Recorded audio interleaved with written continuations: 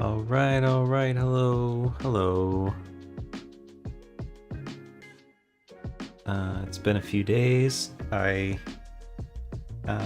was going to be rigging my characters today, and I've spent the last 2 days in rigging hell. So I'm going to do something a little different today to just mix it up. And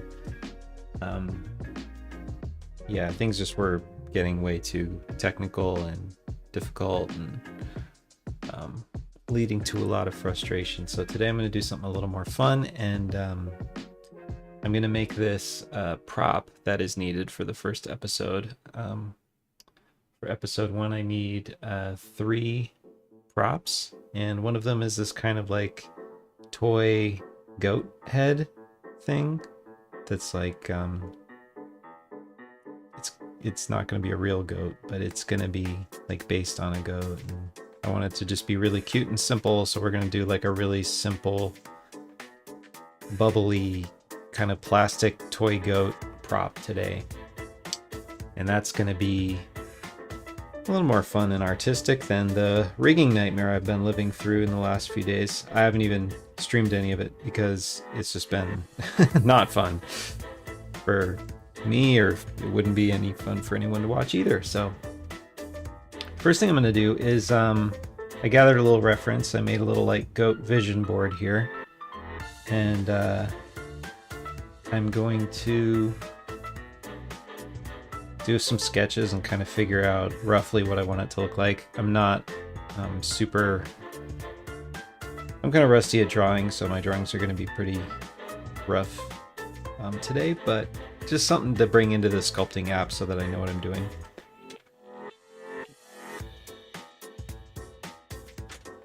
So yeah, that's the plan.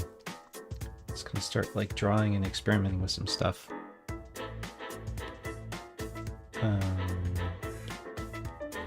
Yeah, that's good.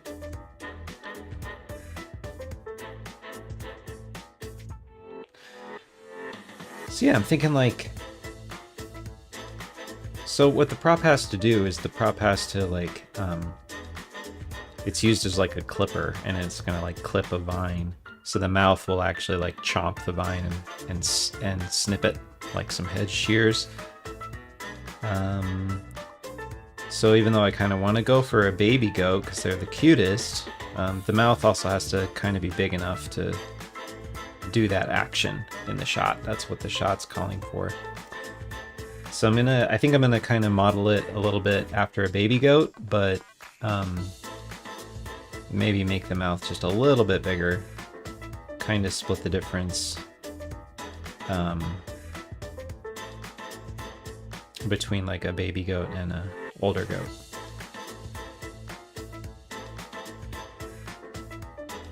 But yeah, I've noticed that there's kind of like a slope in the nose, even amongst the babies and adults. So I'll start with that. I think like that kind of shape is in the nose.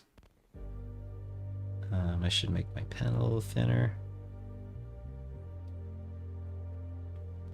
Oh yeah, and I'm gonna like change the music. I'm trying the royalty-free music out. See how that goes. I'll put together some playlists, but yeah, it's very like commercial sounding, so we'll see how it goes. Let's try some ambient to start.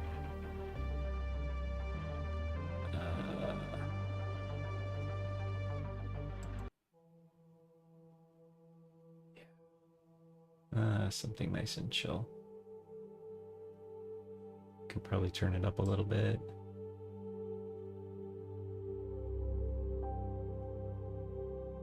Oh yeah, that's what I need right now.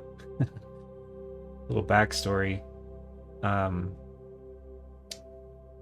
There's a ton of construction going on around my house. So on top of being in rigging hell, I've been also in construction hell, like listening to jackhammers and stuff all day long. So I need peace right now. I've got my headphones on and gonna listen to some ambient music and just draw cute goats. Cute goat faces.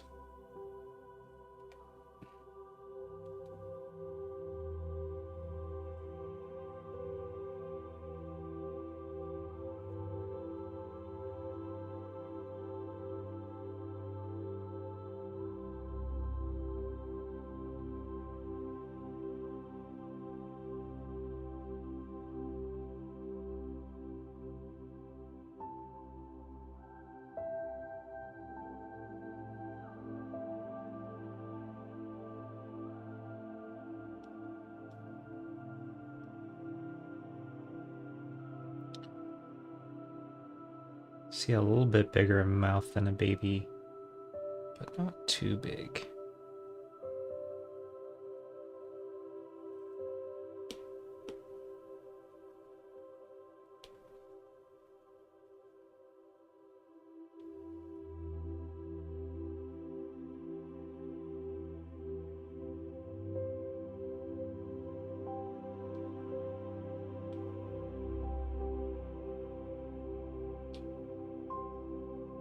See.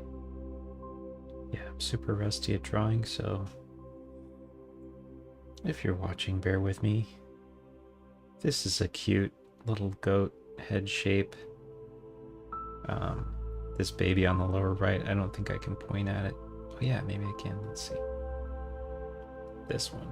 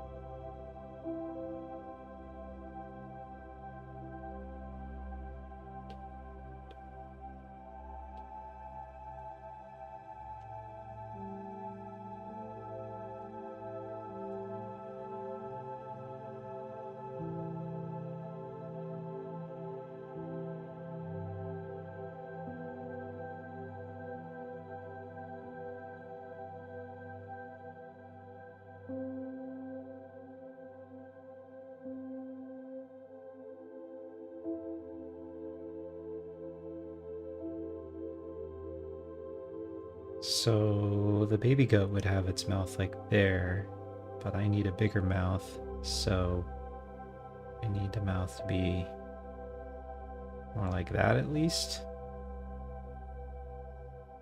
And then we'd have our nose here.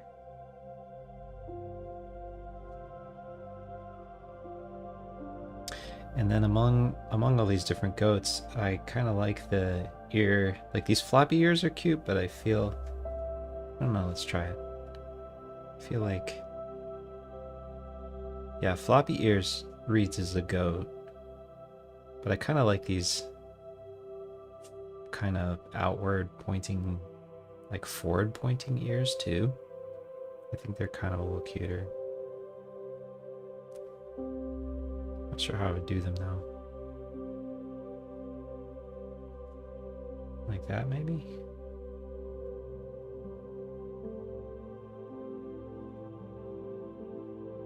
Yeah.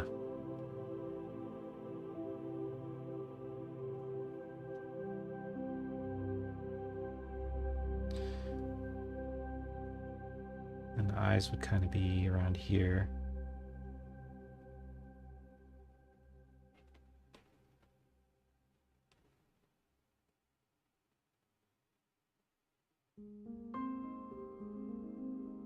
Yeah.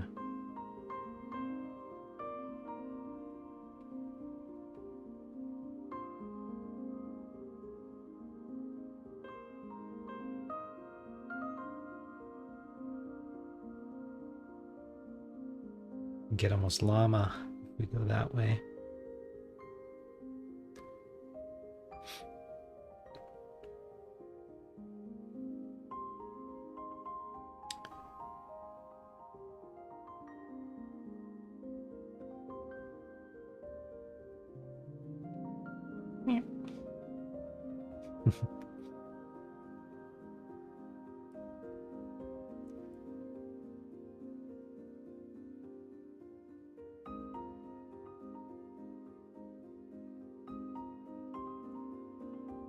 No whiskers really. So yeah, I think it's getting there. I'm just gonna do like another version of it that's kind of more rounded, maybe. He's using this one as a guide.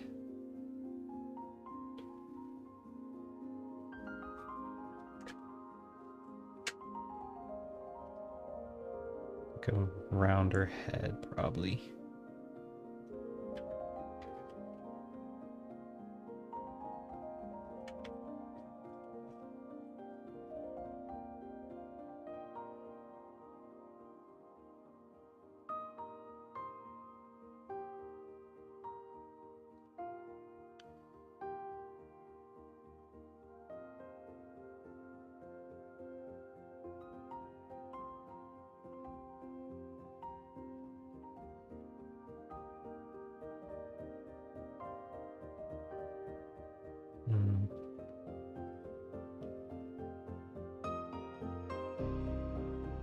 Because I'm kind of almost going for like a balloon shape.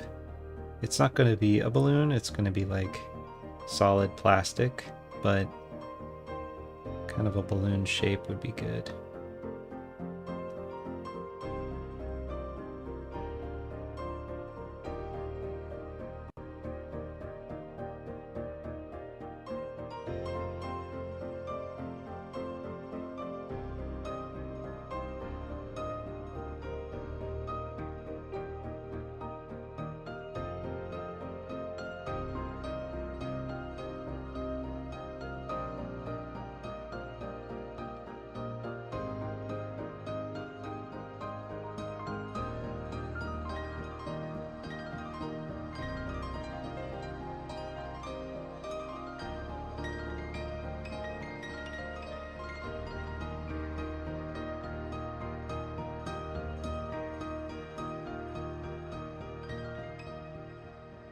Kind of looking at where the ears meet the head a little bit. I don't have a back view. I didn't grab one, but I think maybe if it's just more continuous, like that kind of thing.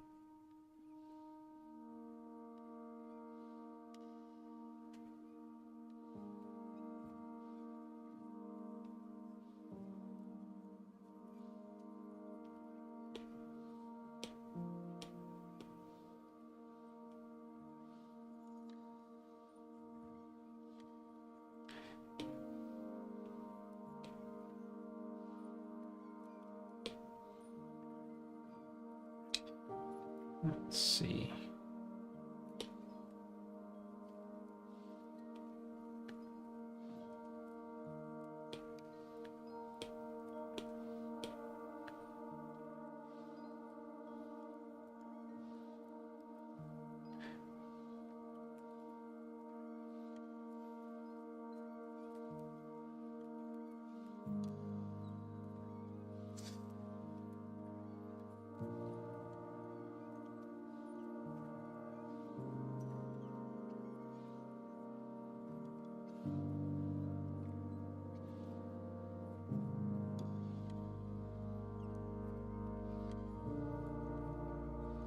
I mean, something like that could work if it still reads as a goat.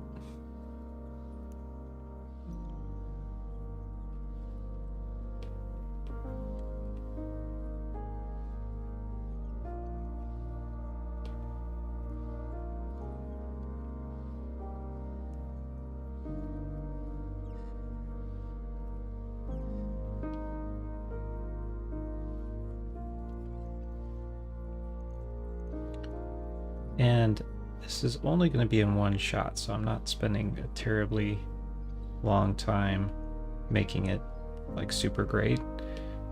Just as long as it's cute and kind of gives off goat vibes.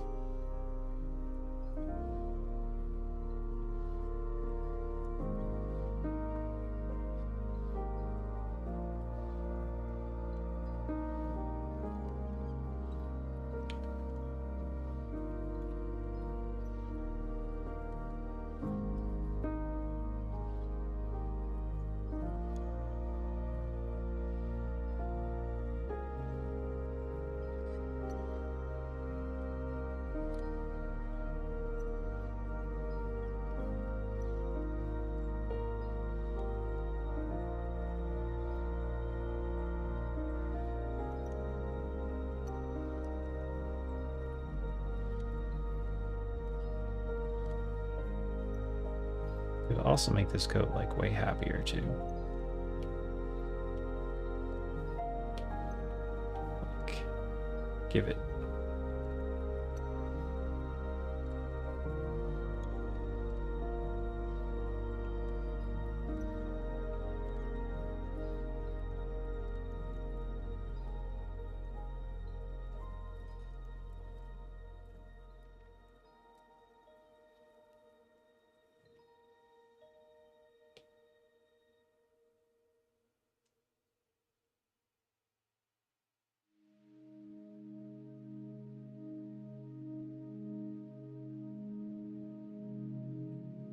Yeah.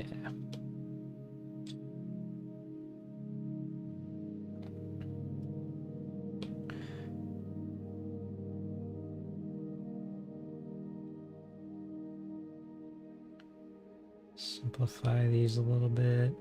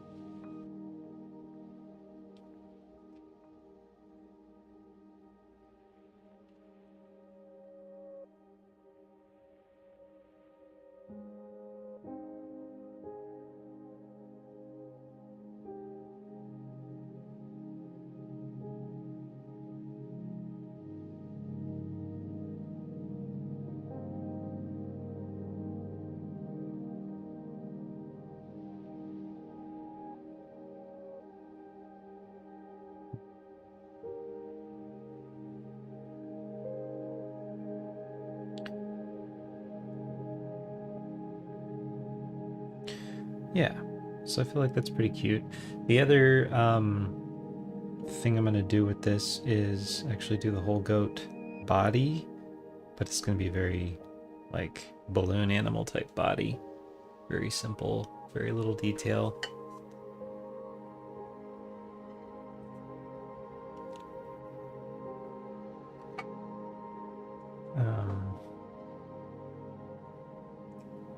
Yeah,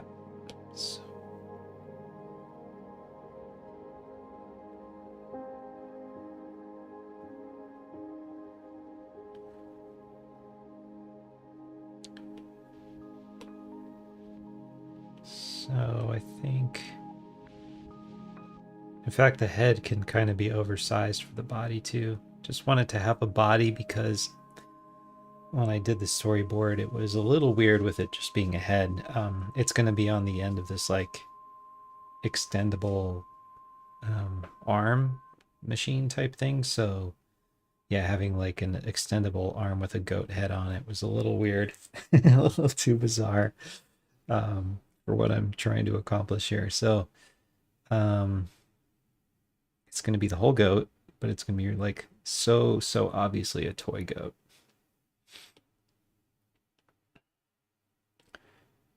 And I love this like cute little goat tail on the baby goat. So I think I'll throw that in for sure. And looks like my playlist ran out. Do some music, more music, more music.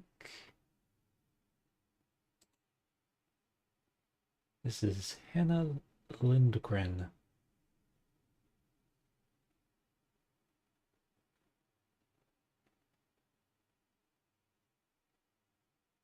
Let's see.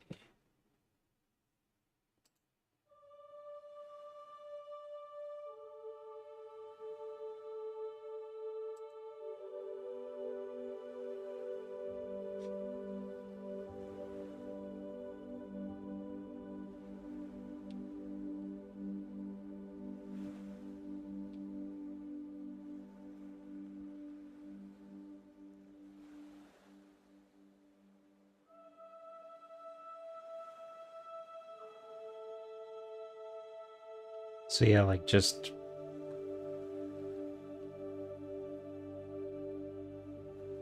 that's maybe a little too blobby, but not much more detail than that. Like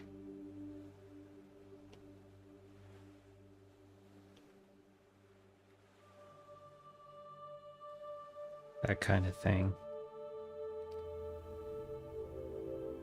I could maybe paint a little bit of like a hoof design type.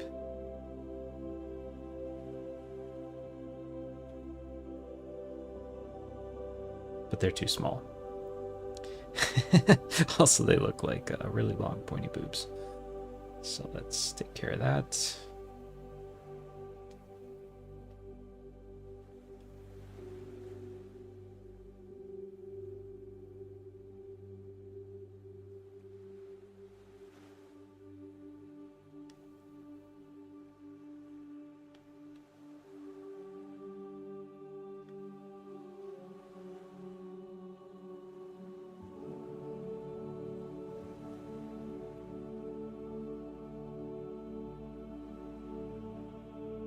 Oops.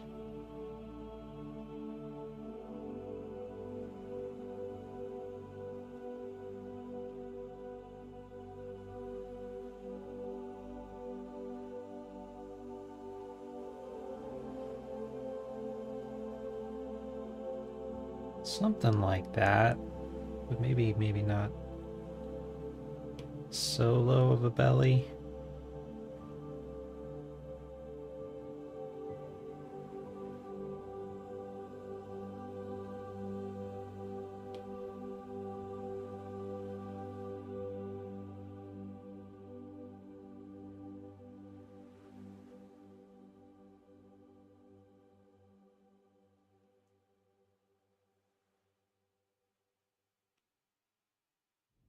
Yeah, there we go.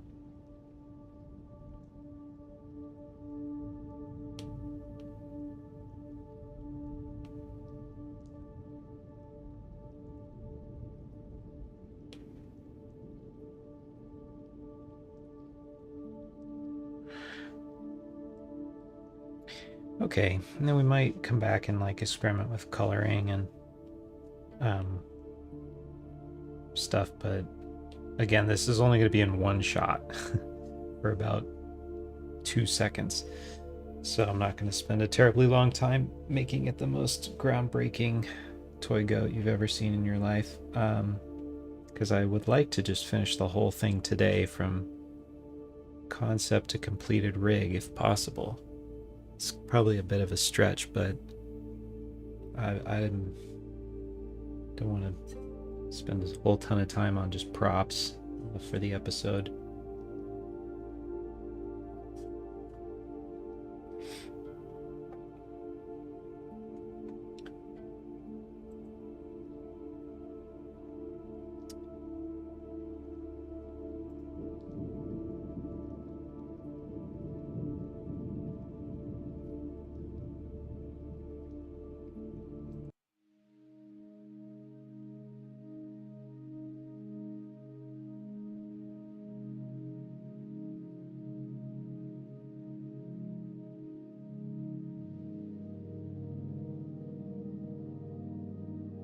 Okay, so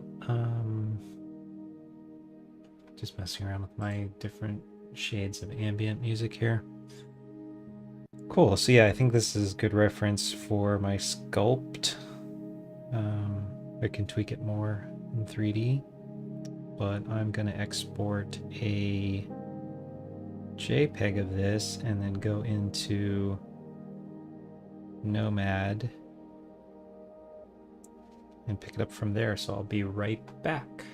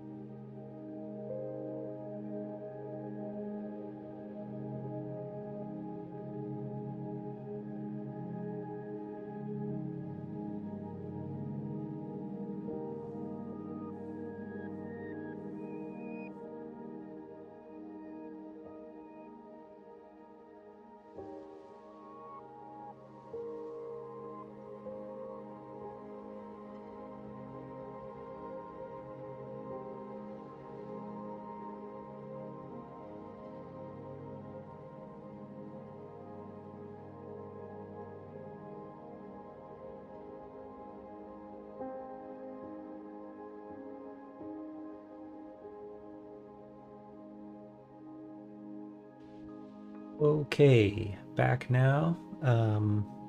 Got my reference image loaded into a new scene in Nomad Sculpt. Yeah, I'm trying to be mindful of not showing all my like file stuff on a stream because apparently that's not a good idea. Yeah, so it's been a few minutes since I've been in here. I sculpted all the characters in here, but that was quite a while ago now. It was like 6 months ago, at least. So we can adjust this, which I want to do.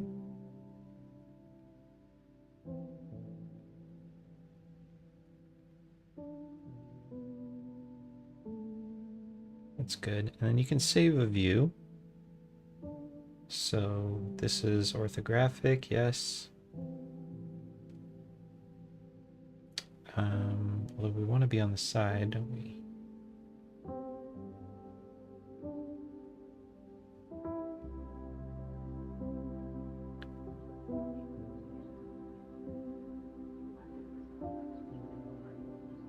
Yeah, okay. So then we can save this view. I'm not going to bother to name it.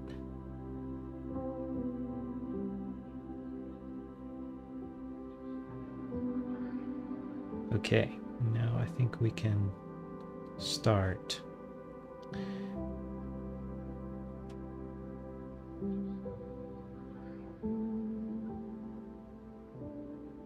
Cool. So, yeah, they've like redone the whole UI since last time I was in here, and it's super nice. Like the developer of this app has like worked really hard on making it nice. It's like I think it's just one guy. I don't know if he's like hired more people since, but yeah, it's like on par with whatever the other sculpting apps are on the iPad that are done by multiple people.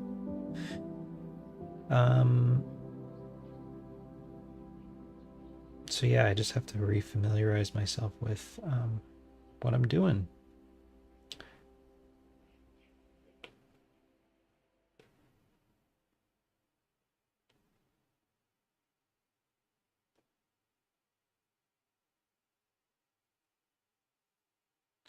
Now, normally if I were like really serious here about this, like this were going to be a character I was going to spend a long time on or something, then I would be taking time to do a front view drawing, and I'd be doing different iterations of the design, and I'd be putting a lot more time into it. But because this is just a like a one-shot prop, I'm just gonna kind of go for it. I'm looking for the drag. Yeah, that's it. Okay.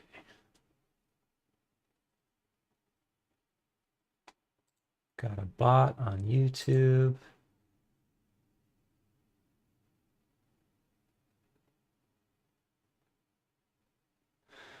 Girls 18 Online is such a huge fan of mine. I appreciate it, Girls 18 Online, but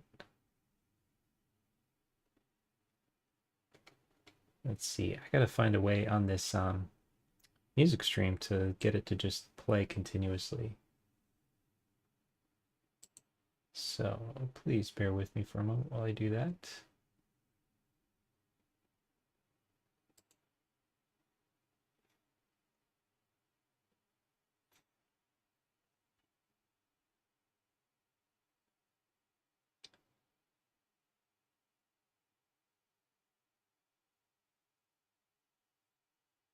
Let's try Africa. Watch your ears. It's gonna be a change of tone.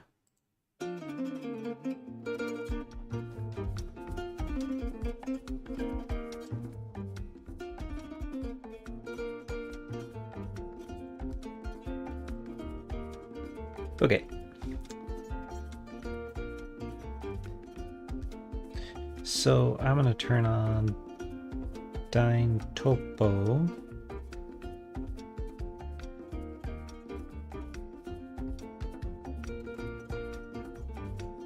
Oh, but before I do that, let's turn down the resolution here.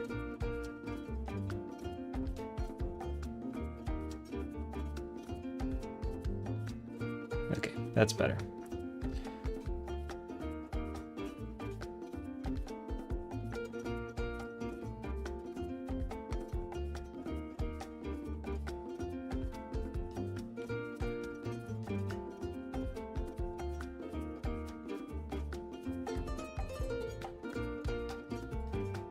Yeah, okay. So now that I know the geometry is kind of what I want, I can turn off the wire.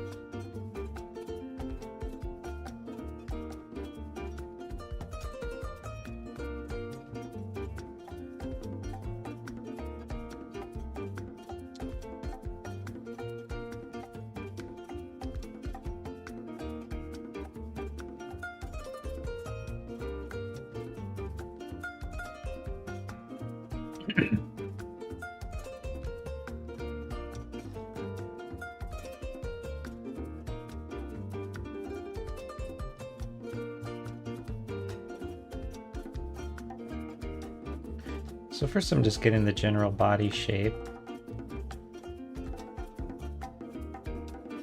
before I worry about the legs or the ears, because I might do those in the other view anyway.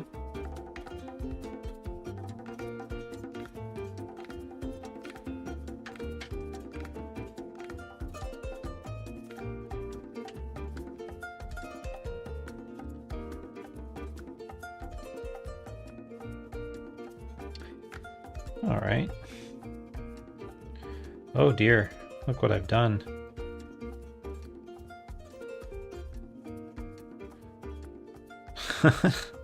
I've made a two-headed, two-tailed goat. That serves me right for not looking at the front view. Okay, let's just undo all that, shall we?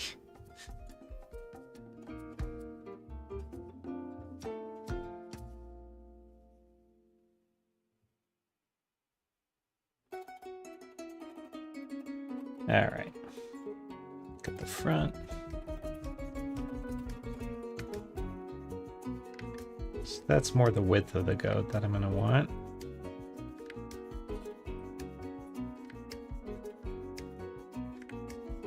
And now, let's see if I can go back and, oops.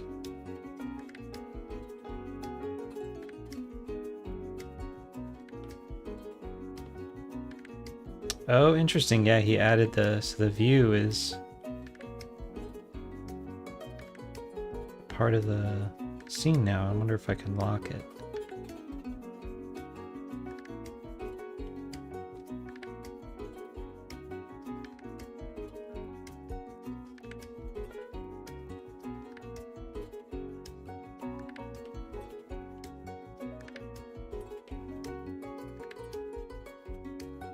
Well, anyway.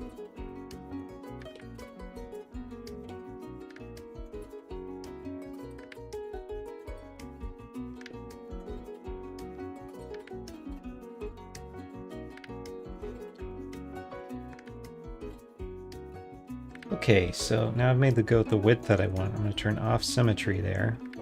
So I'm not pulling two heads out of the goat. And I'm going to see if I'm going to be able to kind of project my brushstroke a little more so that I'm not pulling the side, I'm pulling the center.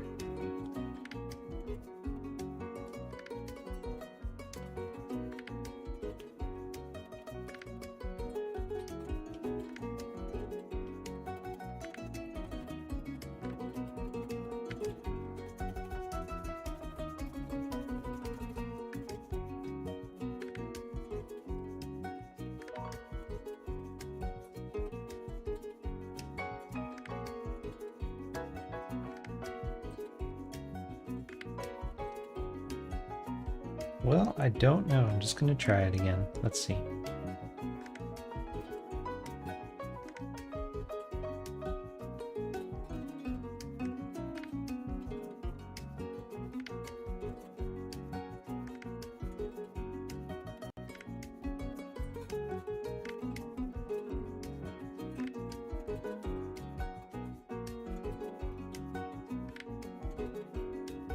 There we go.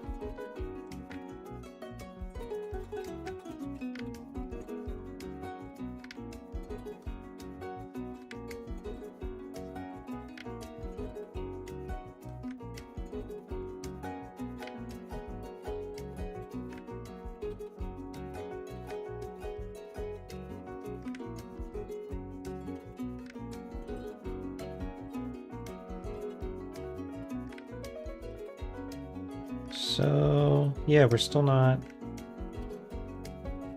quite even. I can't remember how to deal with that.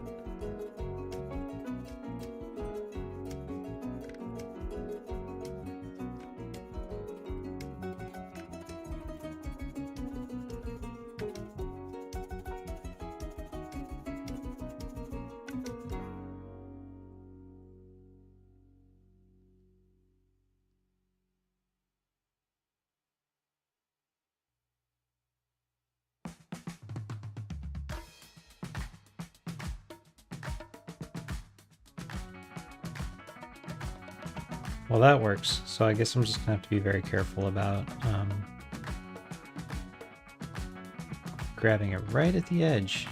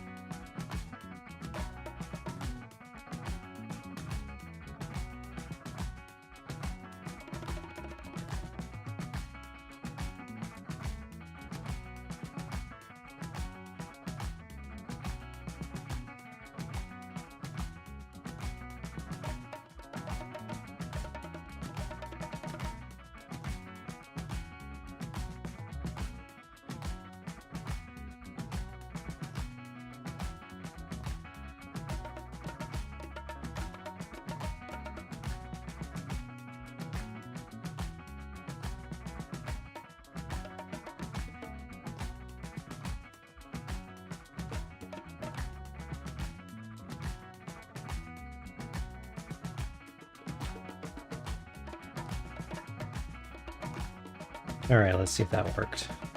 Okay, well, obviously it's not the right thickness, but at least now it's in the center. So this is a good place to start. And now I can start messing around with the actual shape of the body.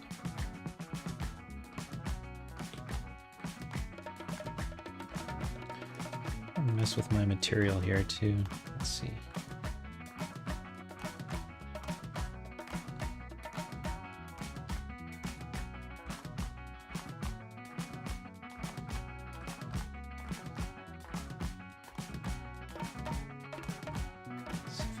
find that again.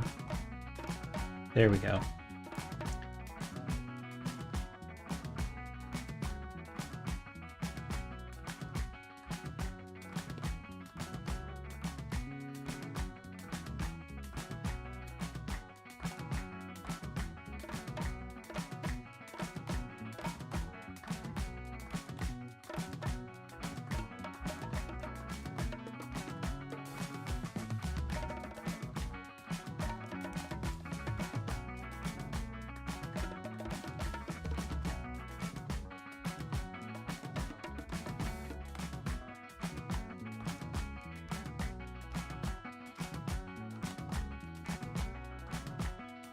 Smooth, smooth, where are you, smooth?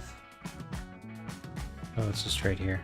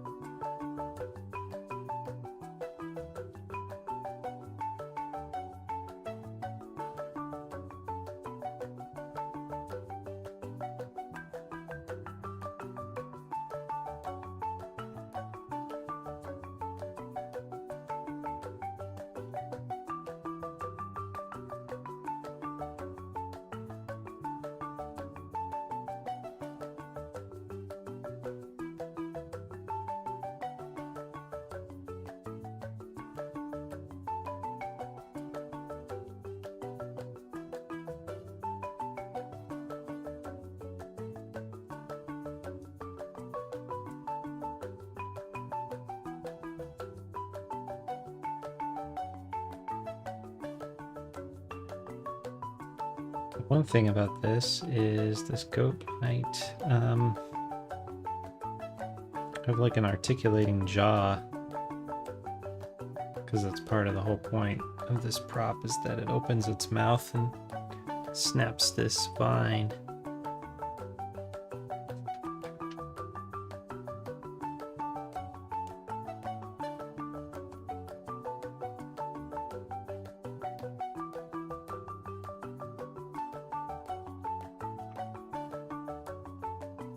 But I might do the whole form first and then copy it out and then do a version that has a separated jaw just in case.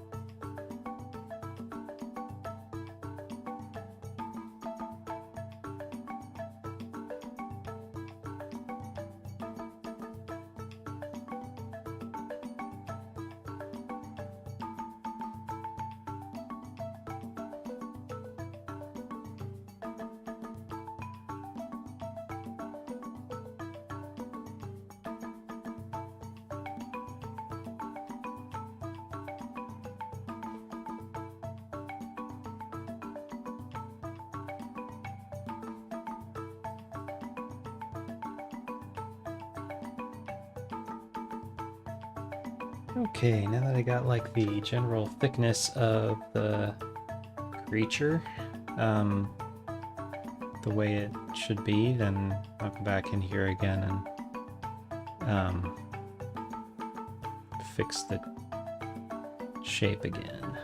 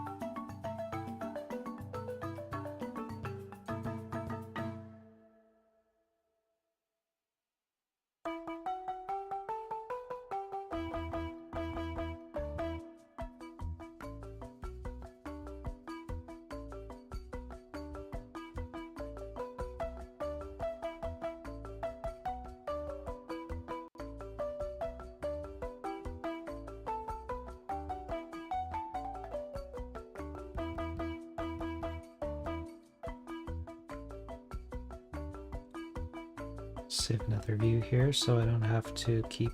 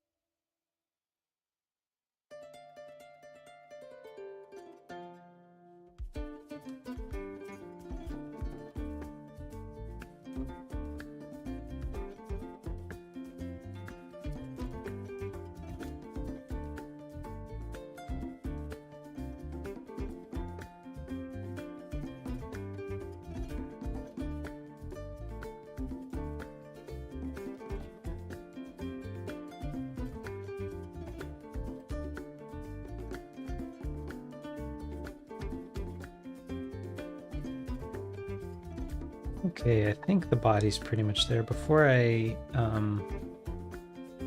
move on to adding the ears and details and legs and stuff, I'm gonna check the reference images one more time. Photos. The photos of goats.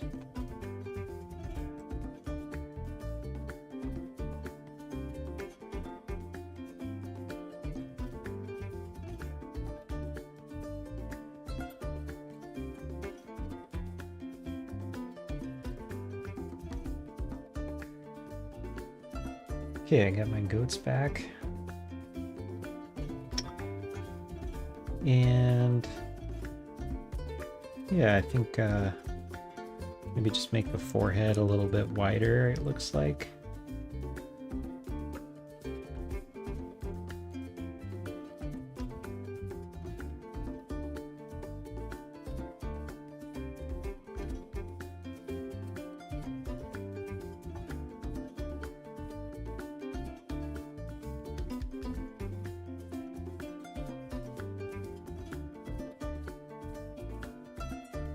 And I think I brought the jaw out too much, actually.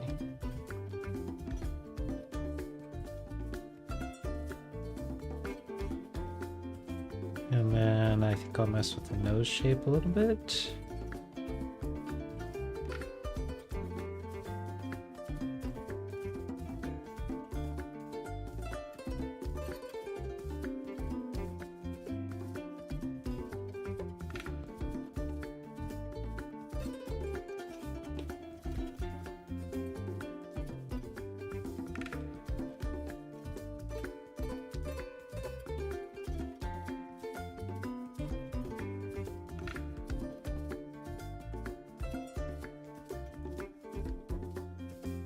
Okay, yeah, I think that's more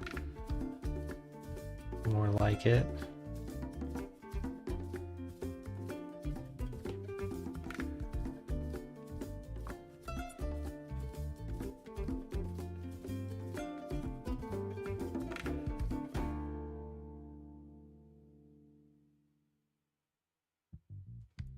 Maybe if anything, we got like a little bit more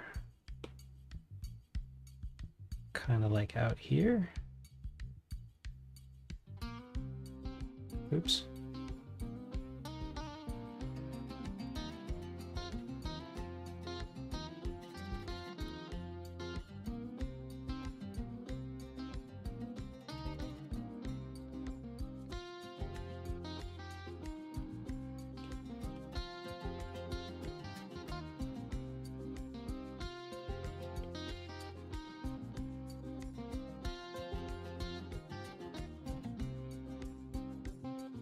Yeah, that looks better. Okay, I think I have the overall like body shape.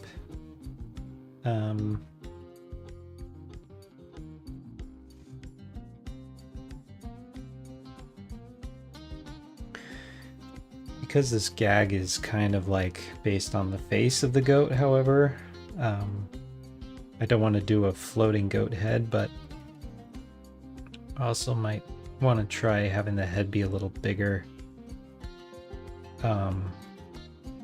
proportionately than it normally would be. So I'm gonna go ahead and make a duplicate.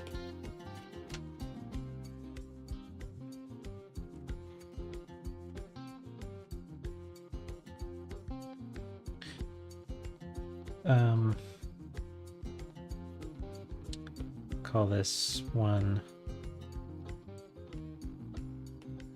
base. And then clone it.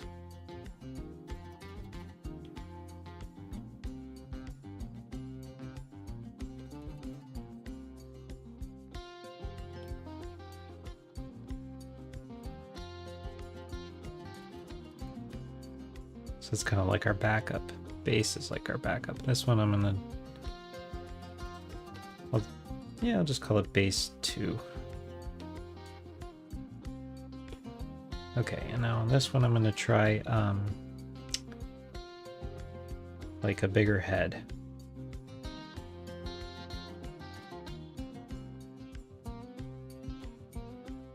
in order to do that, I'm pretty sure I have to use like a mask.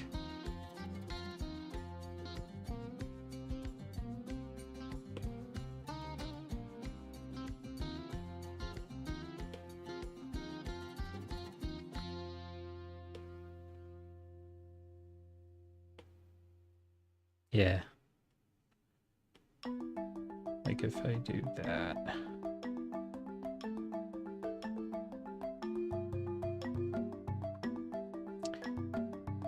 Okay, so I've masked off that area. Now I think I can use the gizmo and just scale up.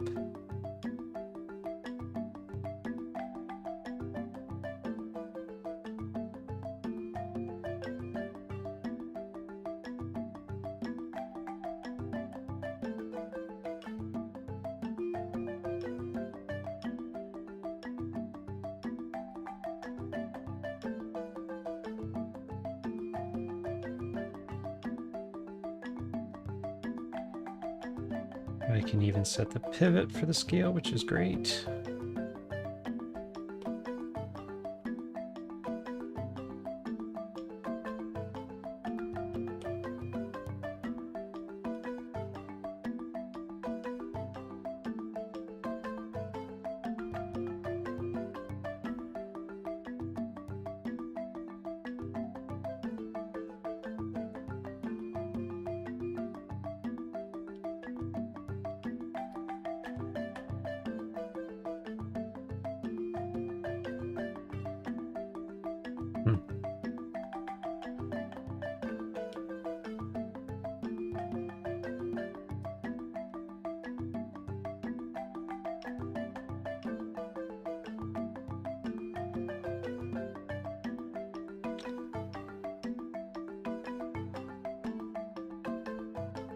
Well, that's strange, isn't it? Reset.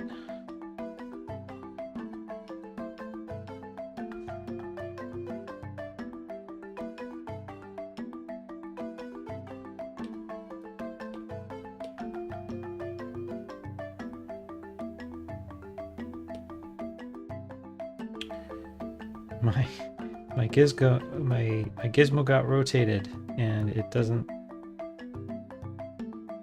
want to go back.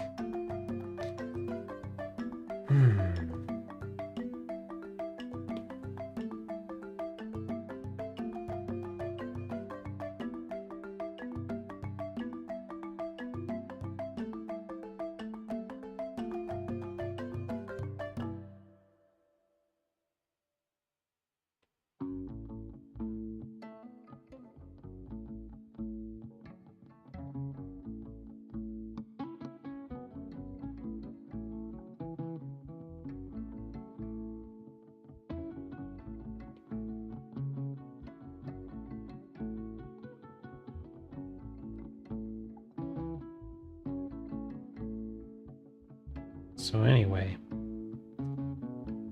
think of maybe a scale like that.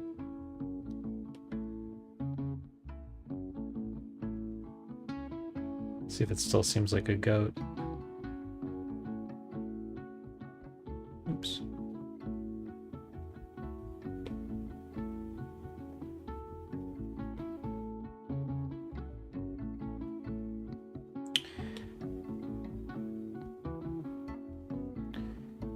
Yeah, I was afraid of that. So it got moved to the side because the pivot is all weird. But now it's in the middle, so I'll stick with that.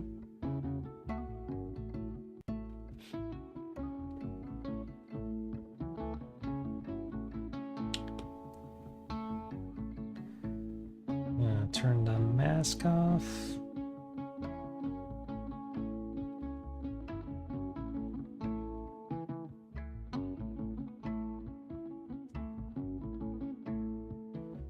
Just have to find out where to do it.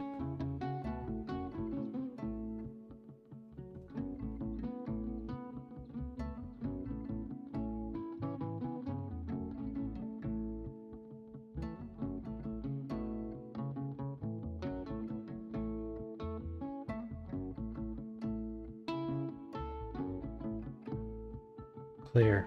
There we go. All right.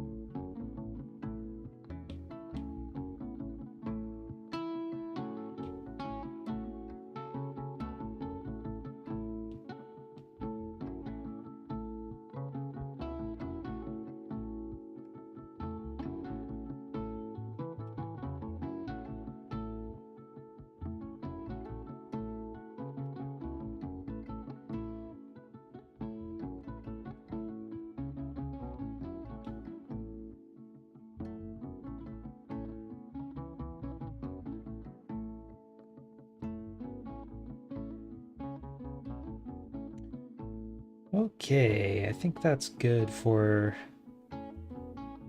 our body with the giant head. So, yeah, let's try it. Let's try adding some legs and stuff. I'm gonna duplicate again and call this one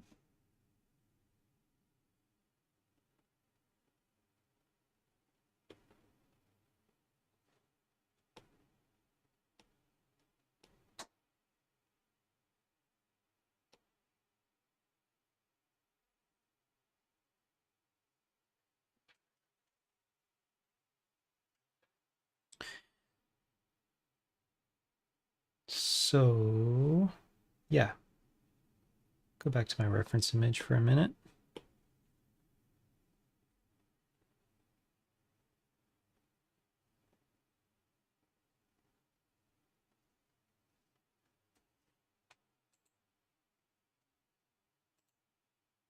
Some more music. That was a nice chill one. Let's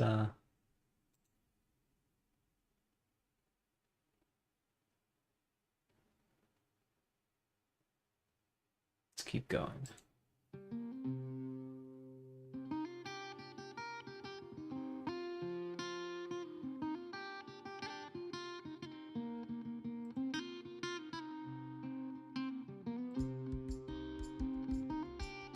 All right.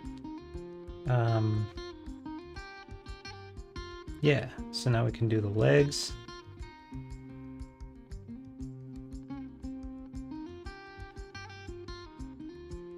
I'm gonna mess with my fall off on this one so that I can get like a more of a leg shape. Like that.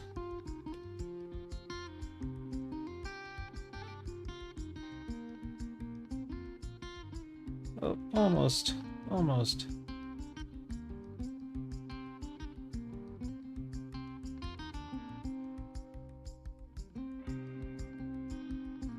Try that again.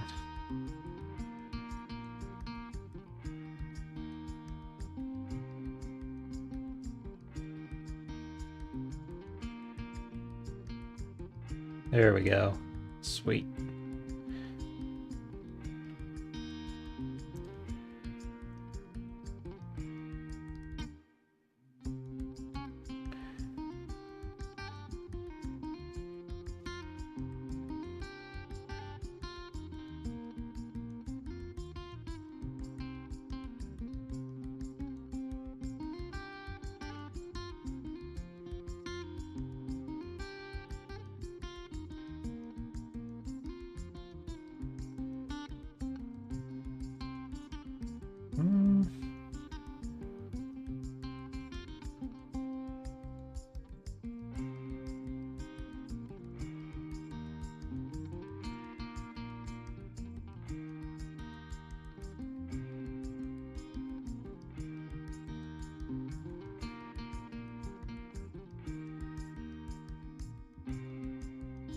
I mean, I guess, yeah.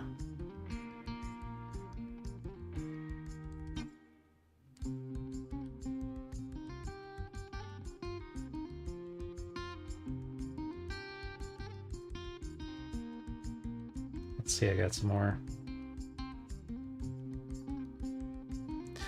Yeah, I think it should maybe come out a little lower.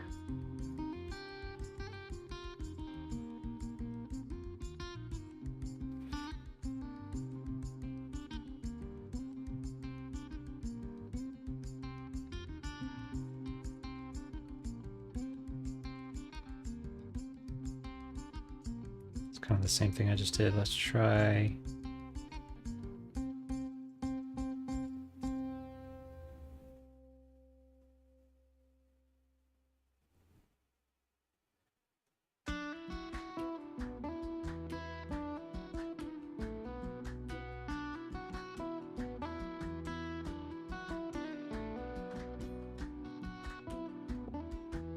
Okay, yeah, I think that'll be a good starting place. Cool.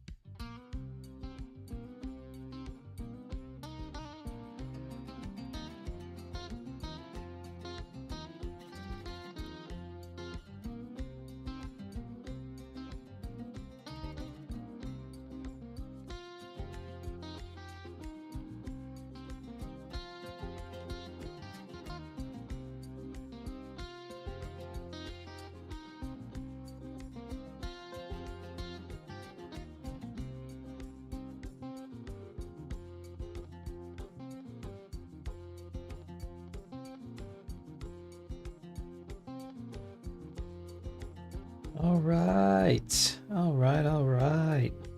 Yeah, let's just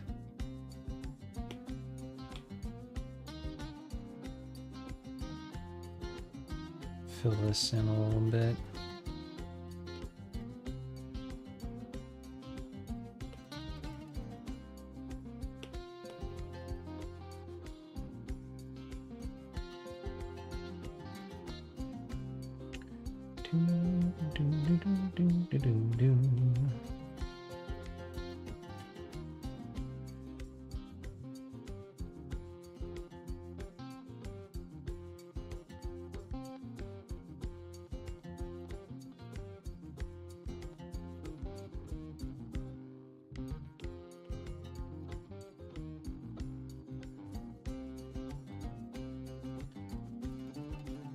Okay, now I have my funny little cartoon dog goat body. I think all the proportions and the placement of everything is pretty much there. Yeah, so I think next step is to add all the ears and facial stuff, which there's not going to be much detail. It's going to be really super simple. I might even have like the face kind of painted on, like a plastic toy type of thing.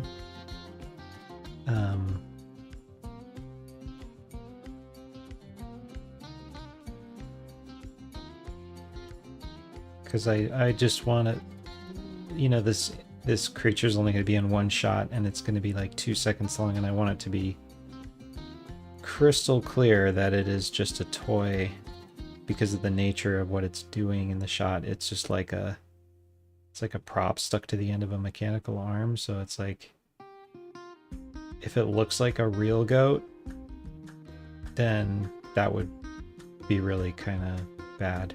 I think it would be kind of grotesque. So yeah, we're going for just like so obviously a toy. Like the instant you see it, it's no shadow of a doubt that it's a toy. So yeah, I don't know if I'll add a lot of facial detail, maybe just a little bit for the eye, and then yeah, probably a separated mouth, so that I can open and close. But other than that, I think any other details would just be like kind of painted on like a plastic toy, I think. Yeah.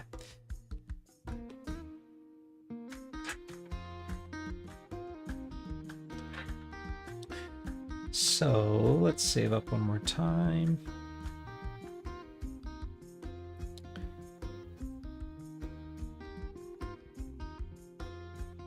Oh, looks like I already did. Where? Oh, that was the base, right? Okay, so now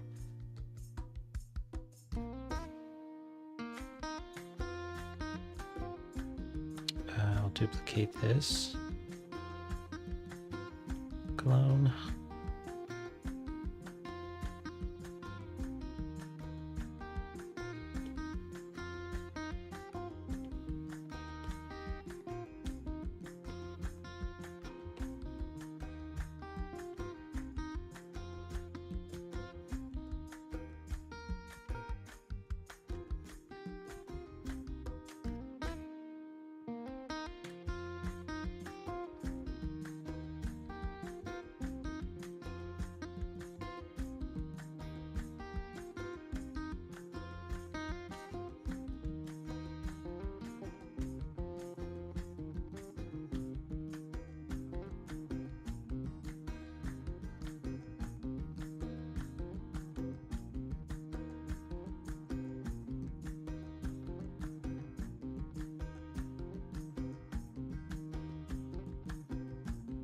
It's better. I had to get my jacket off. Okay.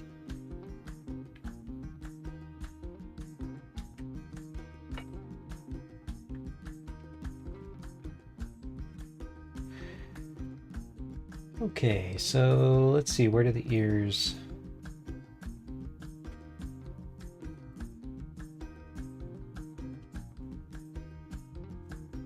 Where do the ears come out of the head?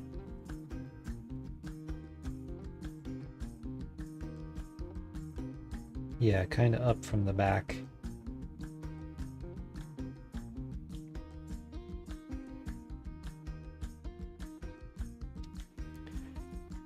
I'm gonna have to kind of eyeball it because my... Oh, maybe not. Let's see. Let's try that.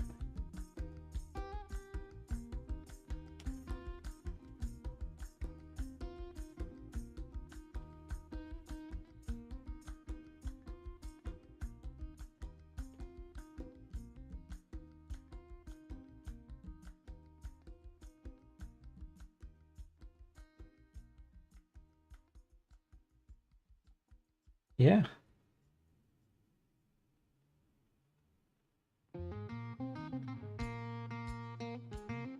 Kind of looks like a dog. I think I need to have them stick out a little more sideways and down.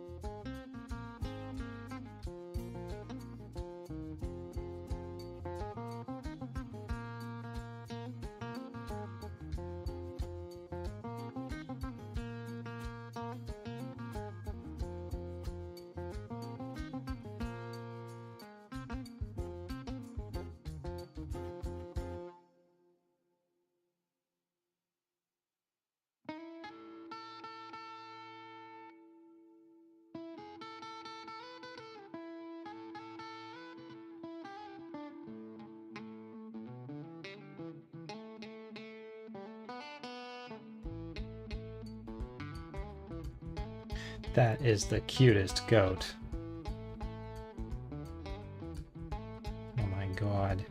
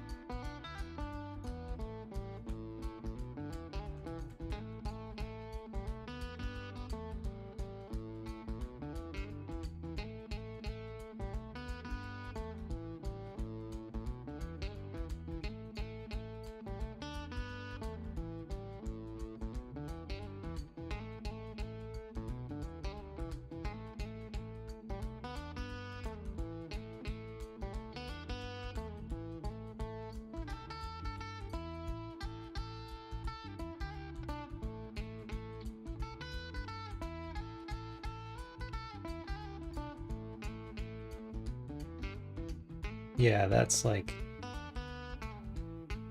by far the most detail I would want to do. I even want to tone it down a little bit.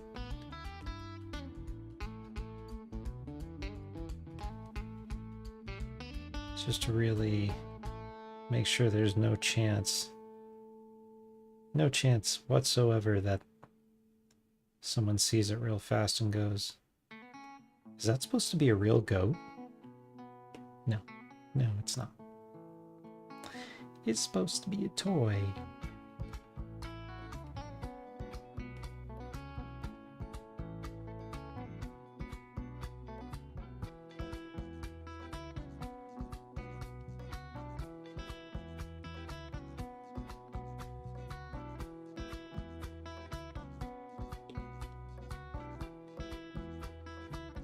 Okay.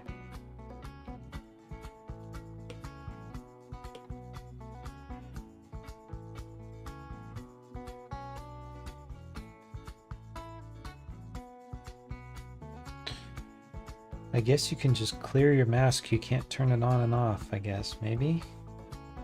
So, it's cleared.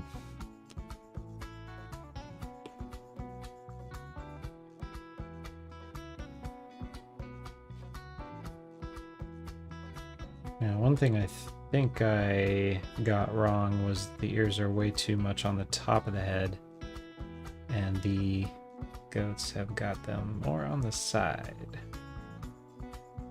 I think it'll help to move them.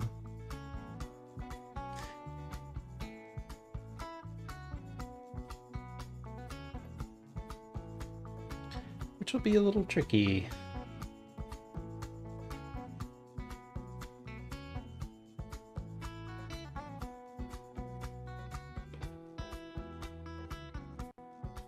At least it looks like my gizmo is reset and it's not crooked anymore. So what I can do is I can do a select mask.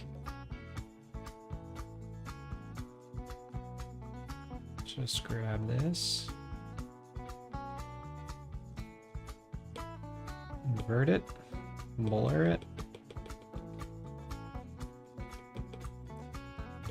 and then using the gizmo. Nope, still not working.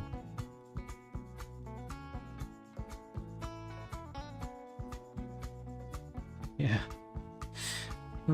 That's so strange. Like, you'd think maybe the model is crooked then, but it's not, because we're in the front view.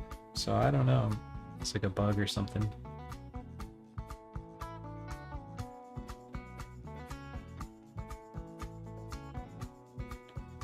But that does make it kind of tricky. Let's see.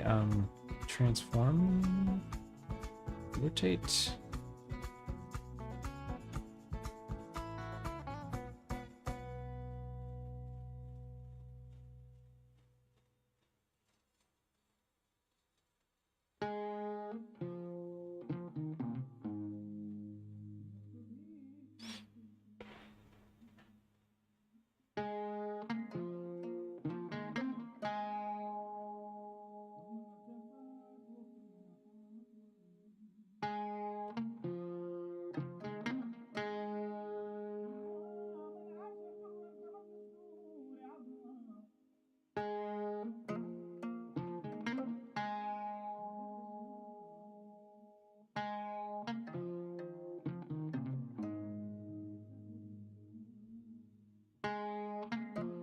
Okay, I think this will work.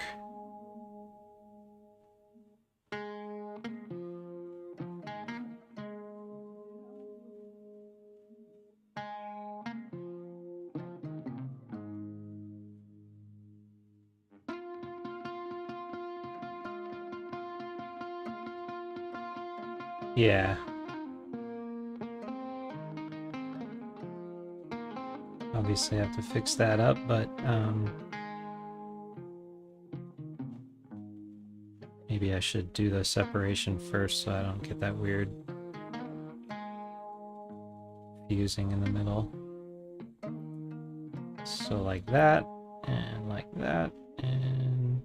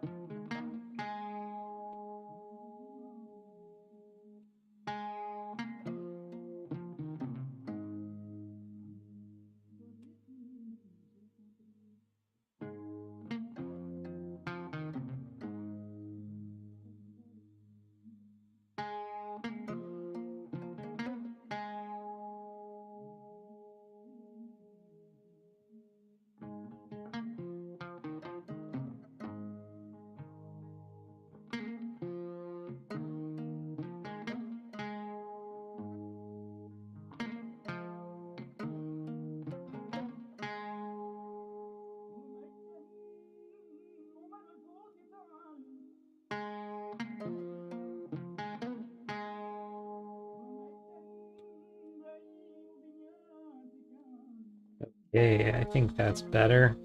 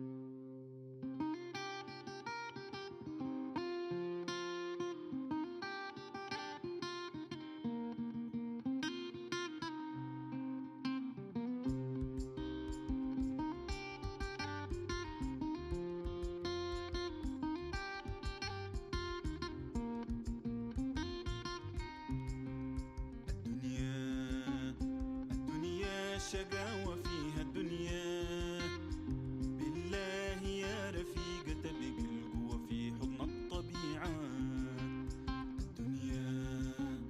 الدنيا شقاوة فيها الدنيا، بالله يا رفيقي تبقى القوة في حضن الطبيعة.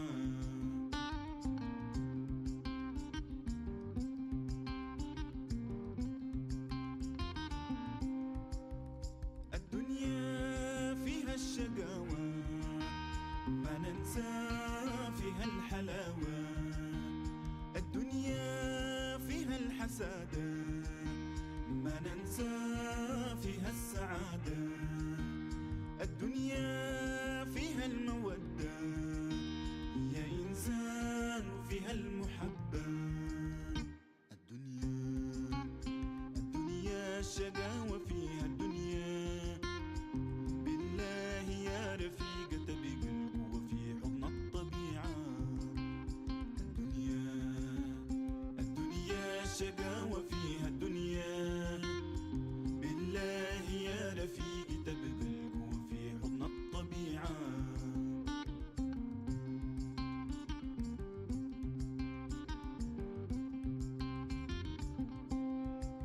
من الأيام بنتعلم نقع مرات وديما نقوم، الدنيا فيها المحن يا إنسان وفيها الفتن، فيها الخذلان وفيها الندم من قرايب الناس وفيها الألم. الدنيا الشقاوة فيها الدنيا، بالله يا رفيقة تبقى القوة في حضن الطبيعة. الدنيا الشقاوة فيها الدنيا، بالله يا رفيقي تبقى القوة في حضن الطبيعة.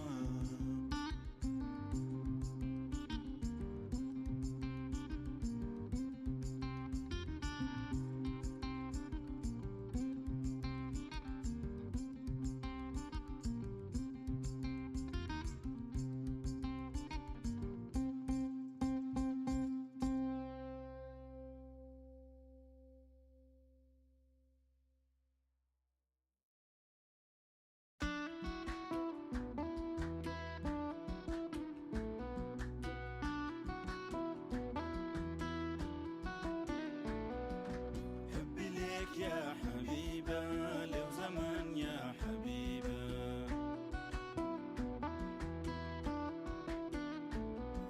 شوقي ليك يا حبيبة لو زمان يا حبيبة.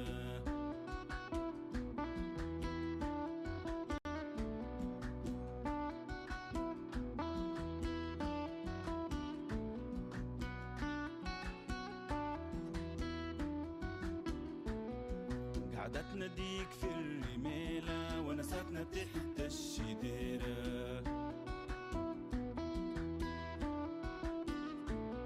صفقتنا فيه الجبال هجري فيها الحجارة،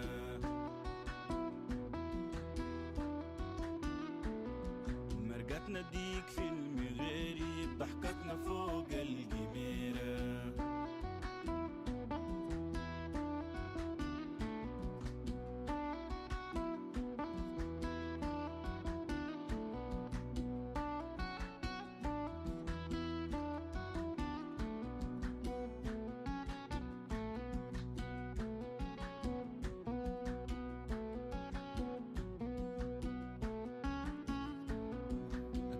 قالت كلامها وما في لينا الملامة،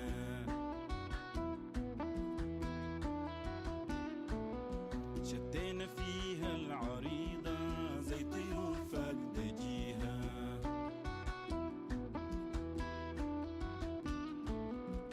زي صفيك في الهبيبة فرقتنا المسيخة.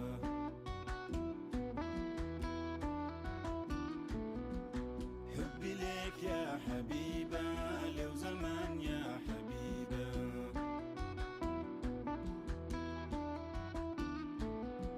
شوقي ليك يا حبيبة لو زمان يا حبيبة.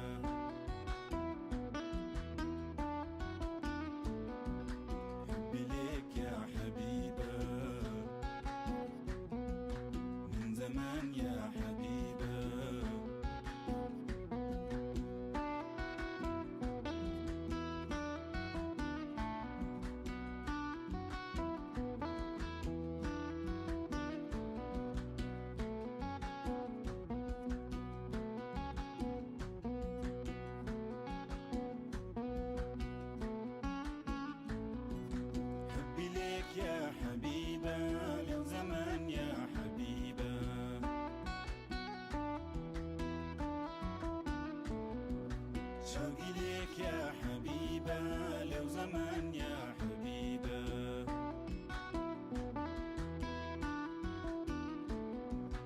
حبي ليك يا حبيبة من زمان يا حبيبة شوقي ليك يا حبيبة من زمان يا حبيبة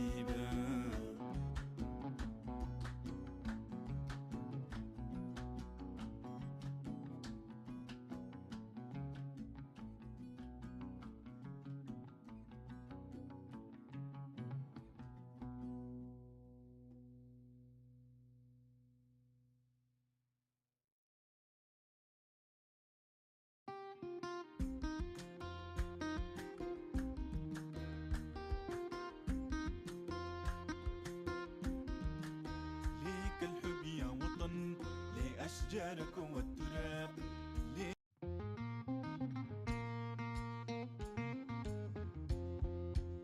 بركة في دنيا هنانا نينا بقيشي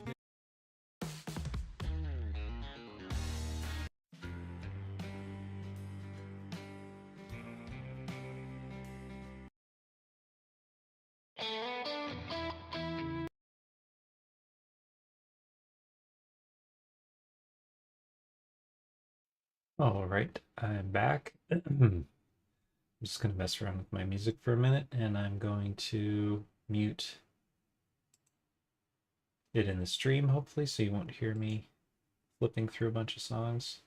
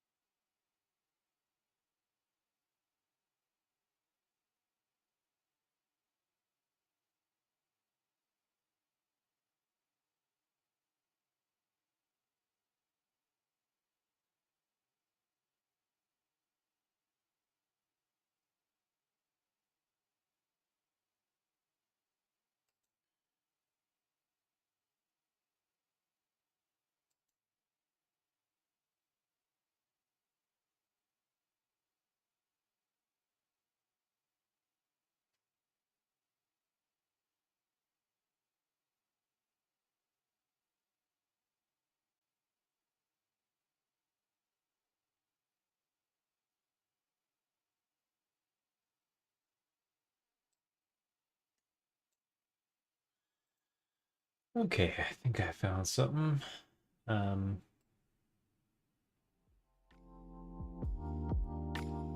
It's pretty chill, pretty generic. Yeah, this royalty-free music thing, just trying it out. I got a free trial. Somebody suggested that I play some music on my streams. So that's what I'm doing. And yeah, I think some people just go ahead and play their music even though they're not supposed to, which is cool, and I kind of want to do the same thing, but also I'm just starting this channel and I don't want to get like copyright strikes and stuff, so commercial music it is. Anyway,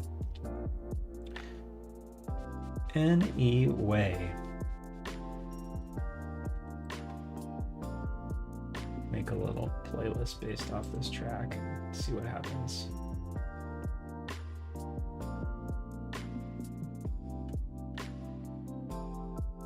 This one is called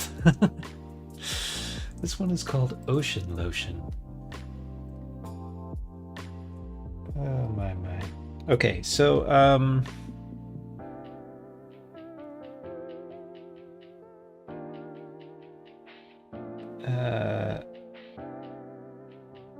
I've got my goat body the way I want it. I might even thicken the legs up a little bit more to make it even more like cartoony, but I don't want it to start looking like a pig or something, and I feel like it's already kind of maybe going in that direction. So I'm going to I'm gonna add like a little bit of an eyebrow space, but mostly I think I'm just gonna stick like googly eyes on it to really just drive home the point that it's just a toy. So I'll put like maybe a little indicator for the eyes in, and then I'm gonna try a version with the separated out mouth, and then I think this thing will be done. And so yeah, let's go back to our, let's see, I got a good goat eye face in here somewhere.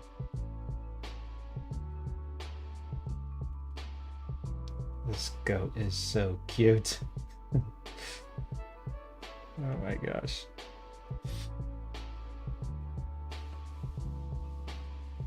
All right, let's see. So let's keep going on this one.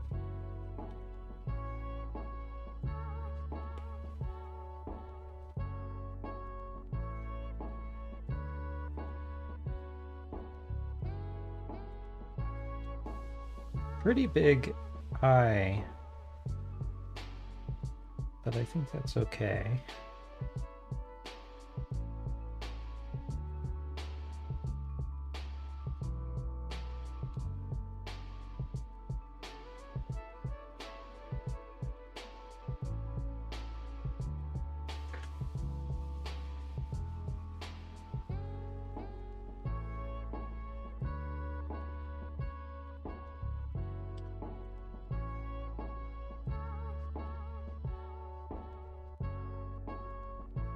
See what that looks like. Yeah.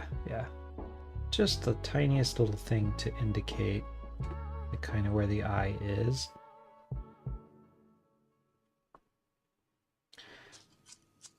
But not start getting too detailed. So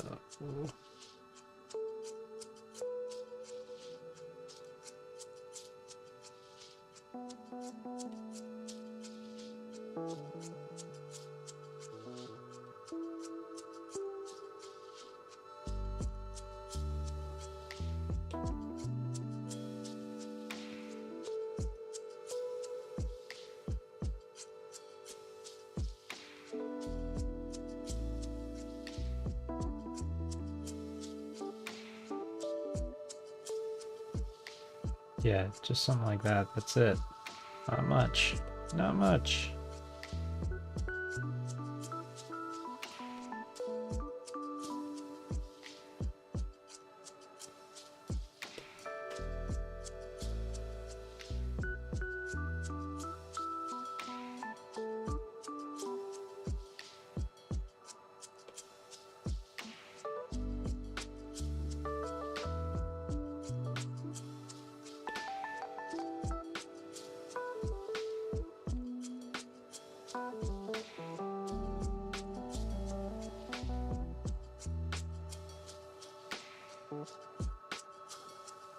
I'm going to use a plugin to retopo this, and I might not even preserve this detail once I do that, but we'll see.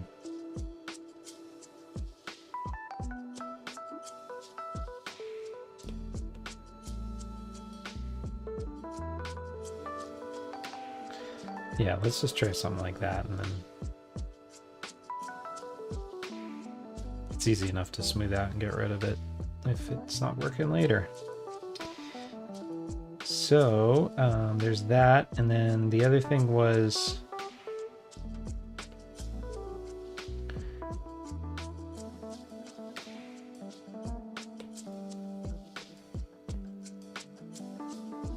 Yeah.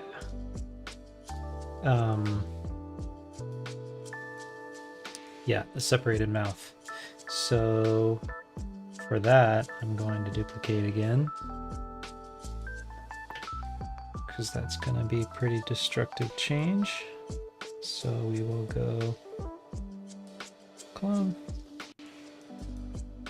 I guess I should have left the first one named body, but anyway, this will be body 3.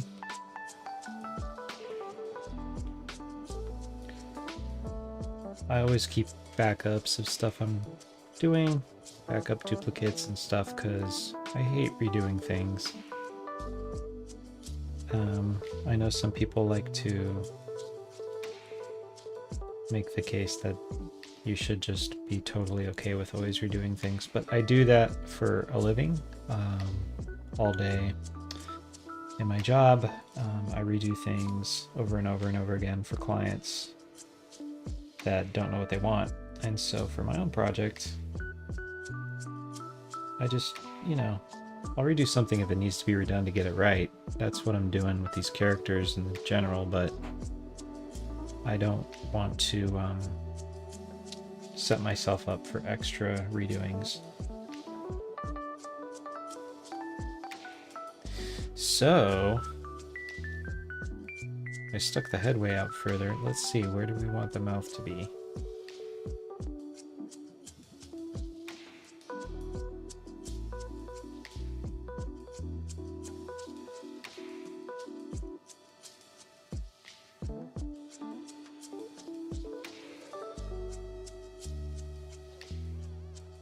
This is a little experiment here.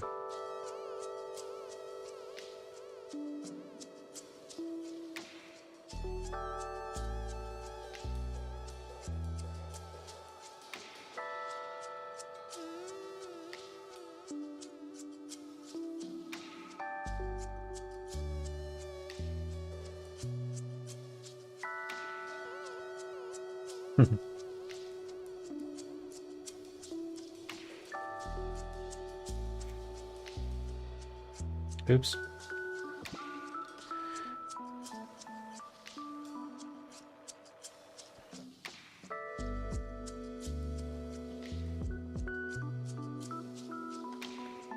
Let's see, where's my little mask painting? Select mask, mask. There we go. Unmask. Mask, unmask.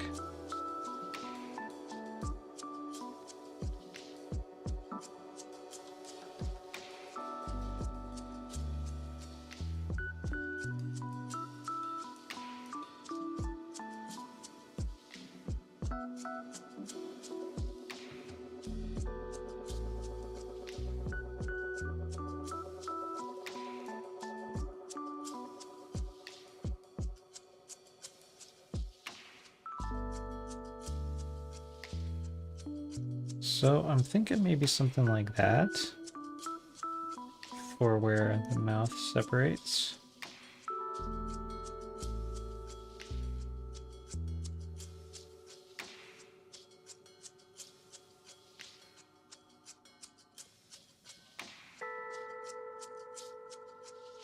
I think that'll be nice. Hopefully not weird or creepy or anything. We'll find out.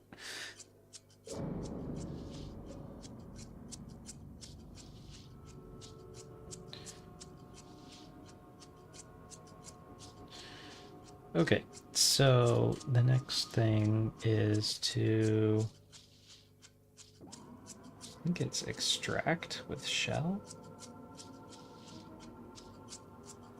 or fill. Probably fill. Let's try. No, split. Closing action for the masked part would be to fill. Closing action for the unmasked part would be a shell. Let's try that. And that did what I want, except it put the shell the other way, so let's undo that and change our shell thickness to -.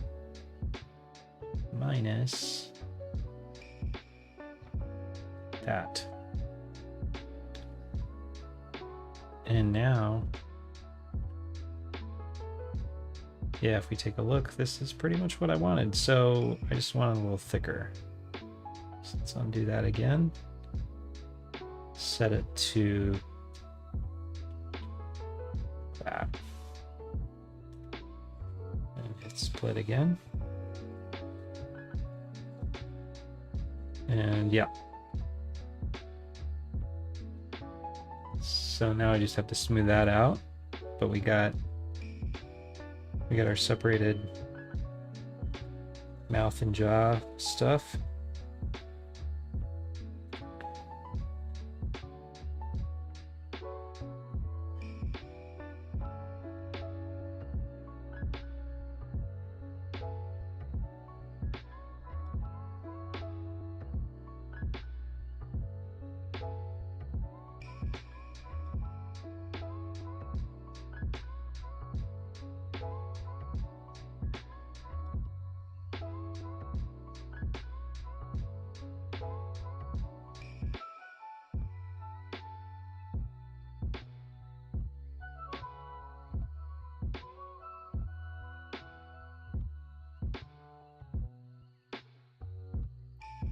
Rename this so I know what it is.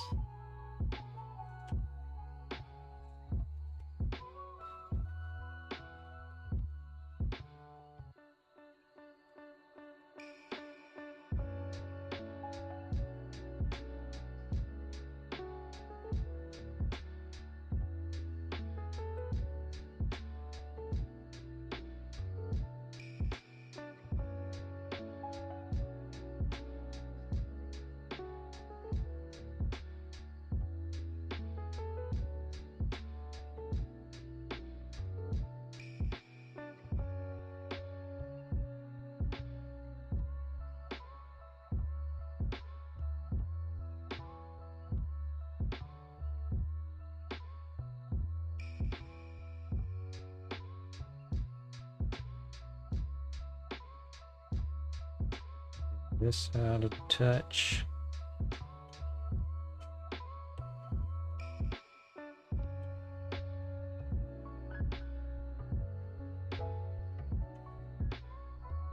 And if I did my job right,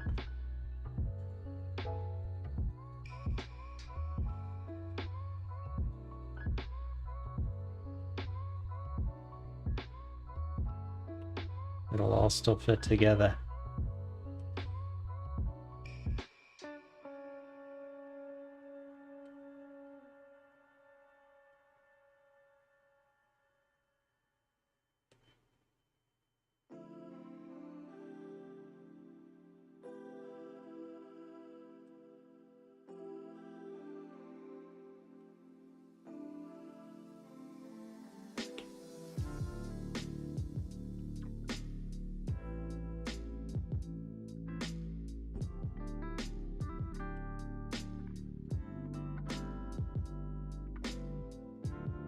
Yeah.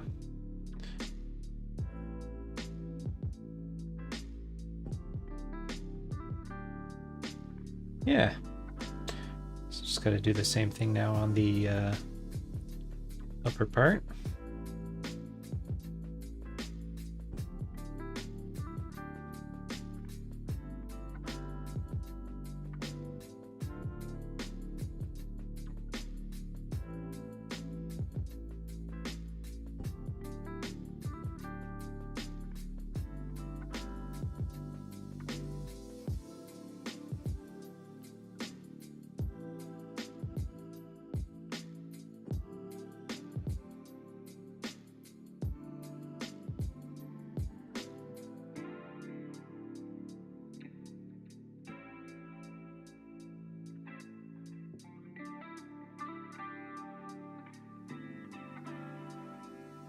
And yeah, this one's also going to need like an actual opening where the mouth is, so let's add that in.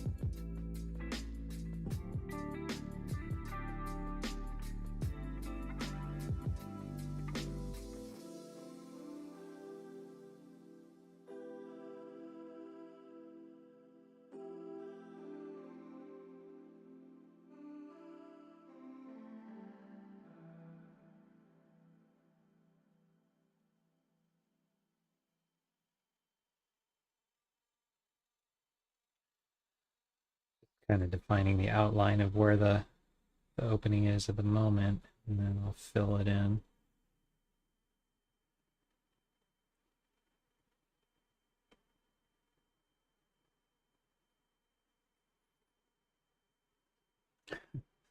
It's pretty freaky.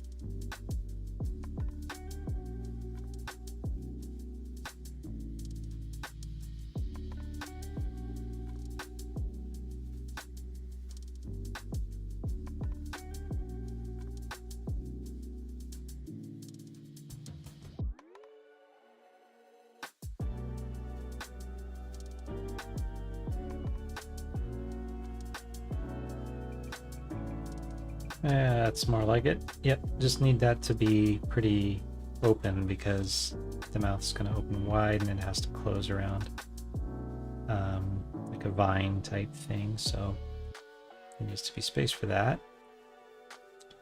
And now I think there is.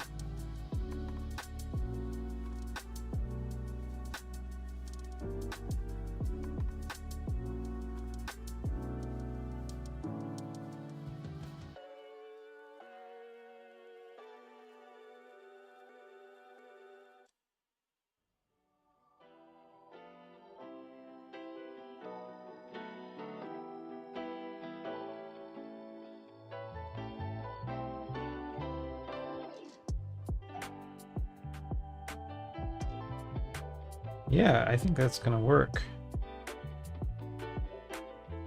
There's gonna be like some overlap or something, but it's fine. Like I don't care. It's just gonna be like in a shot for 2 seconds. And but yeah, I'll push it in just a little bit.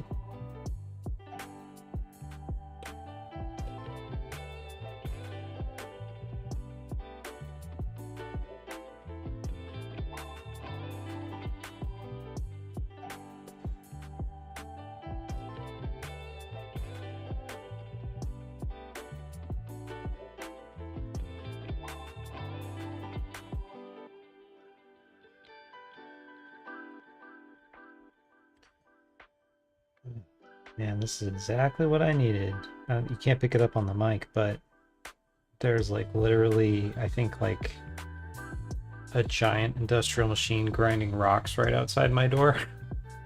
So, and it's been going on for days, and there's been construction going on for months in the other neighbor's yard. They've been building an entire house, so between that and the rigging stuff, I just had to have a day of just doing something that's really more playful, and I don't have to deal with any rigging nightmares on top of the noise. So I just got my headphones on, and that's the story. Just making a toy goat.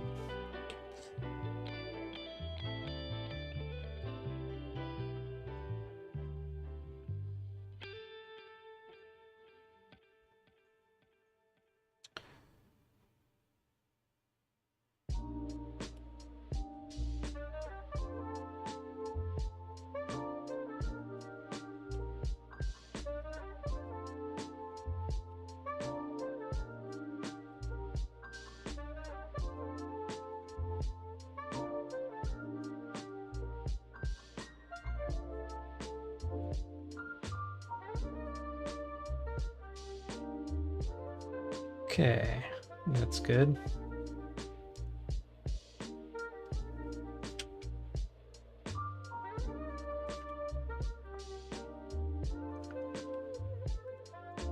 Yeah, the noise reduction built into OBS is pretty amazing because, I mean, you can maybe pick it up in the background when I talk, but it completely mutes this giant. Like, you wouldn't believe what it sounds like right now.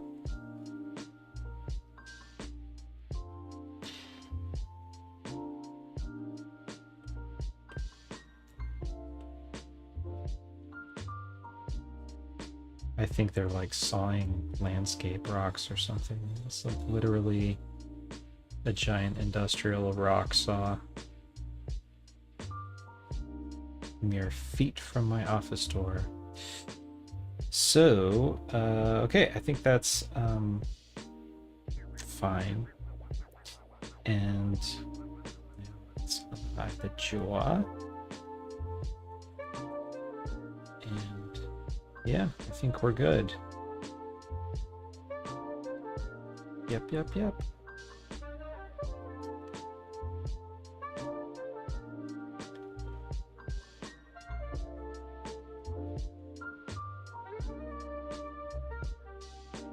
And I'm gonna retopo it, and so I can maybe mess with the. It's probably all gonna get smoothed and stuff anyway. But yeah, now the jaw will open, and this goat will be able to take a big old bite out of this big old vine, and that's the job.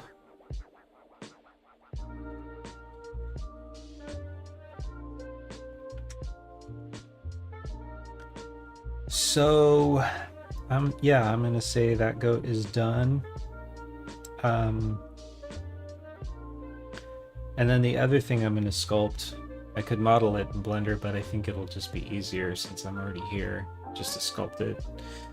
And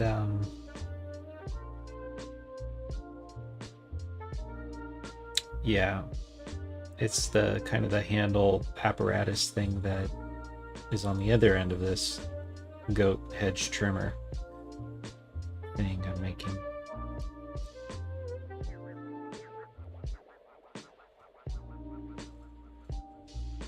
Yeah, and there is going to be a nose probably, because that does help make it look more goaty, but I think it'll be painted on. Let's take a look here.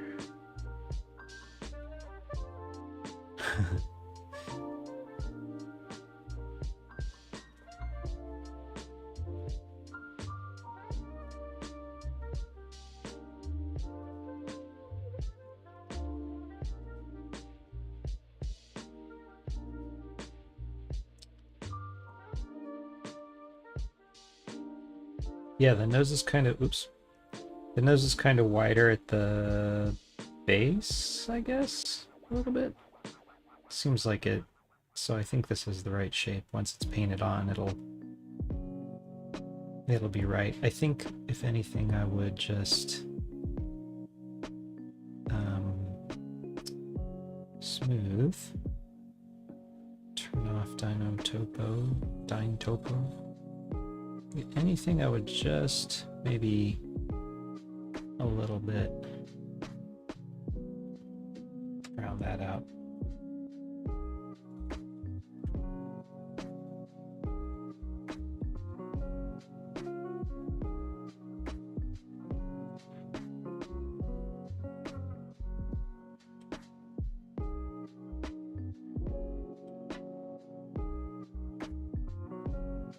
I mean, I think that's...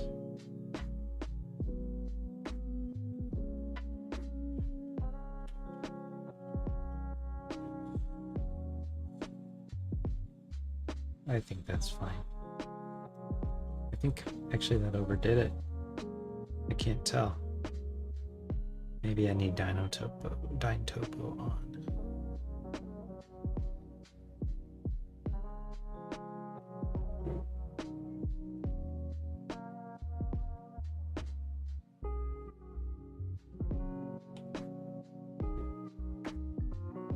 Yeah, that's better.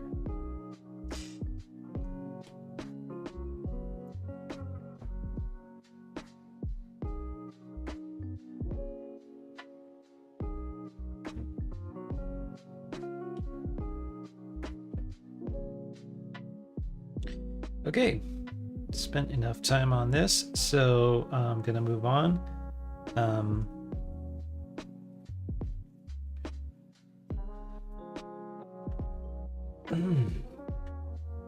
Little stretch break.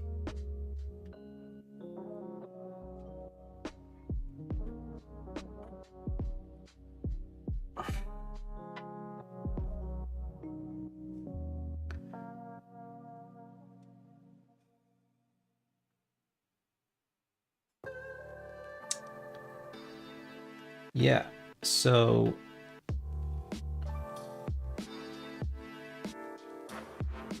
auto save, and I will save.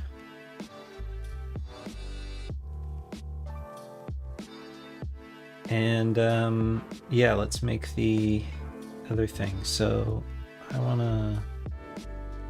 So I wonder if there's like a. I don't know what all these things are. Okay.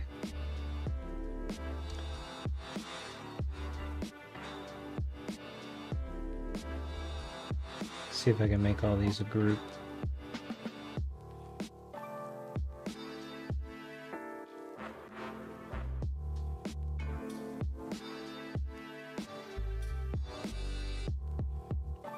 Doesn't look like it, but I think I can move these in here. Yeah. This is so nice. This is a huge improvement over the last version where you couldn't have like a hierarchy.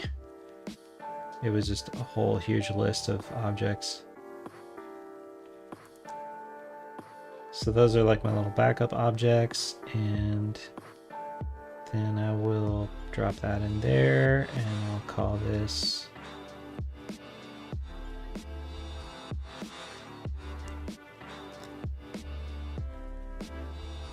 goat.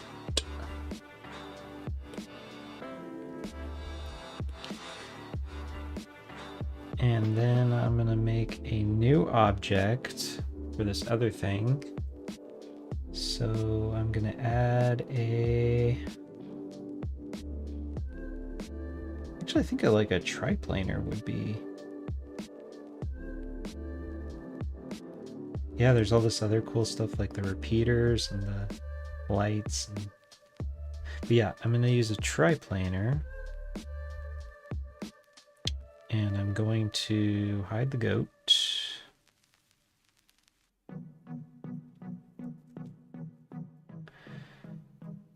And now what I'm going to make is this kind of just a handle type thing for the character to hold the other end of the arm by. So I think... And I want it to kind of be like a two-handed handle thing with one vertical handhold and one horizontal handhold below it that are connected, so that, because if you're holding it in real life, you'd want to hold one hand kind of at the bottom to get leverage, and then the other hand you'd have sideways to like steer it or aim it, and then that will have like buttons on it. So let's see, how does this work? How does this thing work?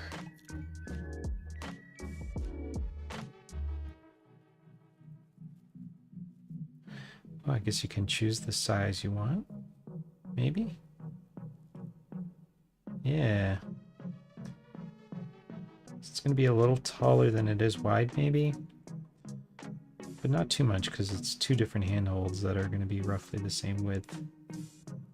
And depth-wise, let's see, depth-wise, that's probably about right. Squish it a little bit.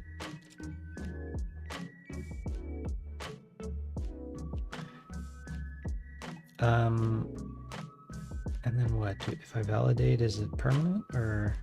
Yeah. Don't want to do that. I want to be able to draw now.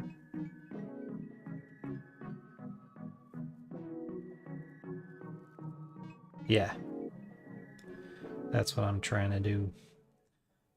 Okay, so let's turn down our spacing. This pretty insane right now.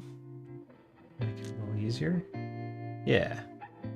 So yeah, this is really handy for kind of complex shapes with holes in them. You can kind of block them out really quickly. If you know what they are supposed to look like from the top, the back, and the side, you can draw those 3 silhouettes and you basically have your shape. So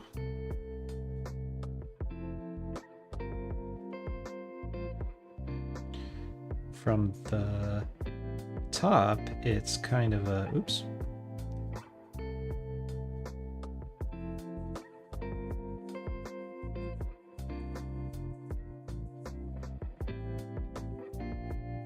Oh.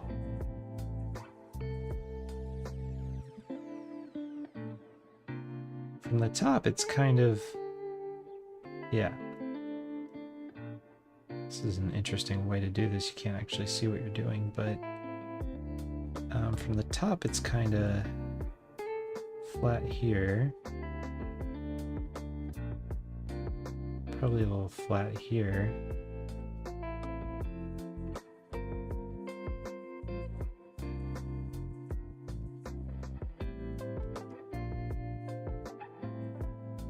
Kind of like that.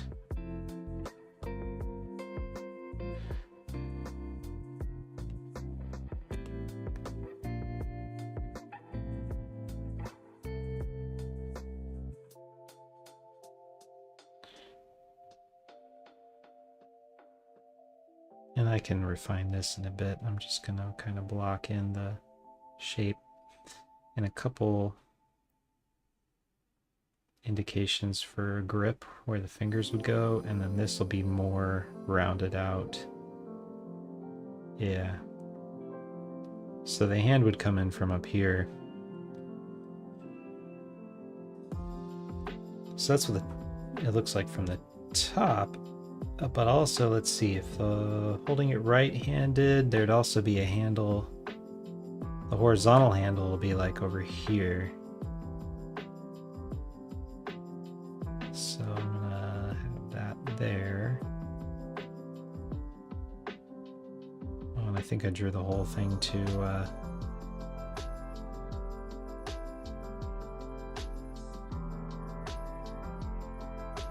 well, maybe not. Let's see. If I do from the side and I fill this in more.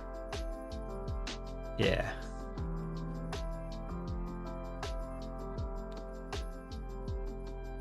Okay. So now I can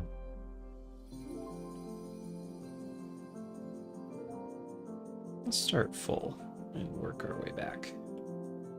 Oops.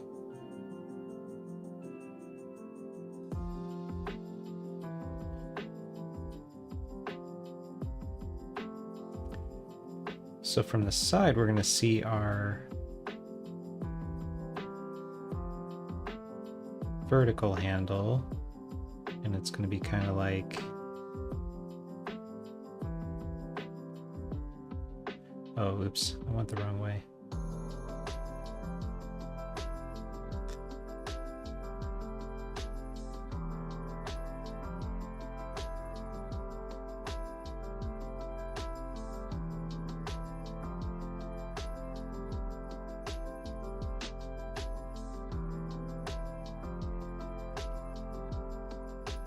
Oh, I've got my symmetry on, which I don't want. That's why this is happening. Okay.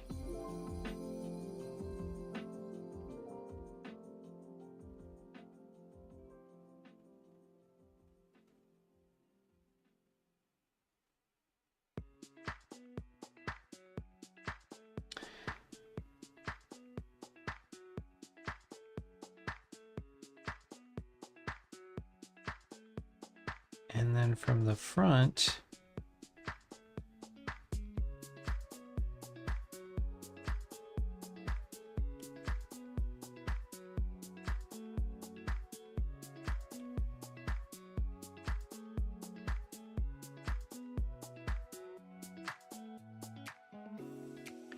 so this is where our handle is for our bottom horizontal handle. And then our vertical handle will be like over here.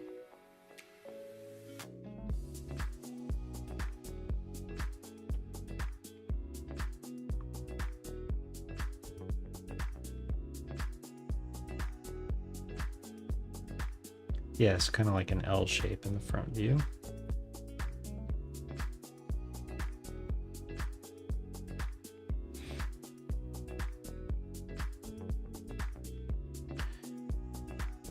Cool, so now we have our top and we have our front, and it's a little sloppy. Let's clean that up a little bit.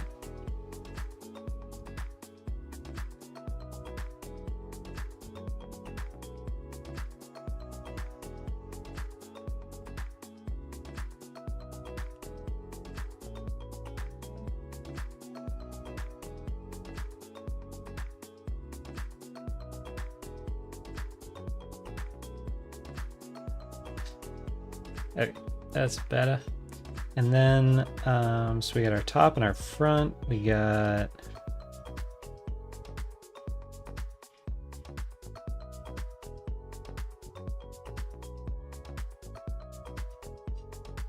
yeah, and then so from the side, we've got our hole in our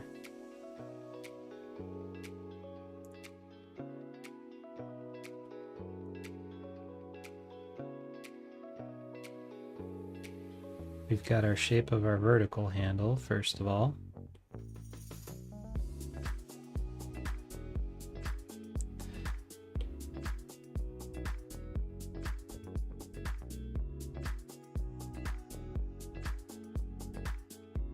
Yeah, that's what I was trying to do.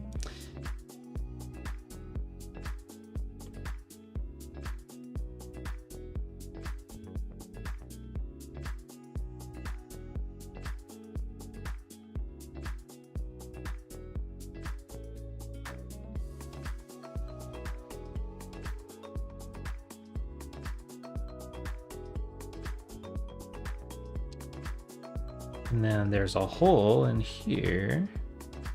But first, let's flatten this out. This is where the hand side grabs.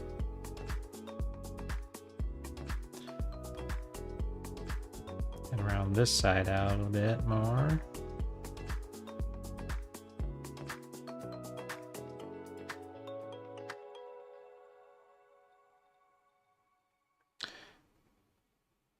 And then in here we have our opening.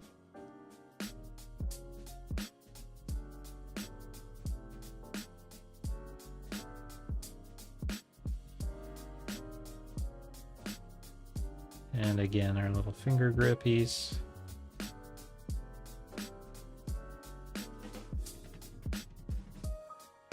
So yeah, you can kind of block out a kind of a complex shape with holes in it this way.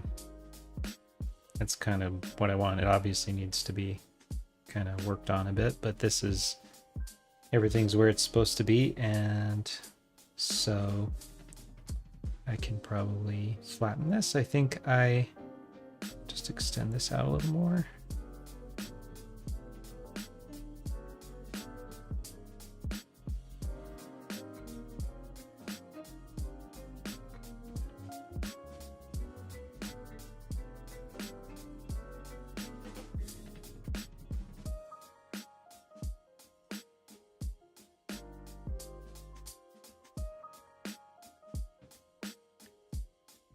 I don't think you can really get it perfect with this thing, but you can get a good start.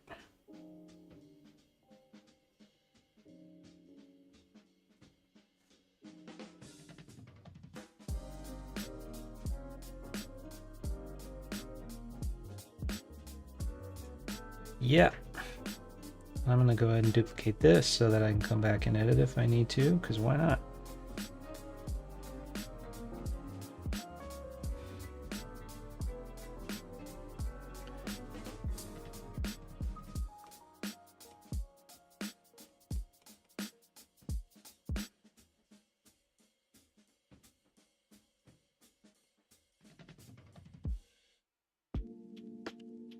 that down there with my backups.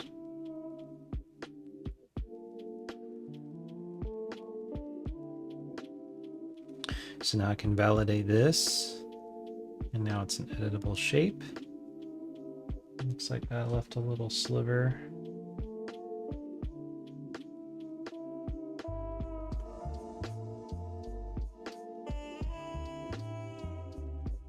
All right, validate. Now I can kind of just fix it up.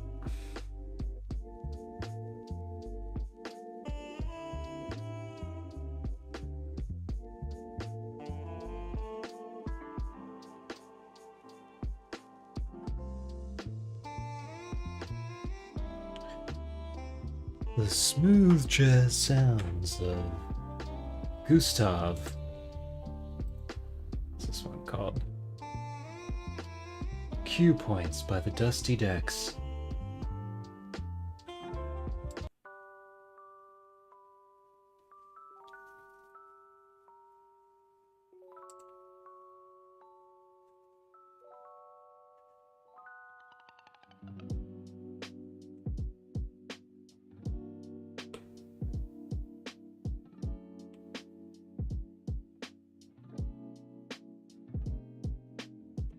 I guess another way I could have done this too would have been like used two donut shapes and then fused them together. That would have been an equally valid approach.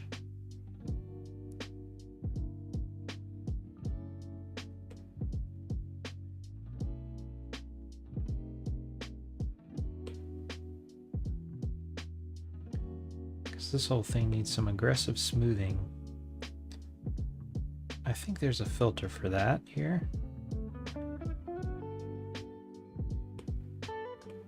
Do like a flood smooth.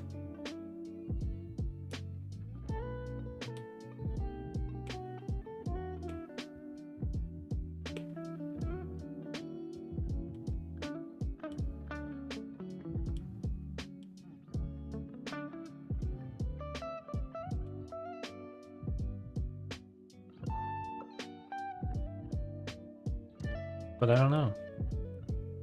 So I'm just gonna keep doing this.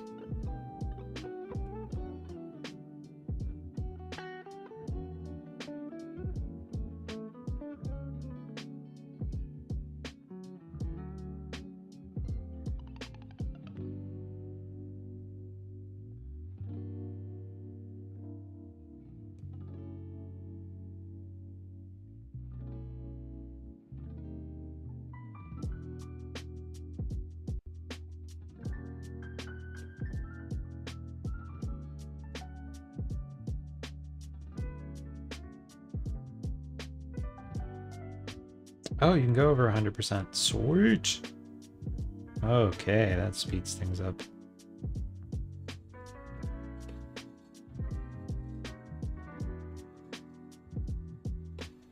I forgot about that. I think I knew that 6 months ago when I was using this app regularly, and then I forgot.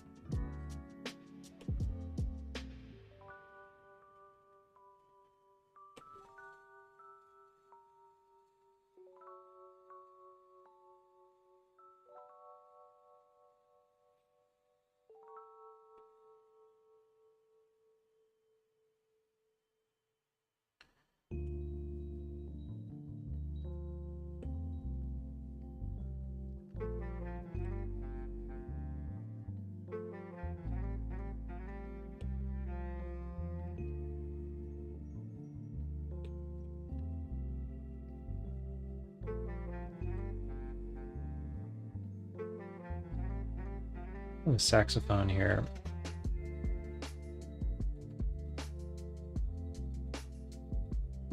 Sound off in the comments below. How do you feel about saxophone?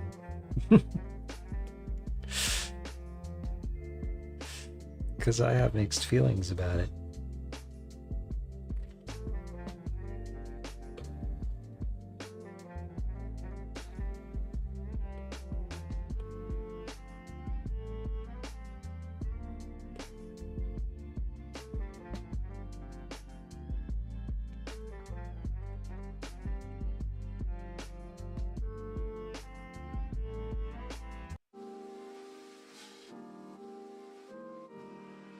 Let's see what other kind of music they have on this crazy ass service here. I made some playlists. I made a guitar playlist, but it only had 3 songs on it.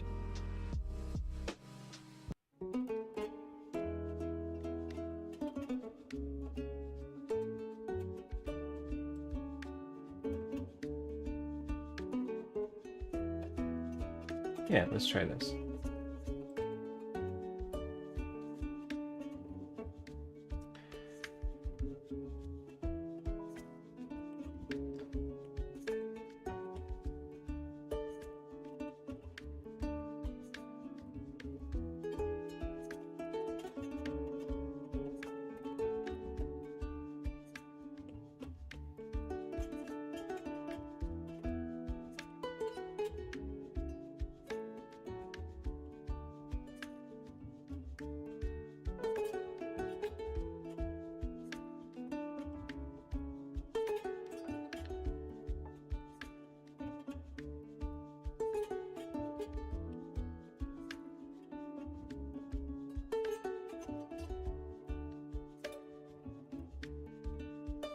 My characters have 4 fingers, including a thumb, so they only have 3 fingers.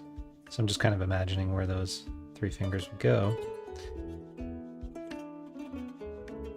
If they had human fingers, 4 fingers plus a thumb, then I would have an extra bump in here.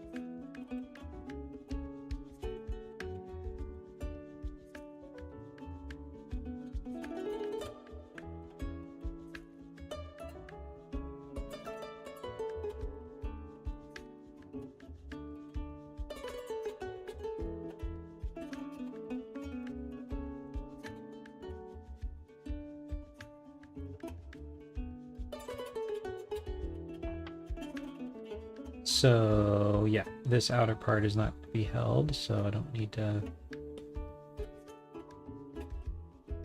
It's gonna mostly just be like structural. Oh yeah, and then I think I was planning on widening this whole thing too.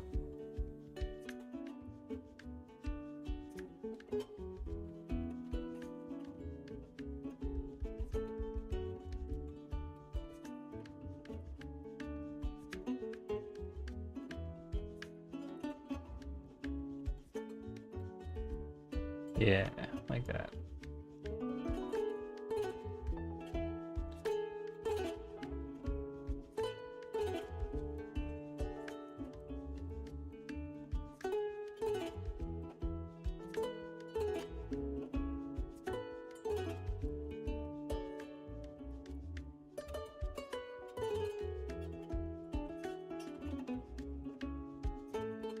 Is this like a real thing? Like,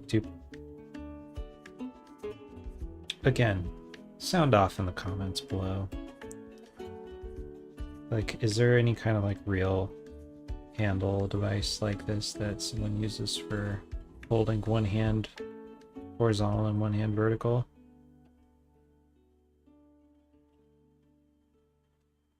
And that's basically what I'm trying to make here. Seems like the kind of thing that would probably already exist.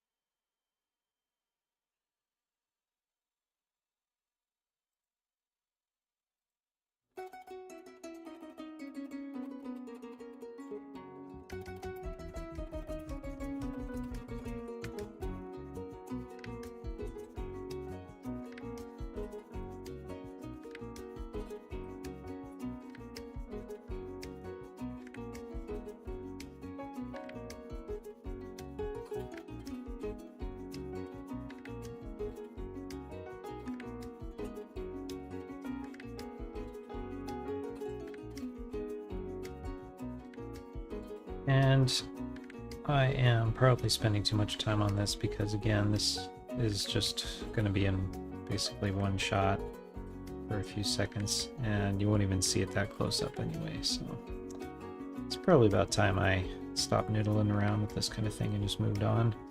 But I'll just smooth this out a little more so that I'm sure that my character will be able to get their hands around it. This seems a little bit too thick right at the moment.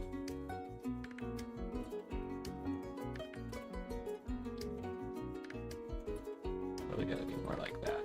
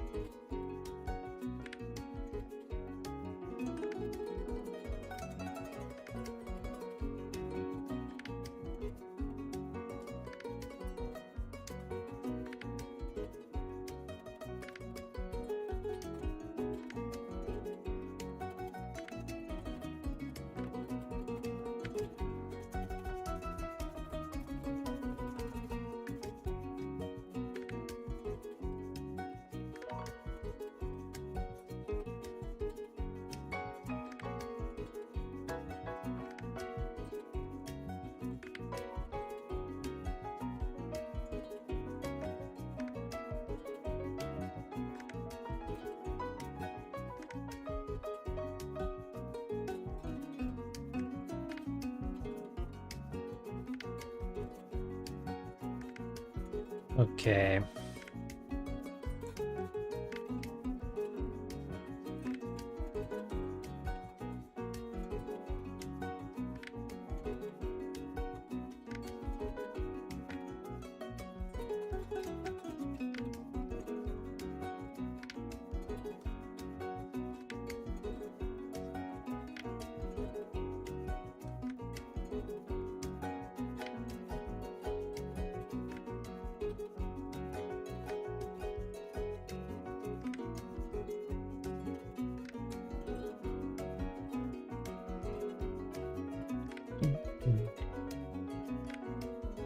Okay, I think we're good.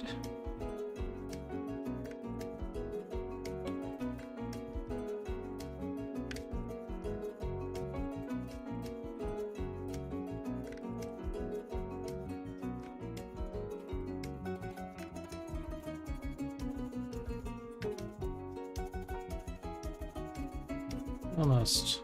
Just... yeah. Okay.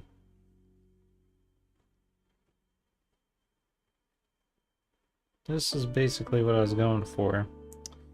So, yeah, this is what the character will use to hold the arm by. And I should probably add in some indication of where it attaches to the goat, which would basically be right here.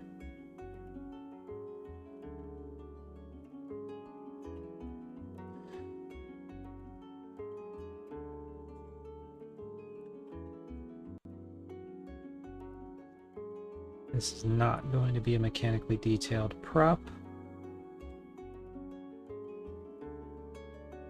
but it would be good to have something. So let's just add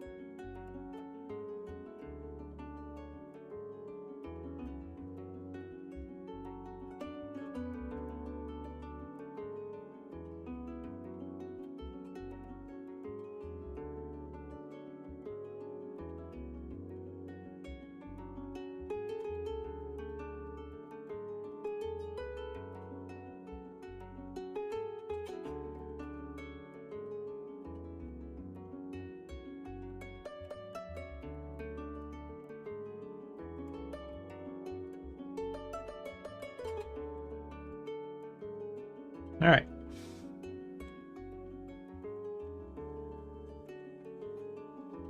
I could just go crazy and spend way too long on something like this, but I gotta stop. So there's the handle. I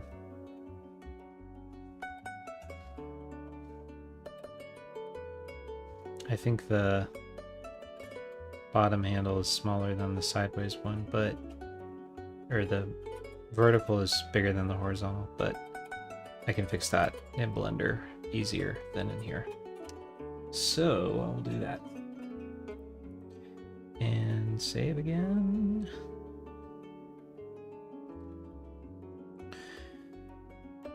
So I'm just gonna add a little like a cylinder or a box.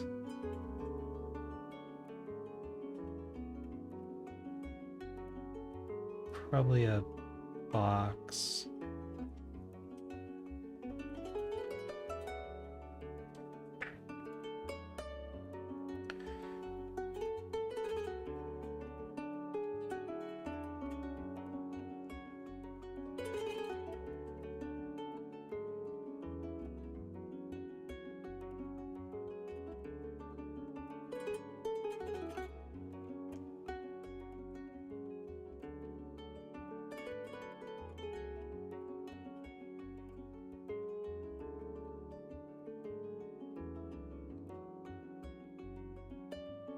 So that's like where the thing will attach.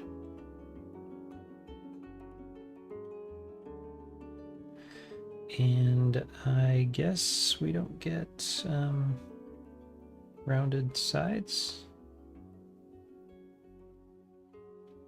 I have to sculpt those. So, oh, wait.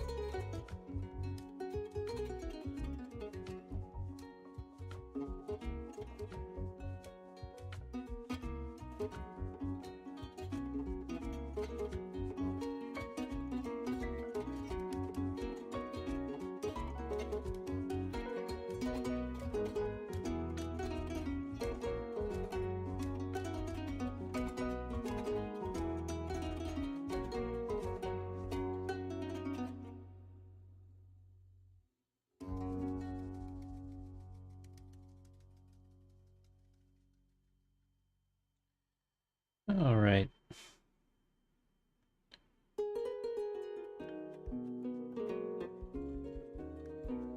That will do for that. It's pretty boring, but that's fine. It doesn't need to be interesting because you probably won't even see it. It just needs to be something for the thing to attach to, pretty much. So let's make this line a little nicer, maybe.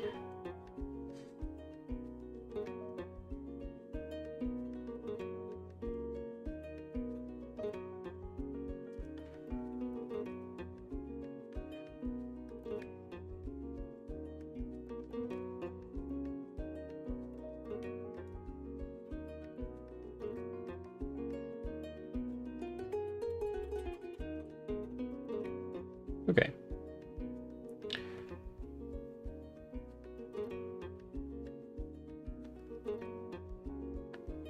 Some nice lines in case you do see it.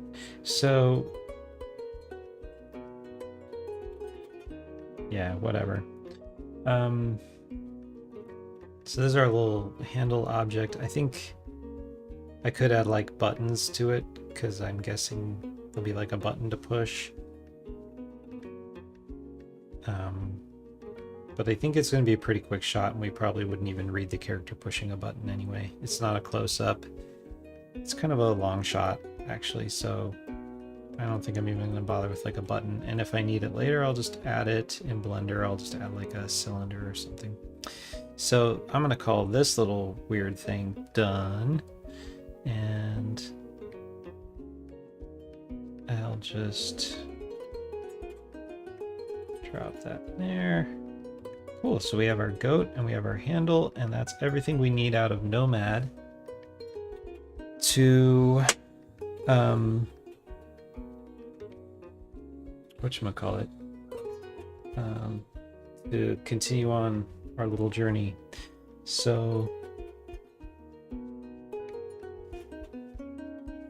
just a little stretch and eye rest break.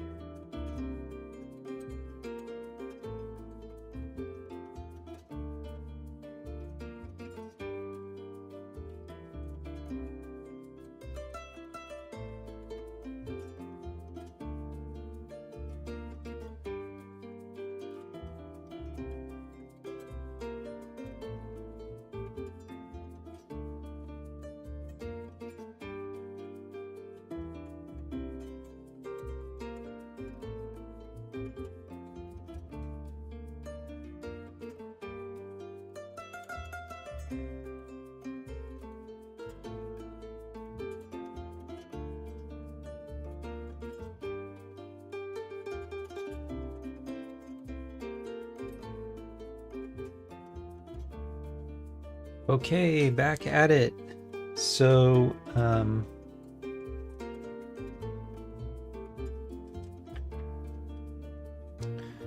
I have to export these objects and bring them into Blender. So I'm going to switch my screen over for a moment. And should be able to still hear me.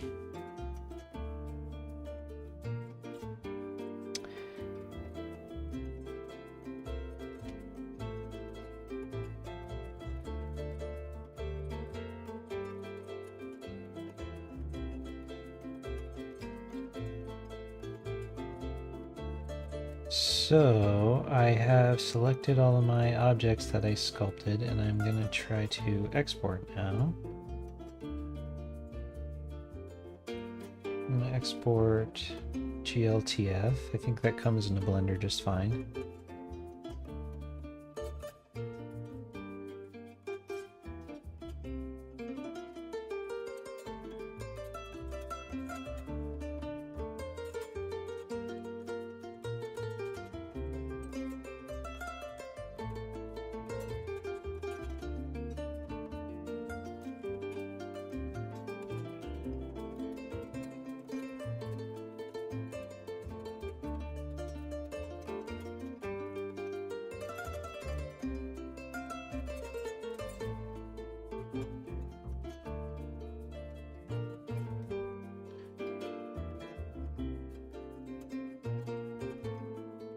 Okay, and I have exported my files, and now I'm going to just double check that they're showing up on my computer.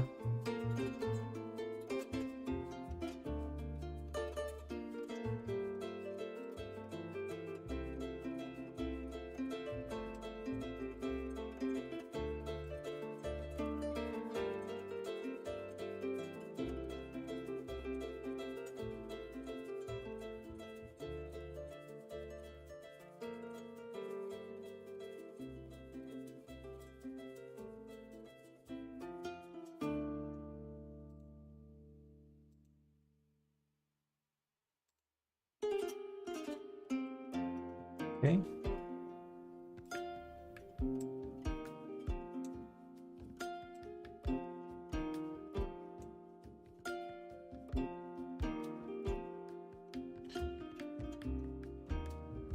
Okay, I have copied over my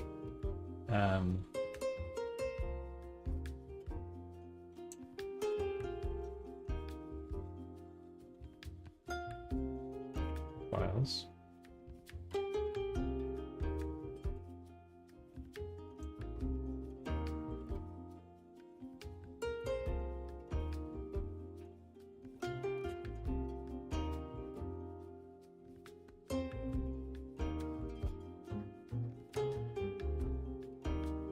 And now I will launch Blender.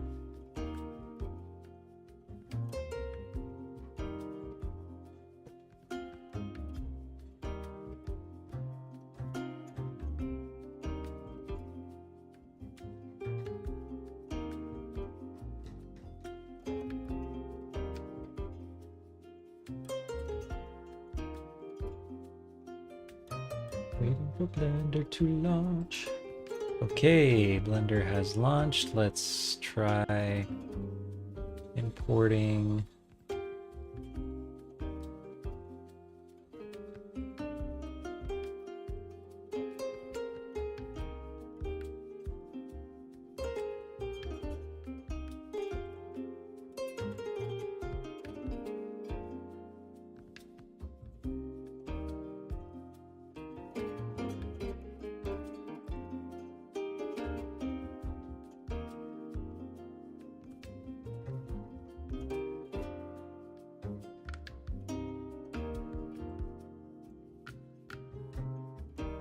and it worked. So,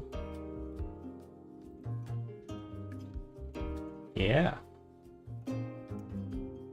So here's all my stuff. I'm gonna put my iPad away. Un momento, stop mirroring, and unplug this.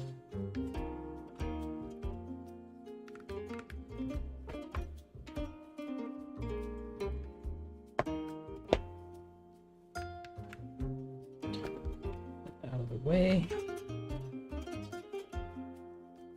Just moving some things around. Hope that's not loud in the mic.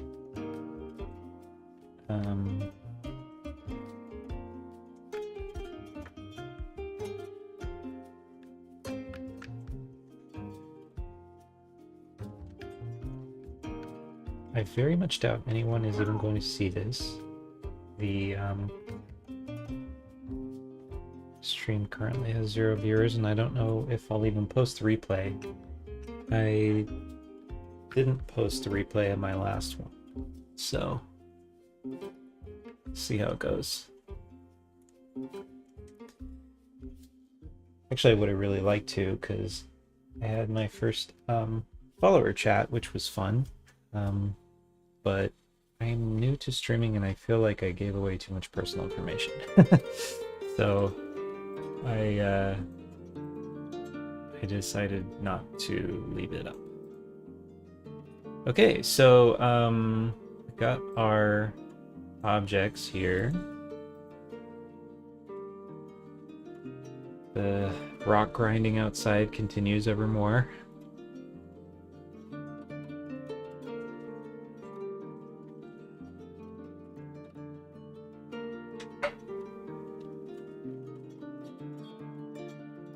So, first thing I'm going to do is retopo things. I'm going to make a collection for my originals.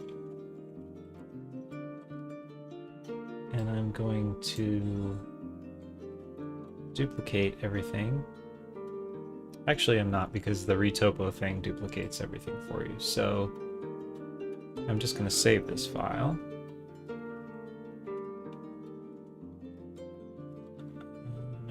To put that into crop.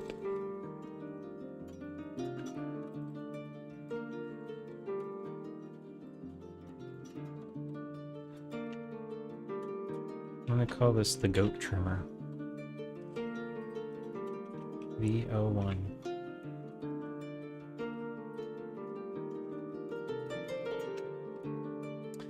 Alright, so I've saved my file.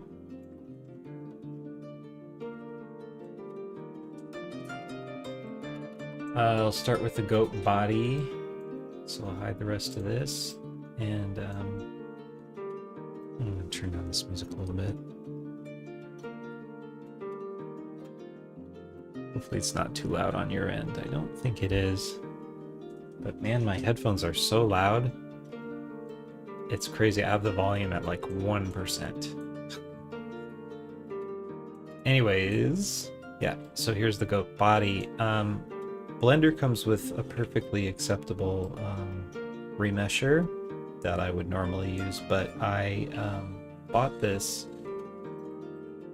one a year or two ago for another project in another program, but they give you a license for, well, I got a license to use it in every package, so now I have it here in Blender, and it's called Quad Remesher, and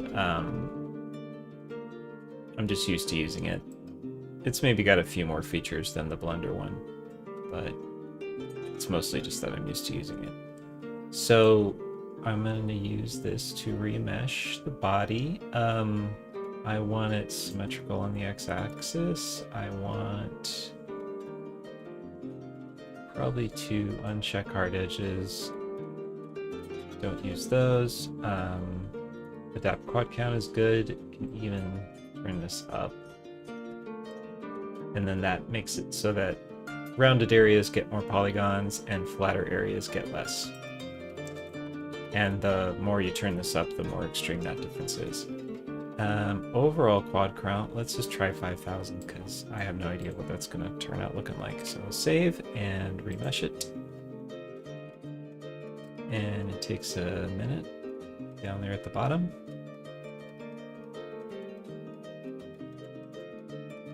Yeah, and that's, it's actually fine, like density-wise. I lost my, little eye areas here. So I might try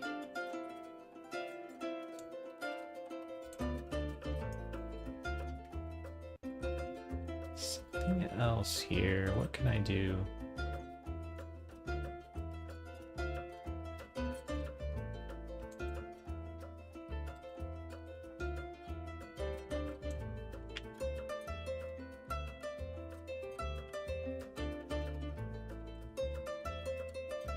Might be able to do it with an edge selection. And it'll probably come out a little wonky, but then I can fix it. So let's just try it. Of course, I doubt this is going to be symmetrical. Might have to do it twice.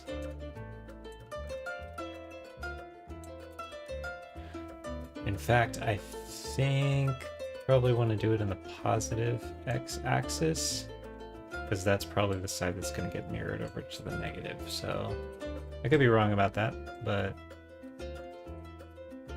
let's try it over here.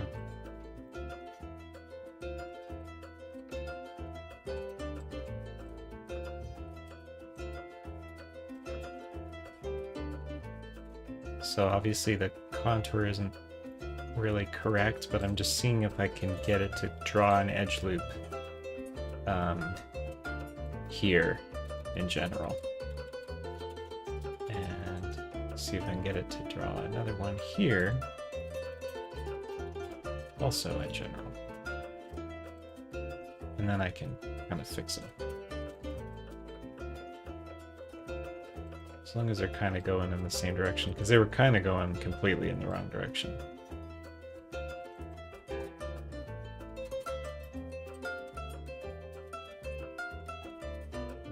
So I think if I do the use normal splitting, and then if I do... Oh, this is way too much down here. Let's see. Take some of those out. Yeah, so ideally I would get some edges that flow kind of in that direction through there. So if I...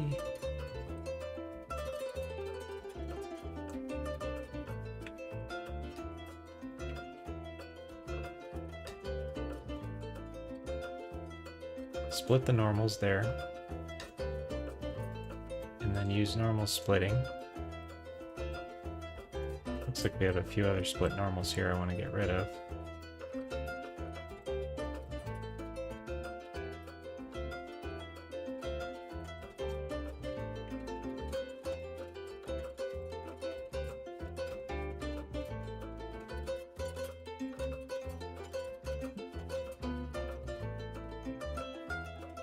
So I don't want it to be trying to put edge loops in this mess.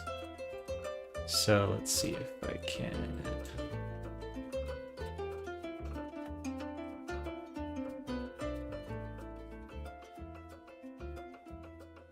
Purge?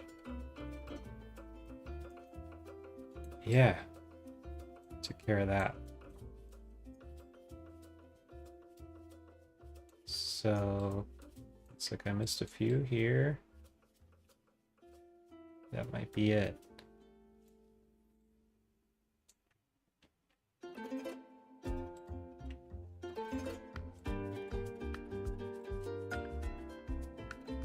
Cool. So now I'm going to try to do that retopo again. I have split the normals kind of along here, and I've checked that box, and so let's see what it does this time. Hit save again, and remesh.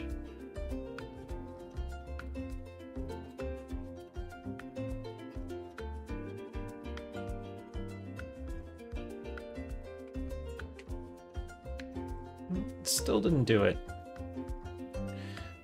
Just out of curiosity, I'm gonna tell it to redo it without symmetry so that I can see if it's even working at all. Because I might have done it on the wrong side.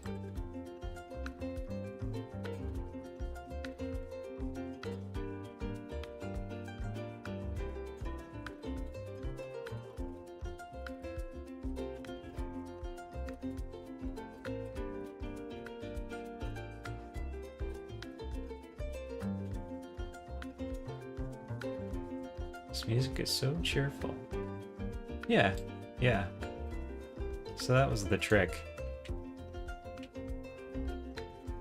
Hold on. Wire. Yeah, so, you know, put in some loops that kind of go more the direction I want, and then I can fix it if I want to and spruce that up a bit. So I, however, am going to undo that because I do want the symmetrical mesh, and I'm going to do it again on this side.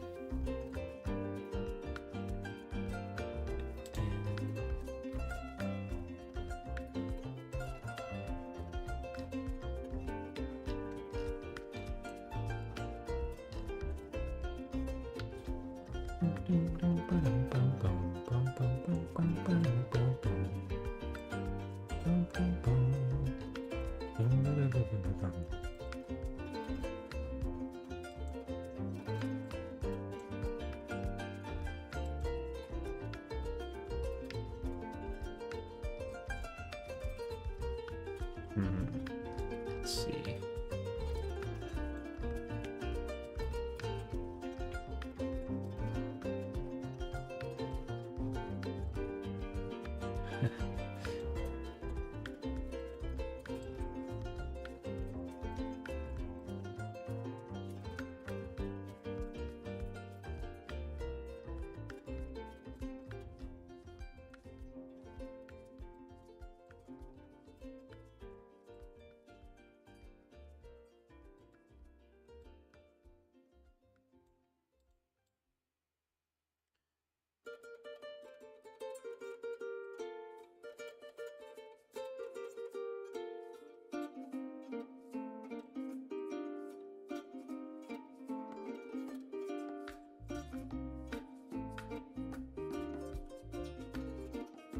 Okay, I think I have indicated. So again, we'll split those normals. And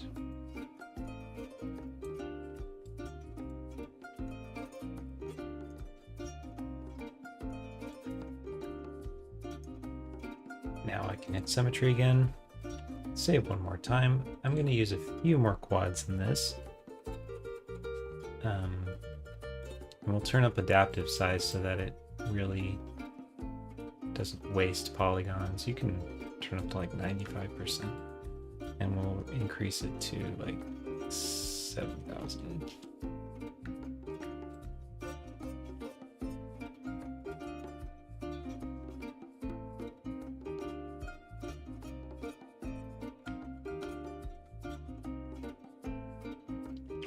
Okay.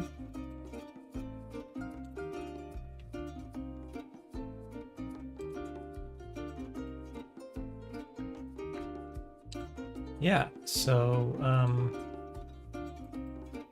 we got our loops that follow this kind of eye contour, which is what I wanted. And it didn't really do the adaptive polys that much, but yeah, you can see it kind of did. But yeah, I think this will work.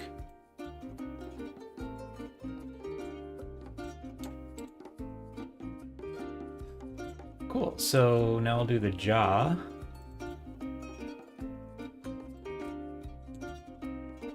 And the jaw will need, like, oh, I should save. I'd say the jaw needs, like, just 1,000 maybe? Maybe 2? We'll start with 1,000 and see what we get.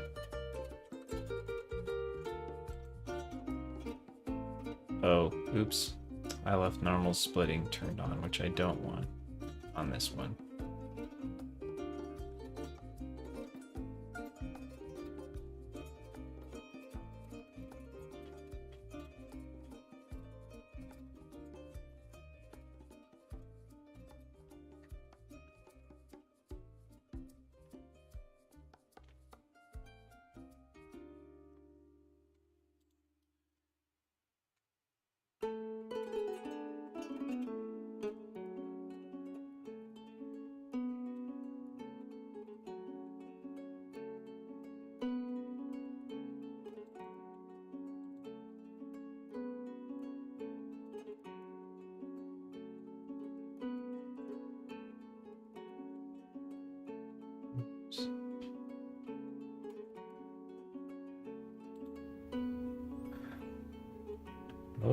It's still going.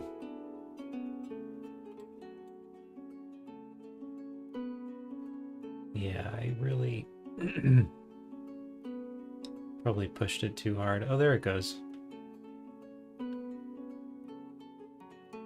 Probably needs more than 1,000 quads. The lower the number, the harder it has to work. So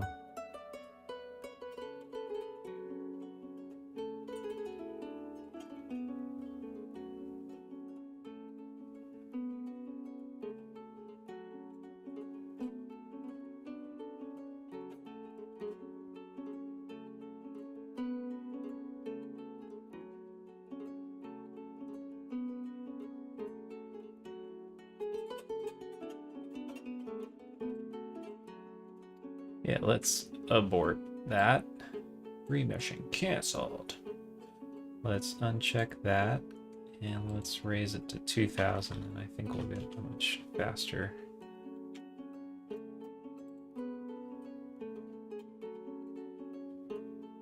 There we go. I could probably even do 1,000 after all. It was probably the normal splitting that was making it so.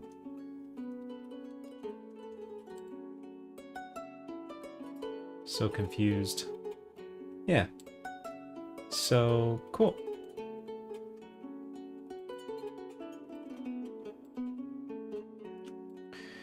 So now we have our retopoed goat.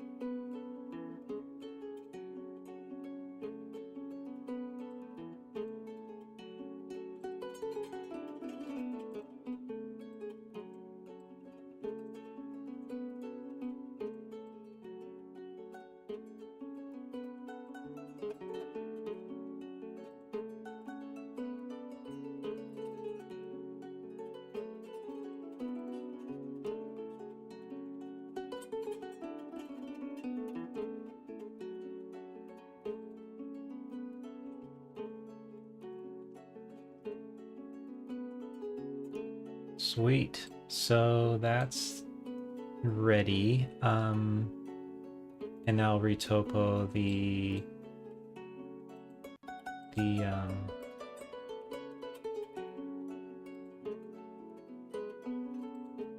this handle thing.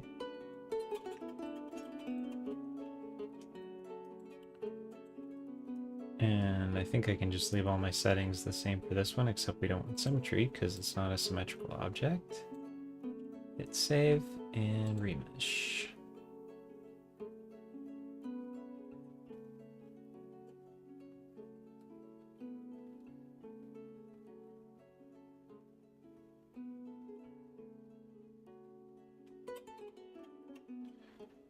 And that will do it.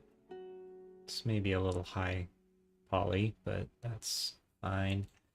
And we'll do the same thing again. We'll set this to 500 or even like 256. It's just a box.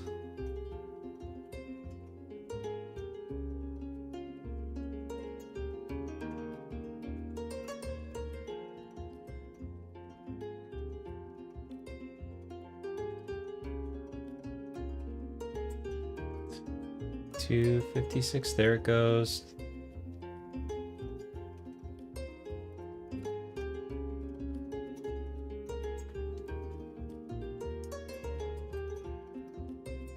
Yeah, great. Okay, so now that's all retopoed. And we'll rename these real quick.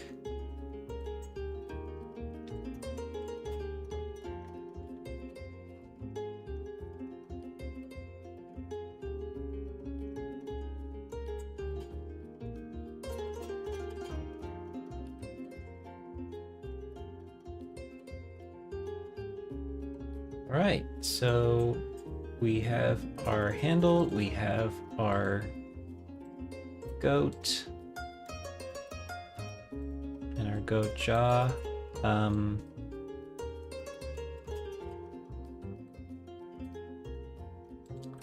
Let's unwrap this and put a little texture on it so that we can paint a little goatee pattern. It'll be nice. So, edit. And I don't know. I'm not much of a UV unwrapping person, so I'll just try some seams here and see what happens.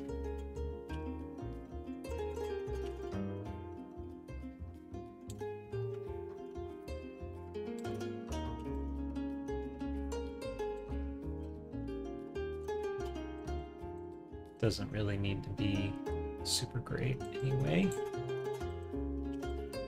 I think it's just gonna be like some solid colors pretty much.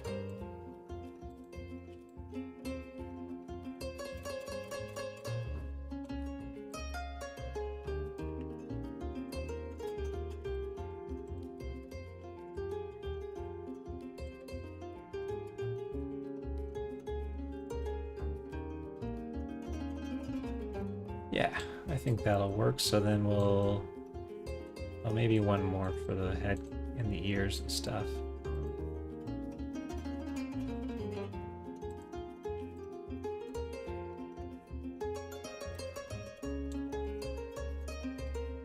Oh, shit.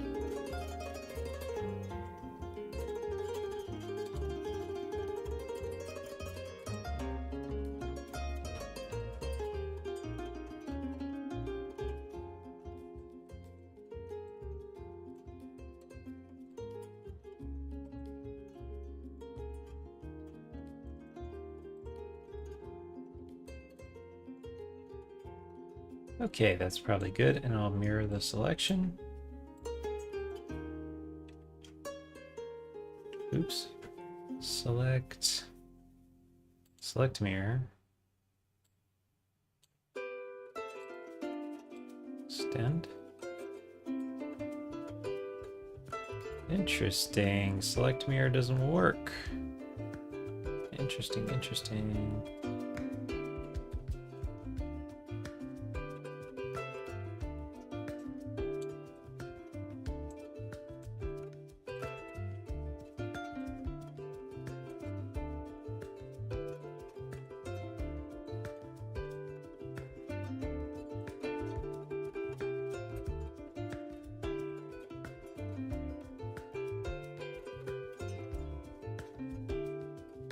That's unexpected because it's a symmetrical model. It should work, but that's all right. Just go in. It's kind of rushing through this part, so I'll just kind of try to eyeball it. It's that one.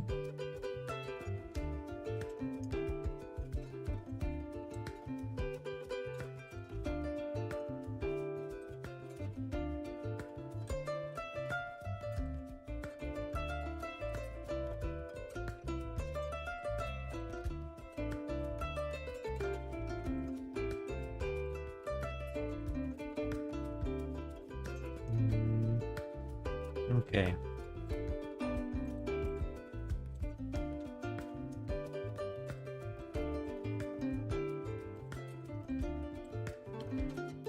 Okay, I think I've made a symmetrical thing.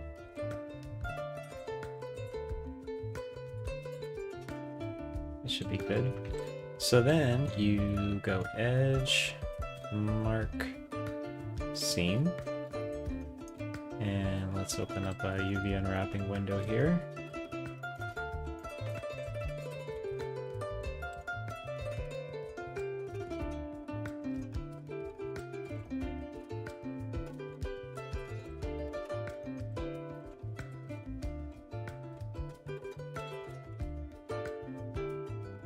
And we go UV unwrap. And now we have all our little islands here. Let's see, I think I have a thing in here that align world. Okay.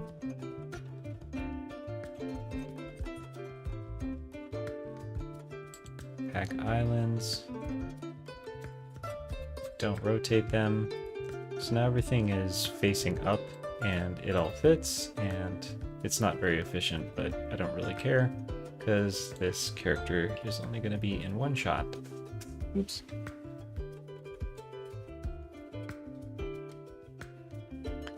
So now we can paint a little texture map, and that'll be fun. So go into image editor, and I should save, and you make a new image, and let's make it a 2K texture map, and we'll call it goat color. So that's 2048 square. We are not going to need an alpha channel, and we don't need it to be 32-bit. We'll make it start as, I think, white tan.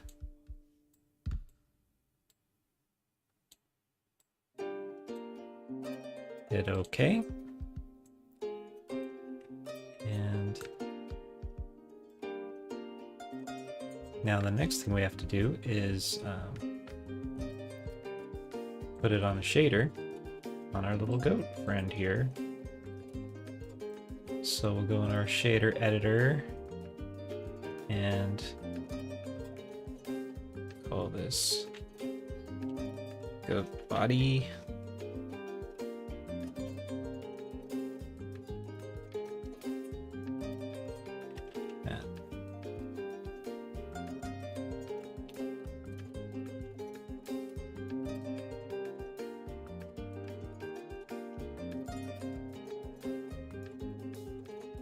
Then we do an image texture. Go ahead and select our goat color. And we hit our little Control T for our mapping. It's going to grab our UV map that we just made with our unwrapping, and we plug that in there. And now we can paint on our goat.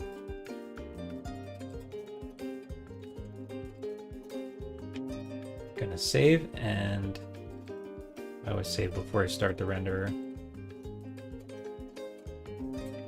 So we can get out of edit mode.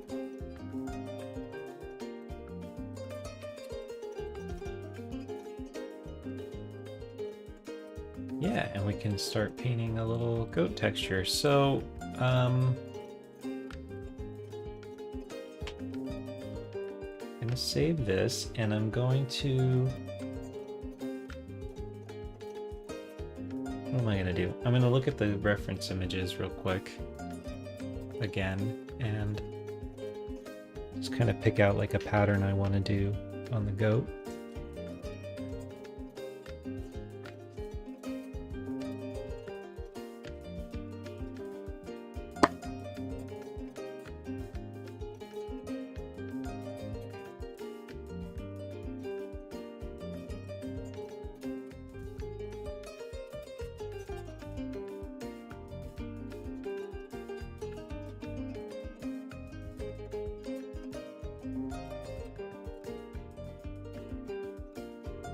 Let's see, can I still screen share?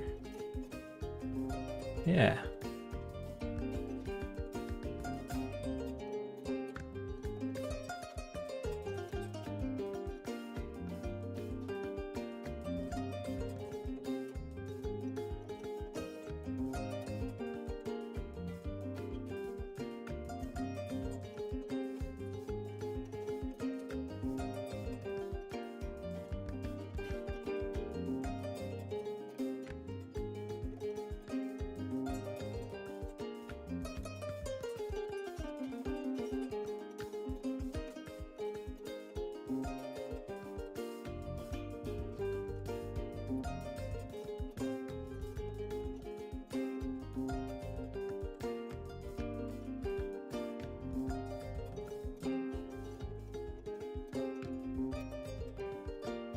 Okay, so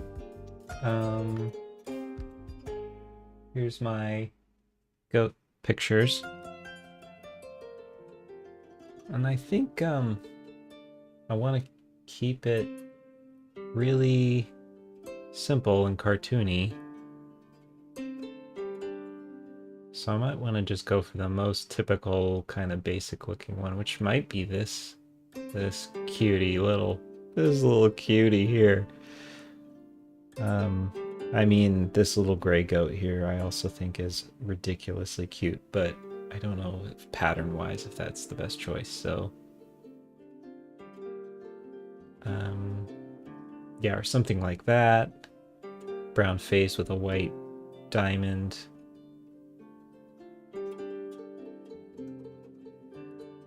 Or something like this. It's really cute.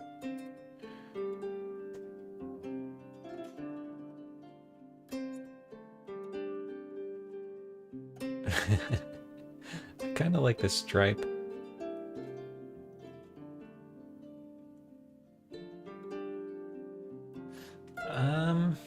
Yeah, I think something between something with the brown, mostly brown face with the white in the middle.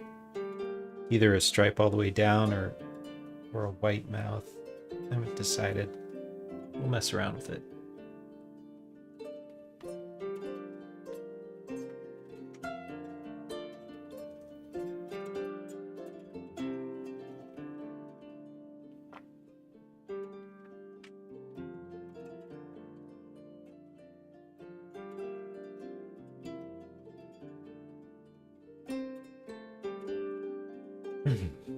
Water break. Yeah, so I think we have some good goat face options here. And so we'll go back to our blender here.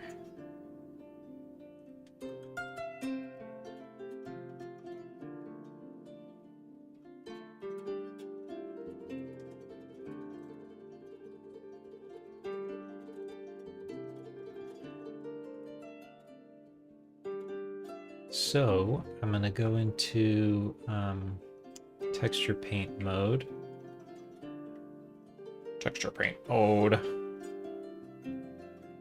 And we're going to...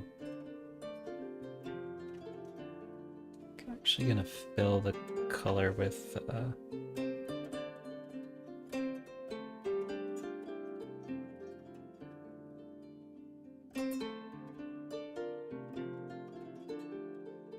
more of a white. Maybe just off-white, kind of.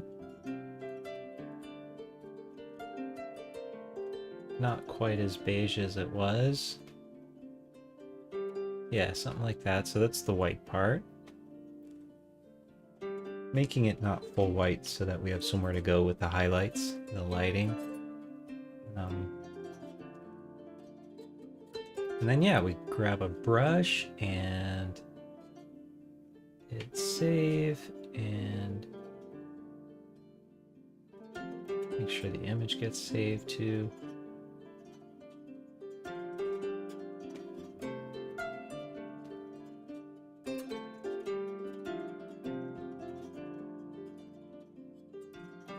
Get like a brown color.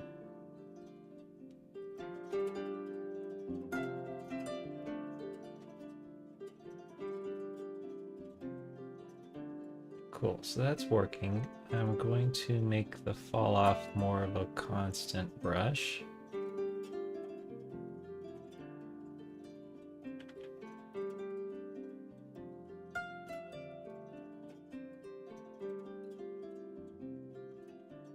Yeah.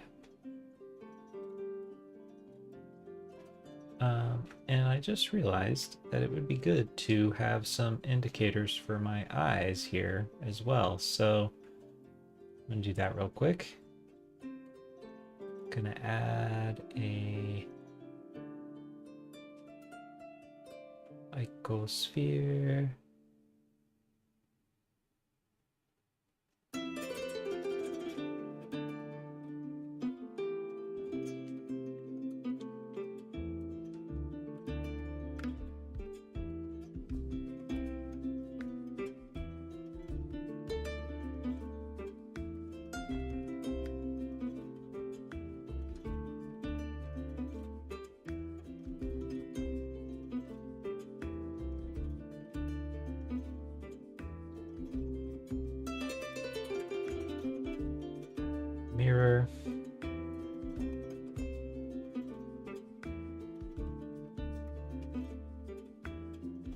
right. It's airing off its own axis right now, so we need to just add like an empty at the world origin.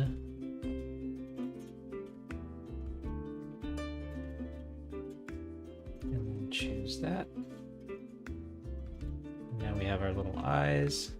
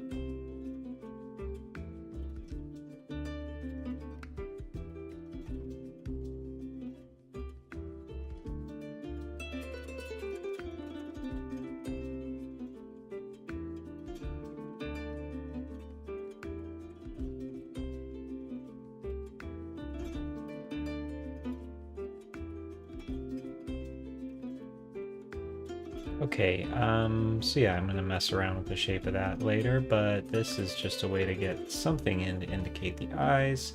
And then that way, I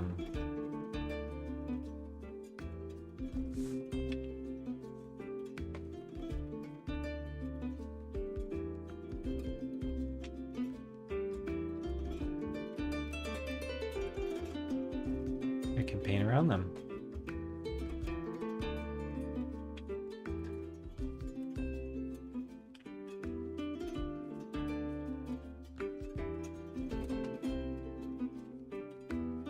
Okay, so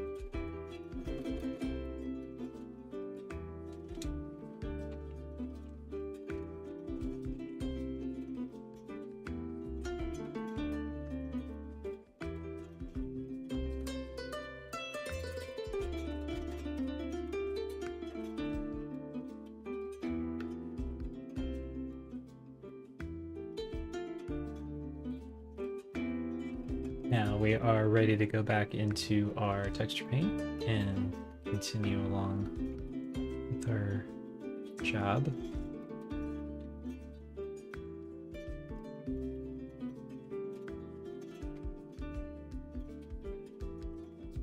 I'm gonna look for a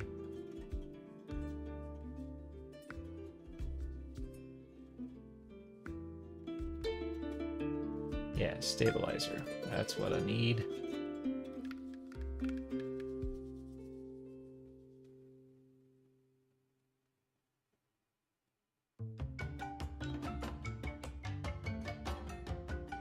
Oh, I was on the wrong object. Here we go.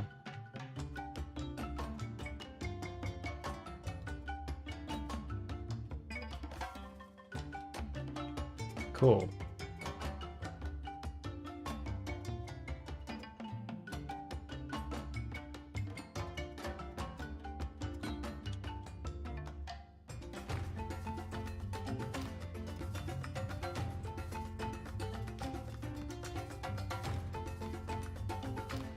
Kind of a low-res texture map.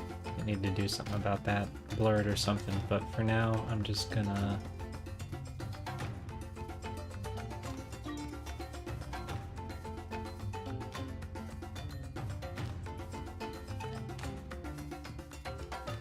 do kind of a softened constant brush like that.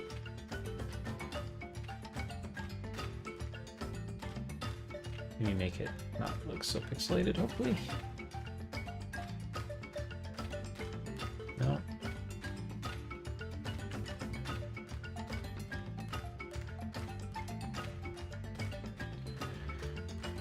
Might just have to convert this into a 4K map and trace it with something cleaner, but I'm hoping to not have to do that, so maybe I should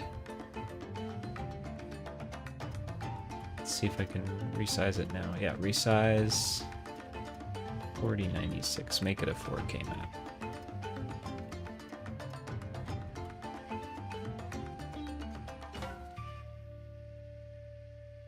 There we go. That's better. So let's go ahead and paint and see if I can get some symmetry here. That would be nice too. Yeah.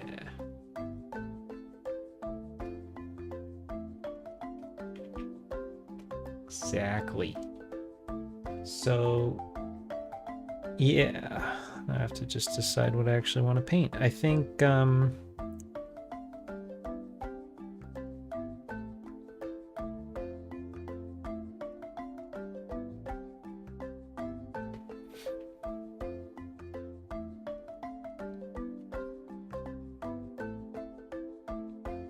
let's try this.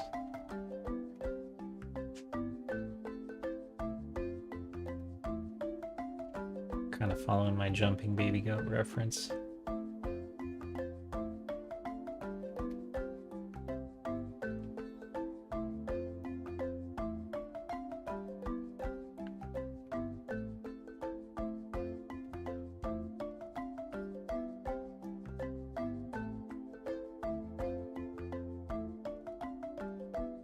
I think that's gonna look pretty goaty.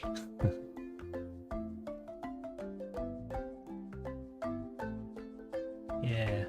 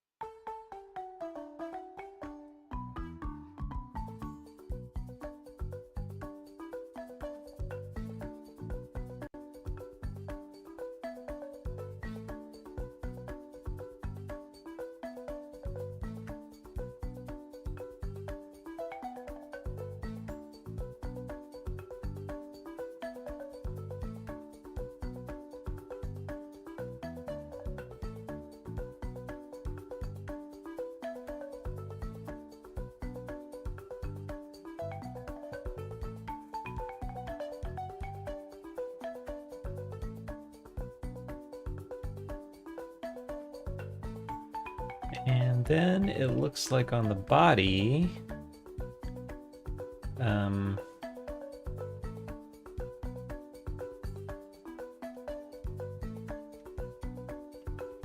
think the body of the reference image is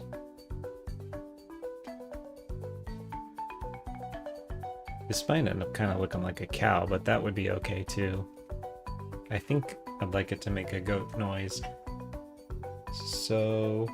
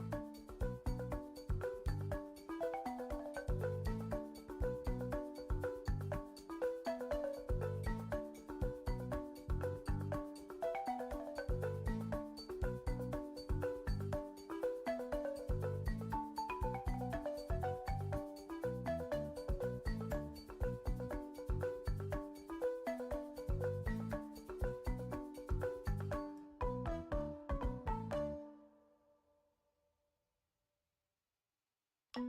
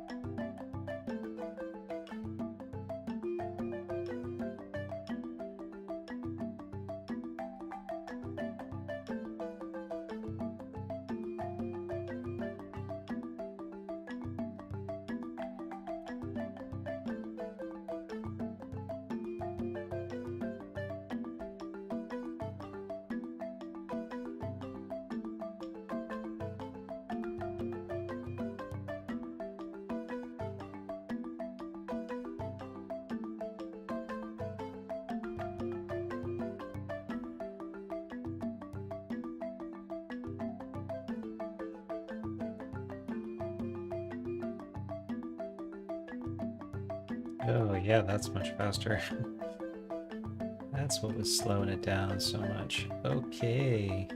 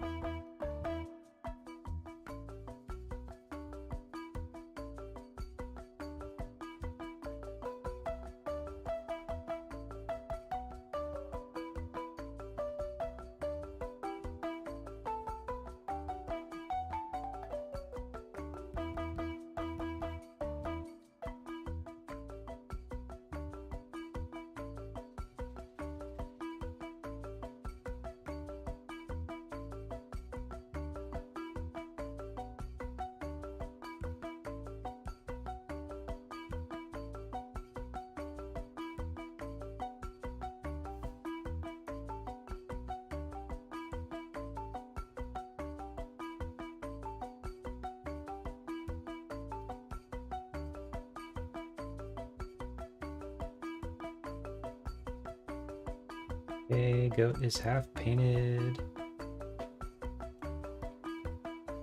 Oops.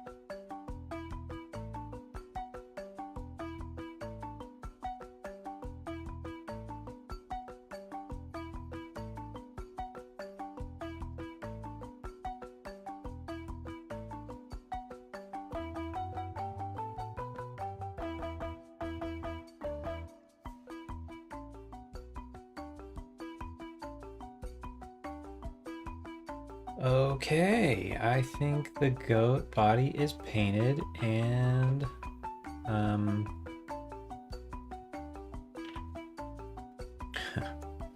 Whoa. So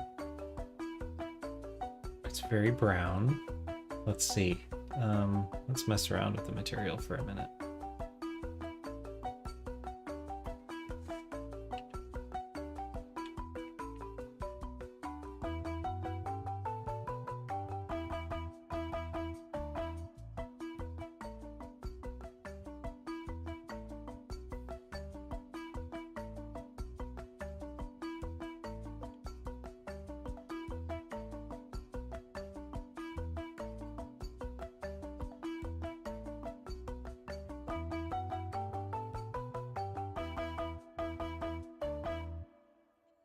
I think the scene is going to be a pretty sunny day.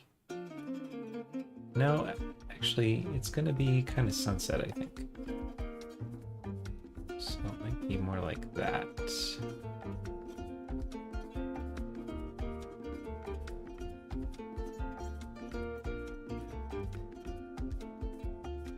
Or even this one, yeah.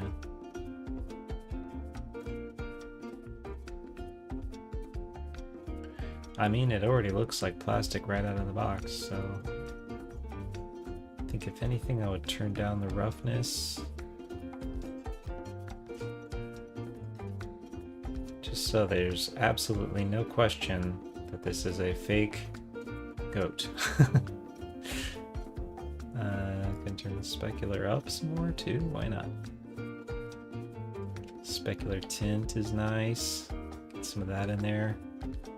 Helps like kind of enrich the color in the specular highlights themselves. It's like the specular highlights start picking up color from your color map, which I like. I don't know what it means as far as like physical realness, but it's nice. I like it. So now we have this extremely shiny goat. And I mean, it's pretty much where we want it to be.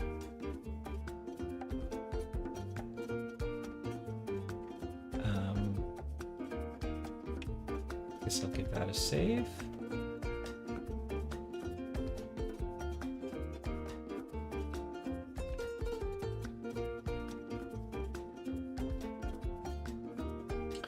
So the next step would be to get the jaw working as well.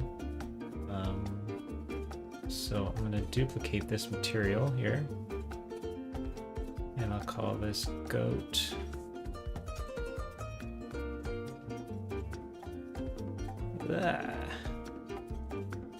Jaw mat. And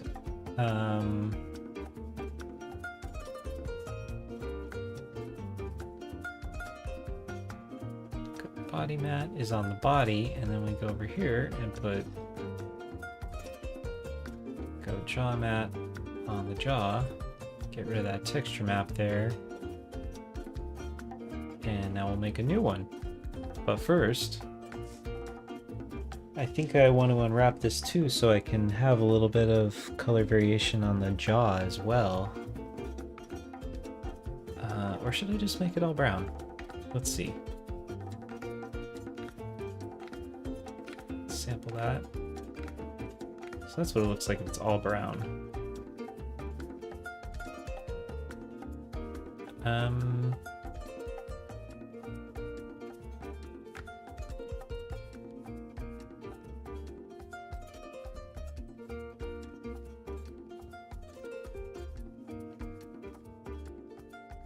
don't know. Also, I have to add a nose to the goat. I have to paint that on still. And I don't think Blender has texture layers, so it'll be a slightly destructive process unless I create a second texture map. If I create a second texture map and use it as a mask, that would be one way to do it. Let's mess around here.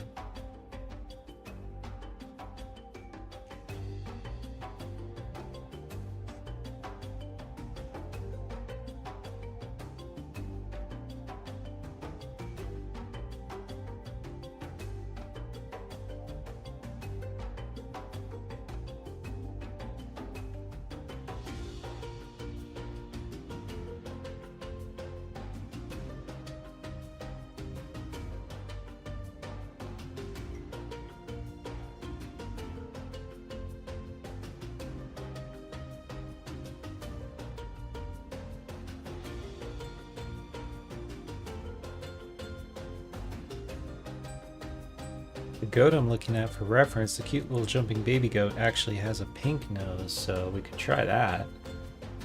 Let's try a pink nose and see what happens.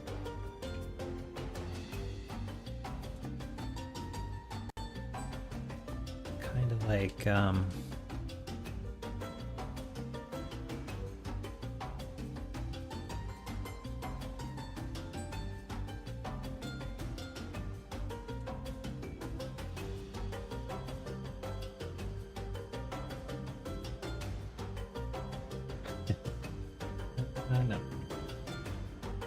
Let's see.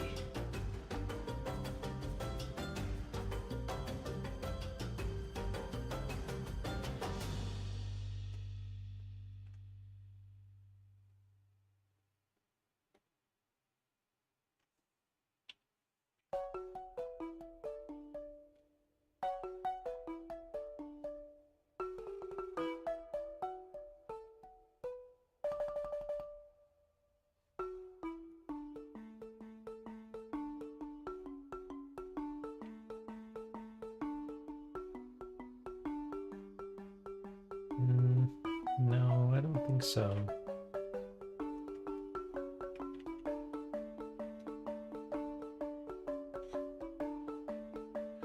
So if I do a dark nose, I might just want to go for total simplicity and just make the nose the same color, maybe?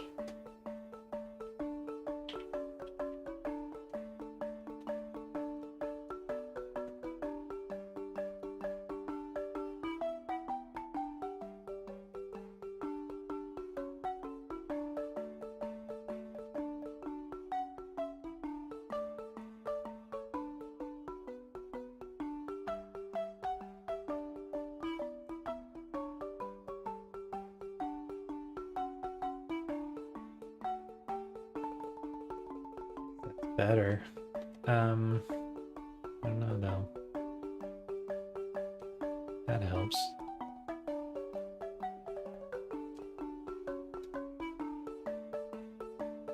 Alright, well let's try it for now. I think maybe it should come up higher. That might be why it's...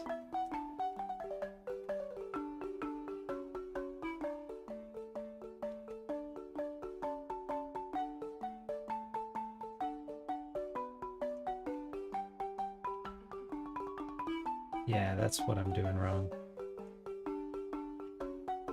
It's down too low.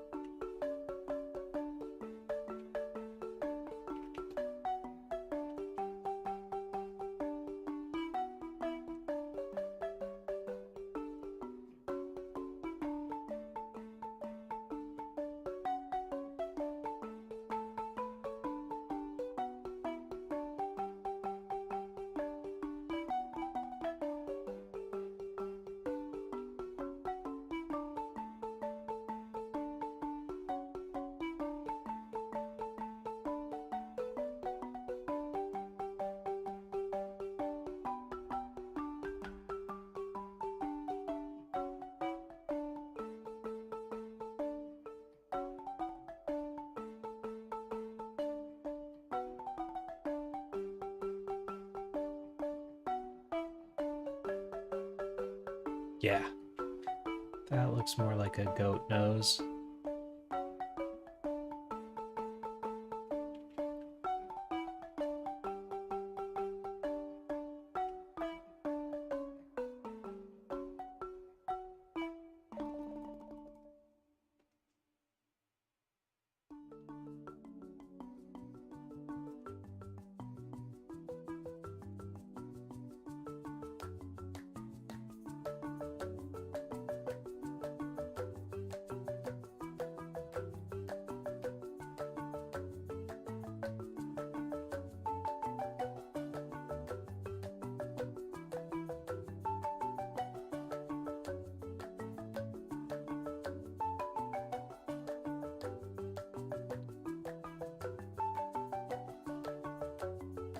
All right.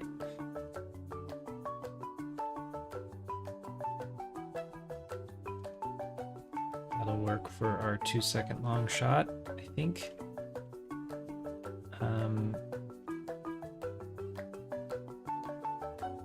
So now I'm going to do the jaw as well. Do a little unwrap.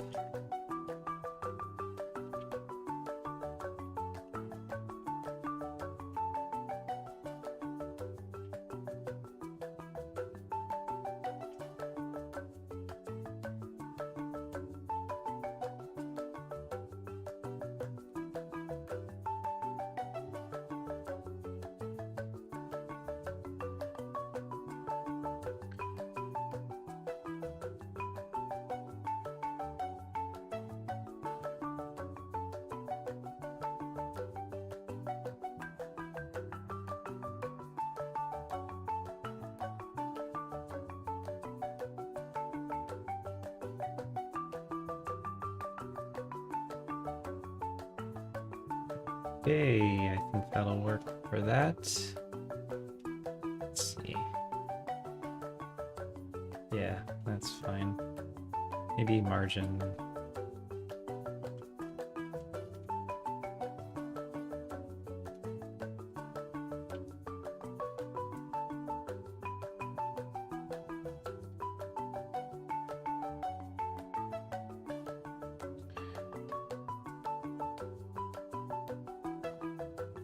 Okay, now that that's done, we can go in and we can make a new texture map for the jaw.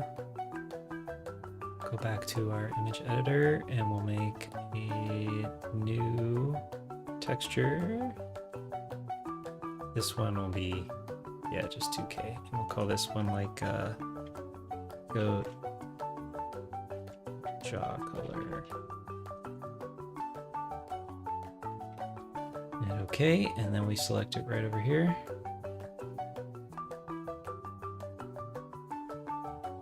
Pull that in there and see what we get.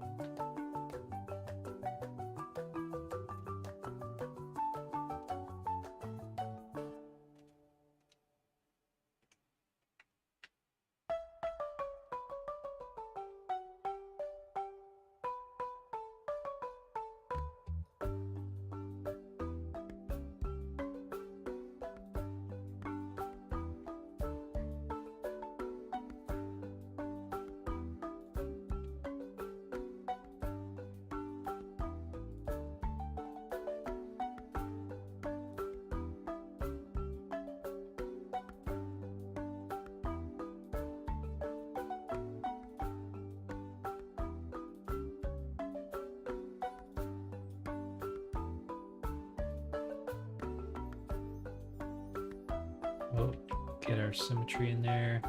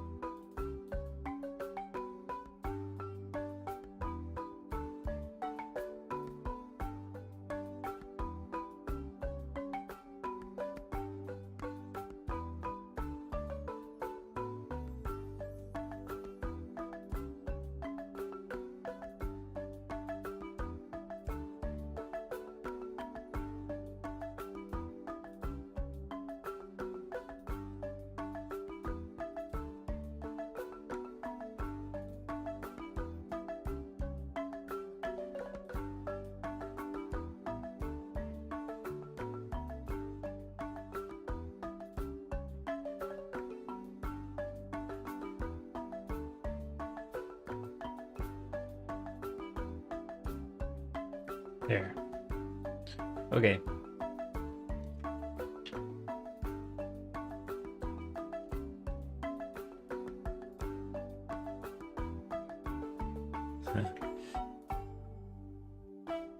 Cool. Okay, so we got our little toy goat. Is there like a... Yeah. So the next thing to do would be to...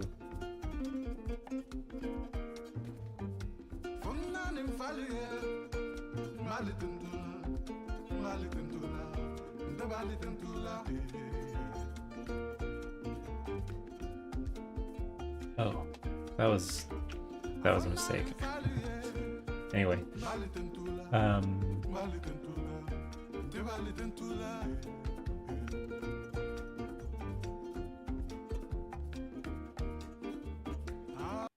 so the next thing to do is to get the eyes going. Oops.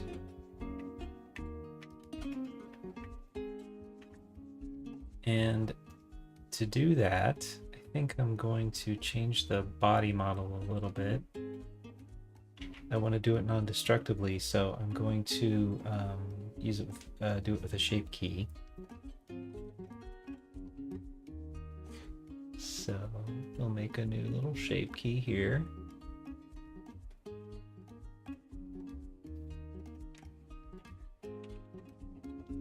Call this eyelids.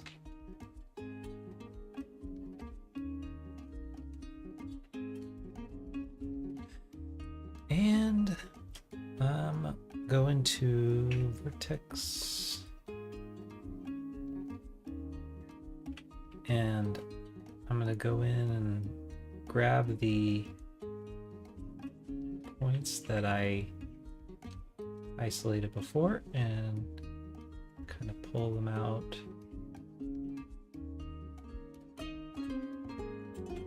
Oops.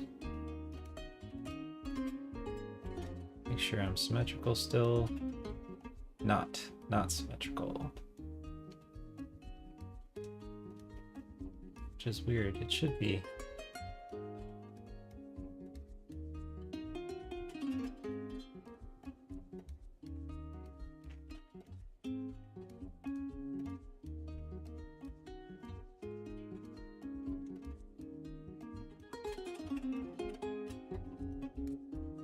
Yeah, it's super weird. The body is, none of the mirroring is working. Let's try that. GX. There it goes. Okay.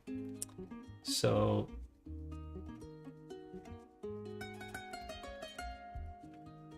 just to get these little fun, friendly eyes here, kind of move these points around a bit.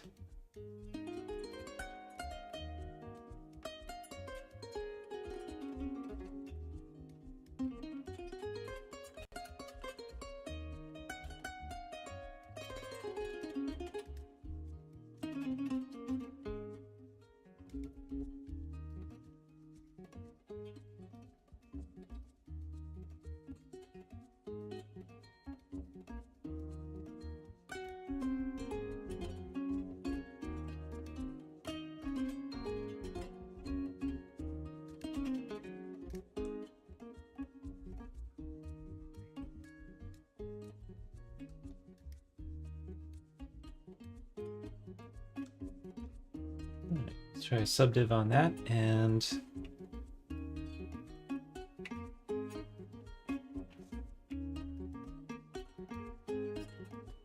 how that looks. It's a little more work.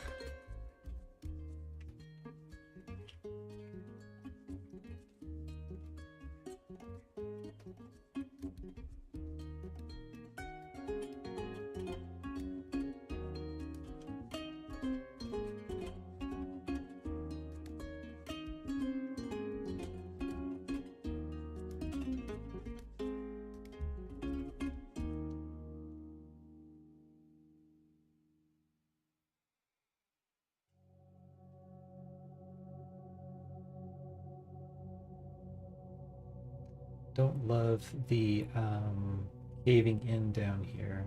Let's see if I can do something about that.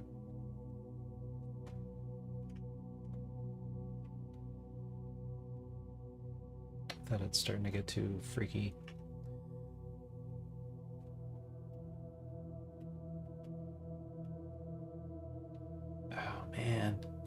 did all this on the base mesh. Oh no! Ay.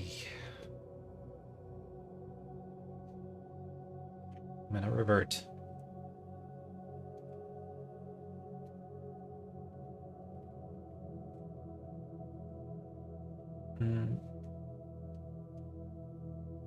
No, I'm gonna save a version and then go back. So saving up to Goat Trimmer V2. And now I'm gonna go back to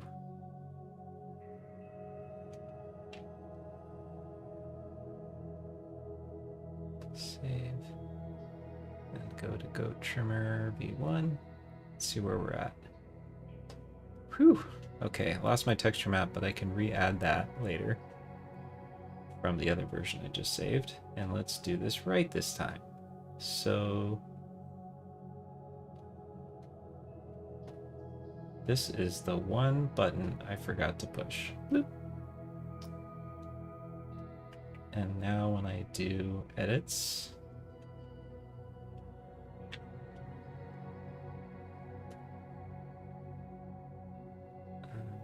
topology mirror turned on.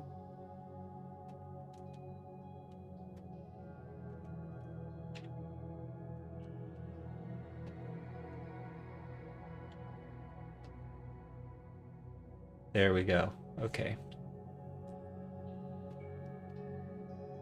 So one more time with that. Add my subdiv again.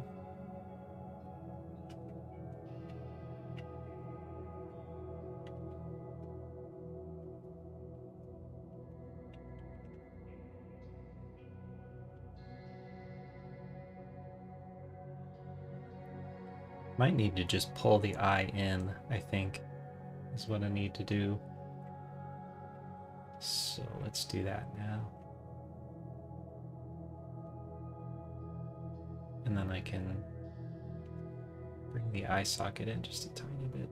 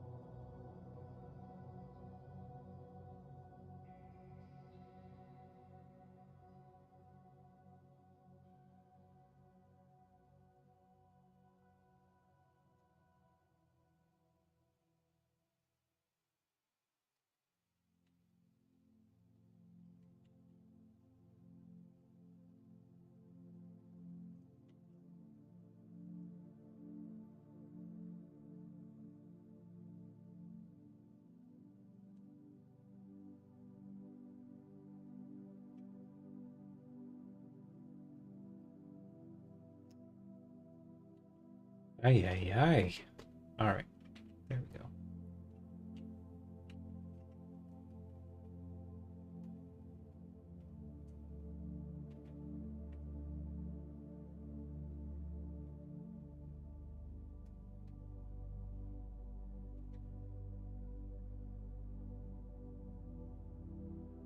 This shape was definitely working better before.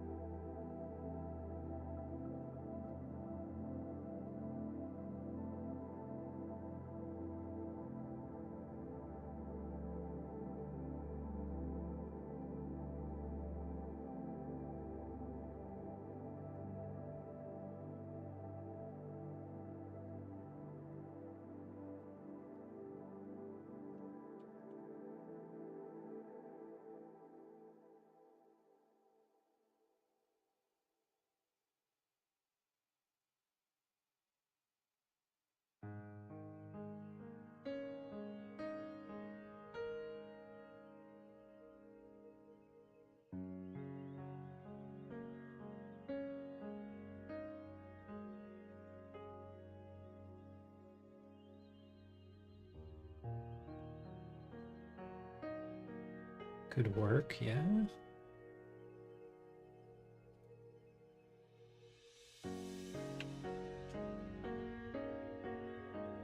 Happy goat.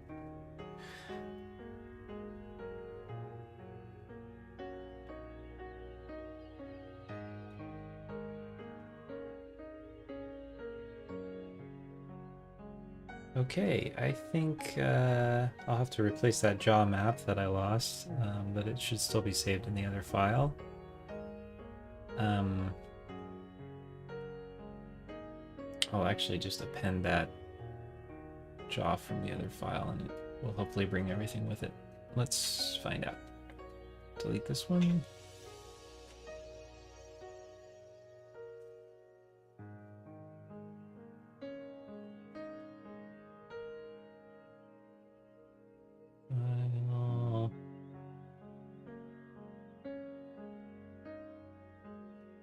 Huh. Oh, because I'm in edit mode. Save. And goat trimmer v2, object, goat jaw. There it is. There's its map.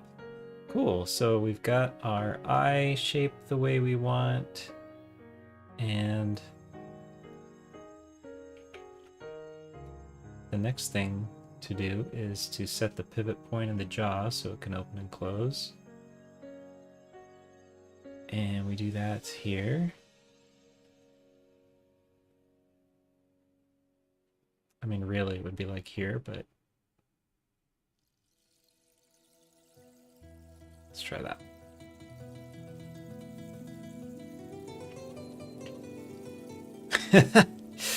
Yikes. Okay, let's try somewhere else. Maybe a little less crazy.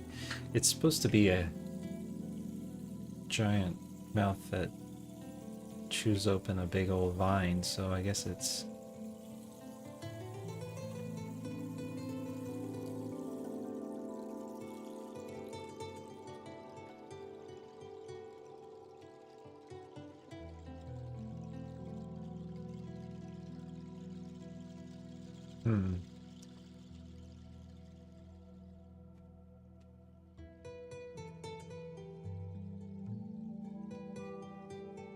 Let's try where the jaw hinge actually is and see what happens. I mean, it's pretty freaky.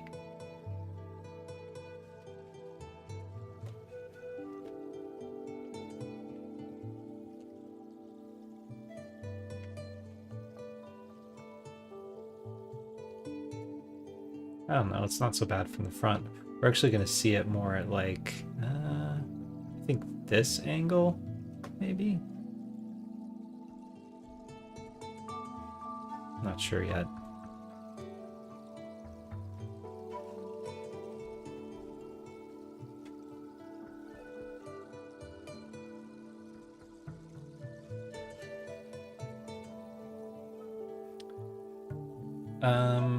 Yeah, a little more grotesque than I like, certainly, but also it's only for a split second, and it's supposed to be kind of like a goofy hedge trimmer type object, so maybe it will be okay.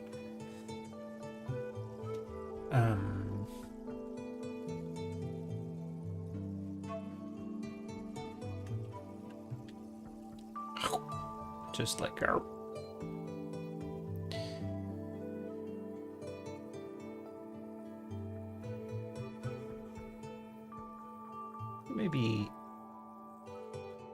Maybe adding some teeth would help. I don't know if that might just make it worse.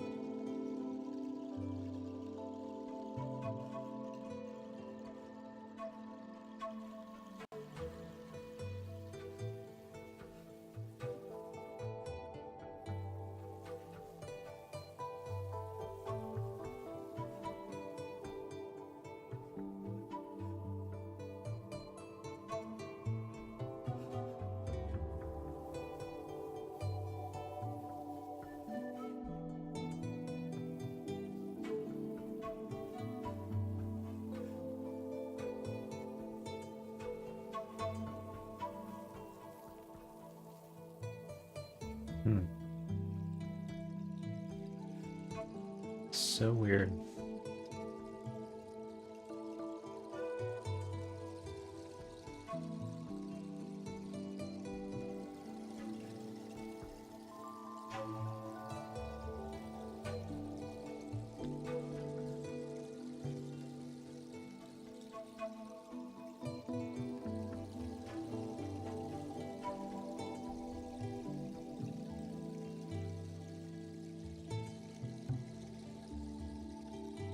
So now we duplicate these and then we separate them.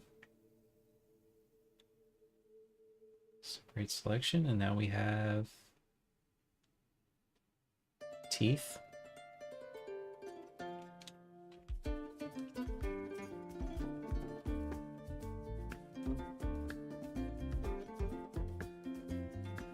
Allah ne kambe, kambe nyonte. Allah ne kambe, surualiko, mbolo moidore, surualiko.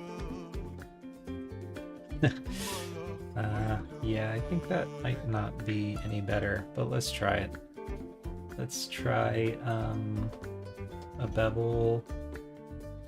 Lentamente comento, abugata. Lentamente comento, abugata. Ne kambe, Allah ne kambe, ne kambe, Allah ne kambe.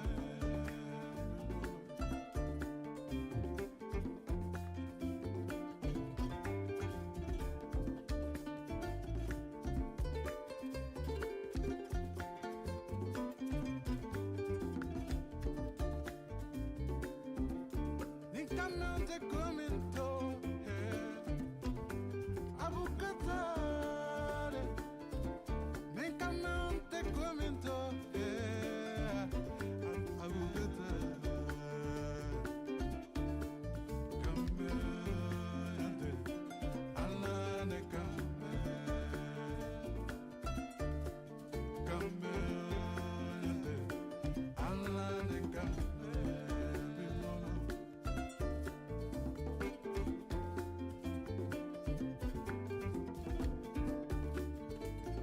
Aquilo china volanteri kendola, omu. Aquilo china volanteri Oh, kendola. I actually think it helps a little bit. Maybe I just shouldn't open the mouth so much. So I think that'll be fine. And I think once it has the cute googly eyes, it'll work.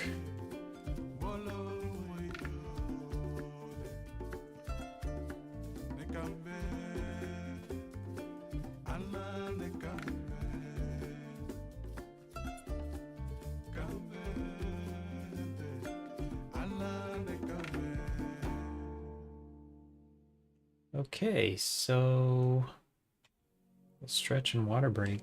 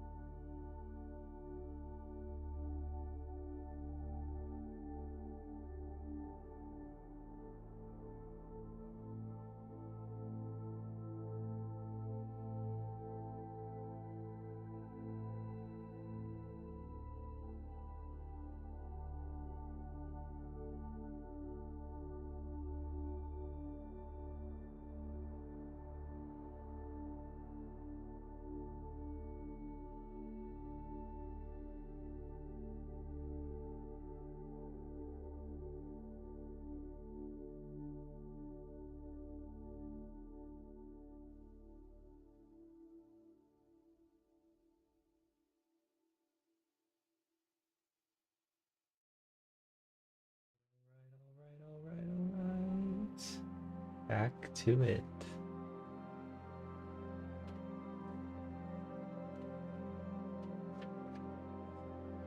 So, yeah, let's add a kind of a googly eye to our goat.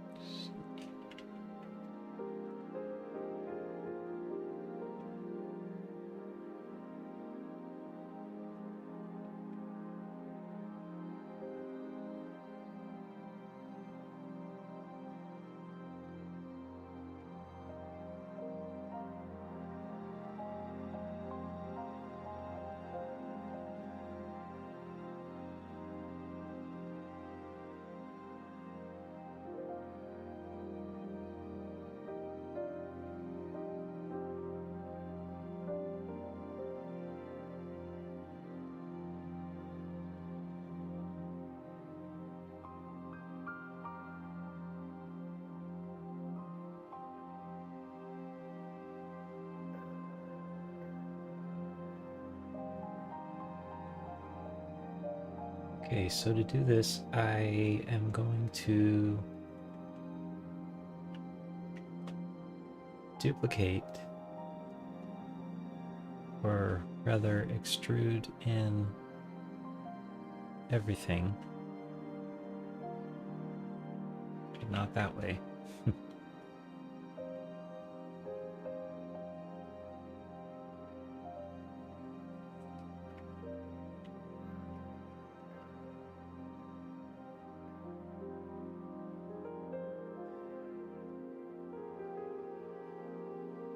Let's try that. No.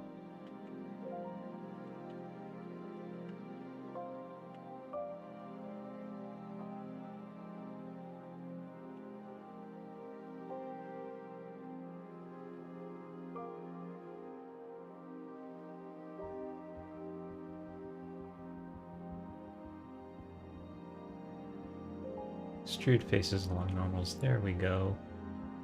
That's what I was trying to do. So I'm going to make like a thickness to it. And I think these normals would probably have to be flipped.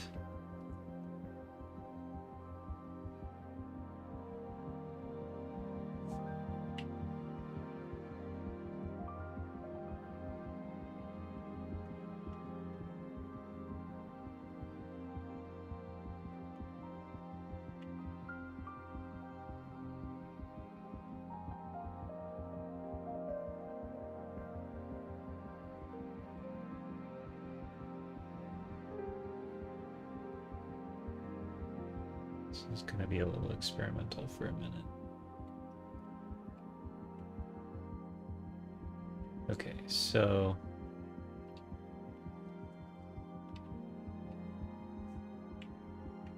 these I want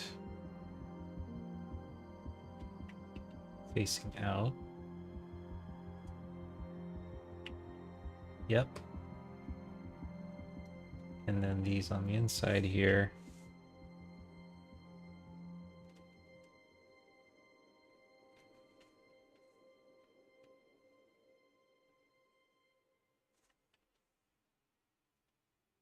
Yeah, that's what we want. No, that's not what we want. We actually do want these facing this way, come to think of it. Yeah. Okay, so now we have our normals the right way, and now we can add like a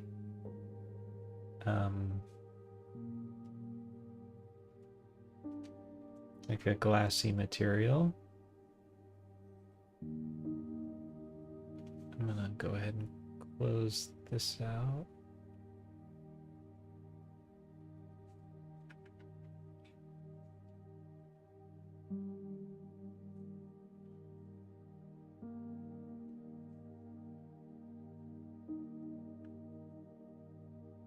And bring it over here.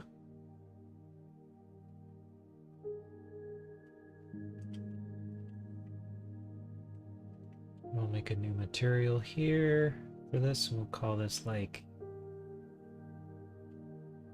I don't know. Goat eyeglass. And turn the transmission all the way up.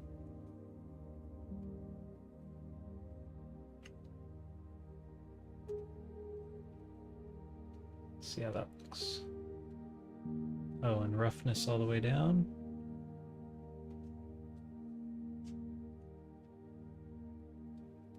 So now we just got clear, glossy, and we can drop a little googly eye in there, and we'll need like a white backing as well.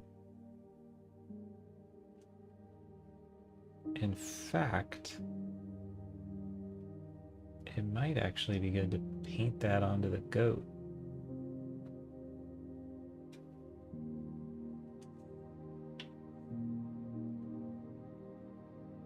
We want this to not cast shadows.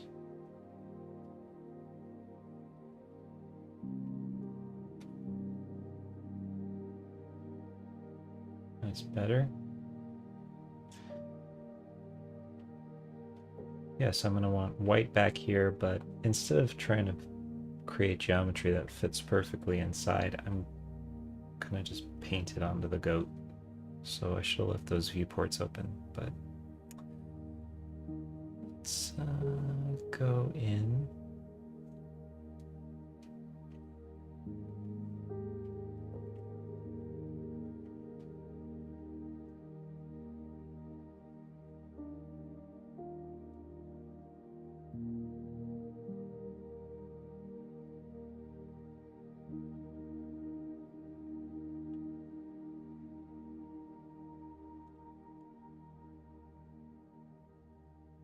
Pure white for this one.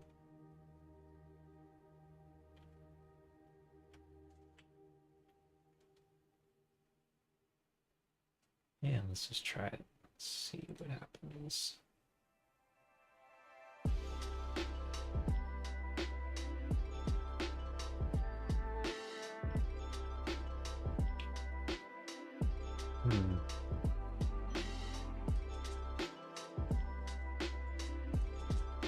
Yeah, it's kind of hard to see.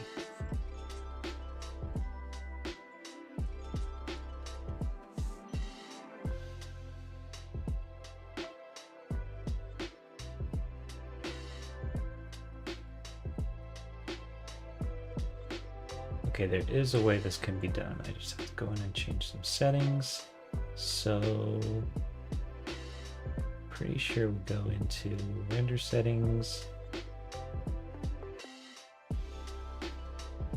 EV, screen space reflections, refraction.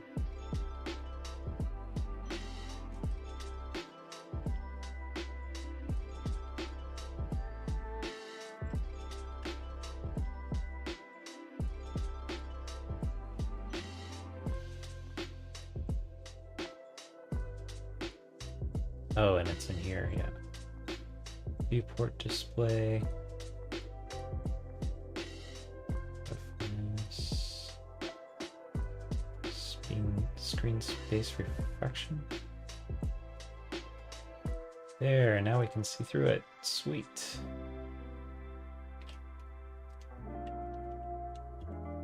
I just figured this out the other day that you can actually get refraction in your viewport with Eevee, and it's awesome.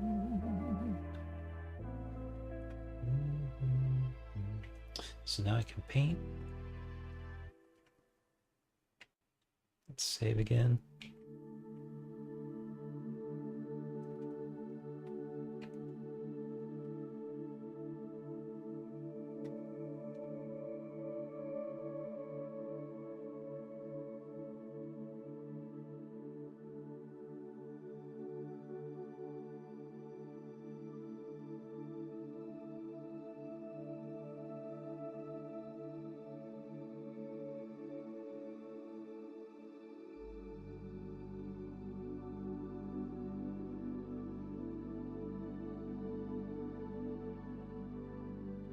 We're ever gonna see this character's eyes, this I shouldn't even say character, it's really a prop.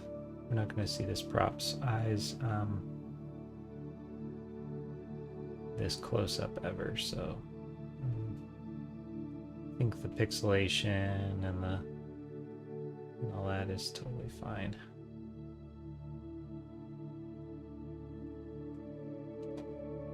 As long as we get a fairly smooth shape, that would be good.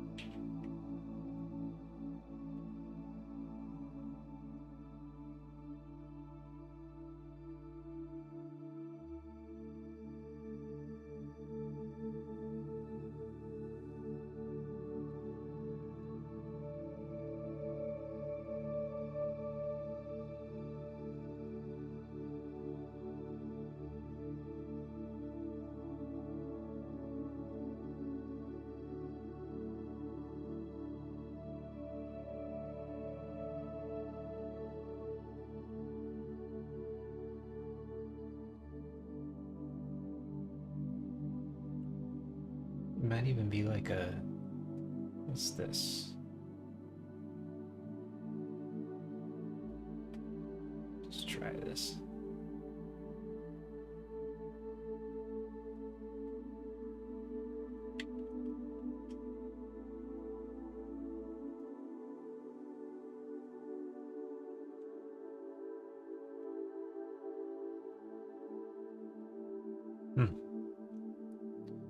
I don't know.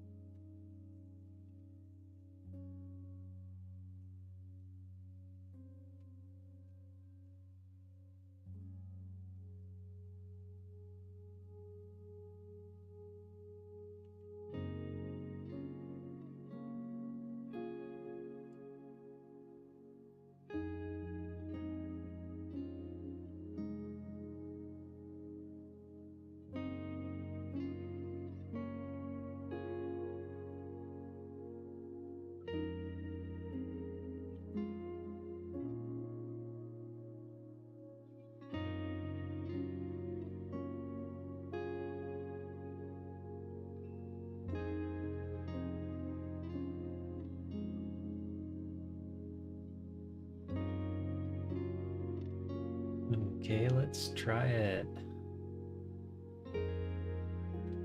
Come back into cycles and see what it looks like for real.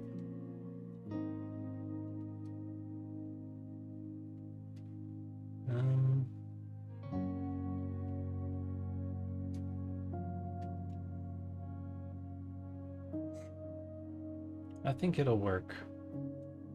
From back here.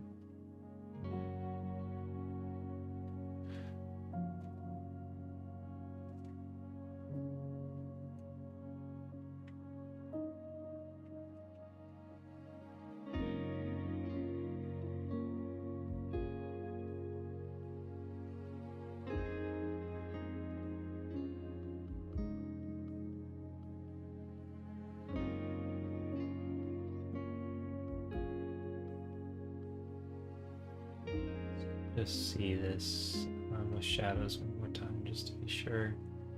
Don't want shadows. Yeah, no, we do not want shadows.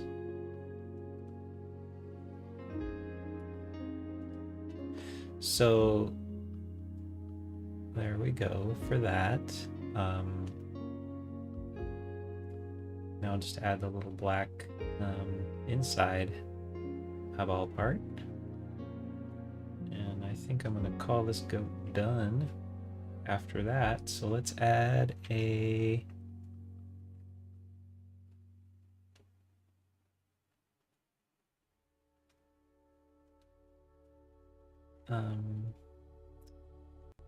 little cylinder.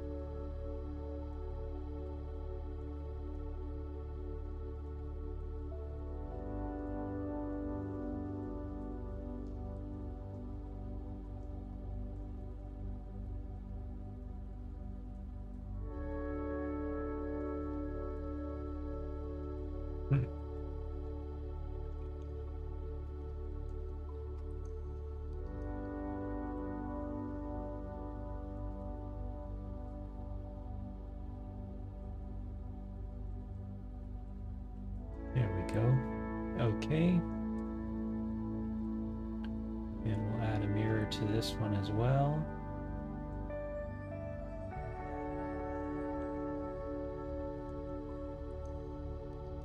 Turn off merge.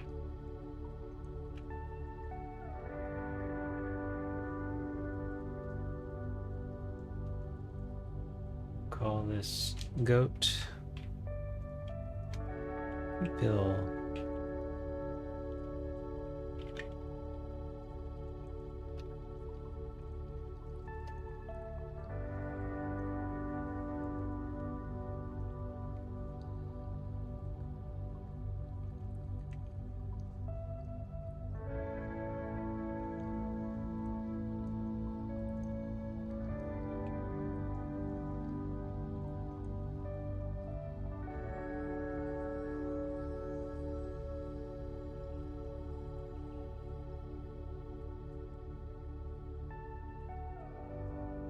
Try to copy this rotation.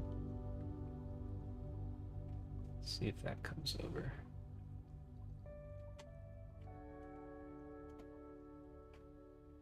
Almost.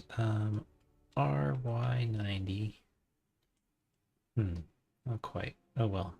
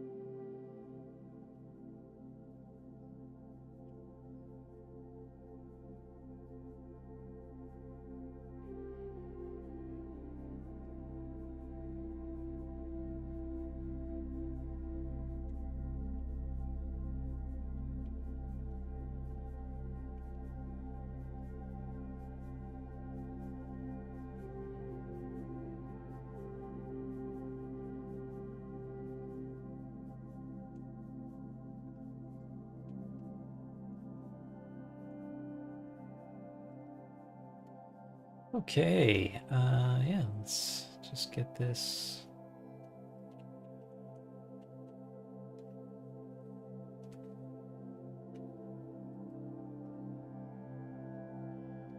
Let's see, that's Z is the depth of it. So if I want to do a scale,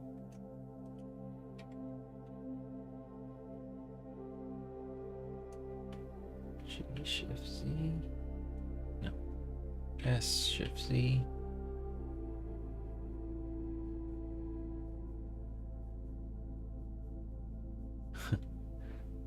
that.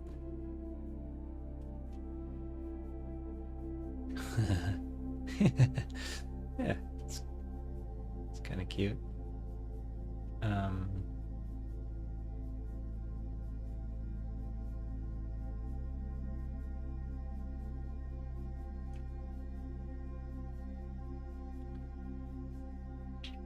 Last thing we can do with this is just add a little bevel. We need to apply the scale.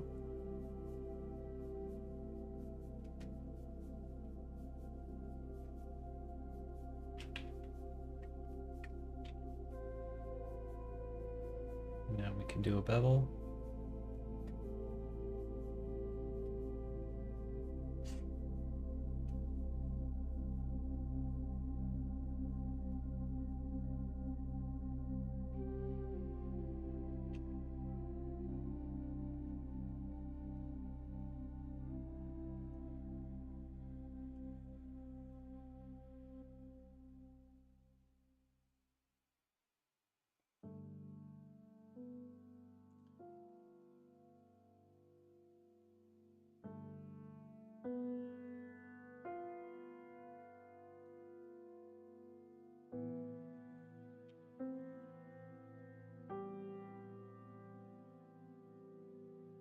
Cool. I think we're pretty much there for our dear little goatee poo.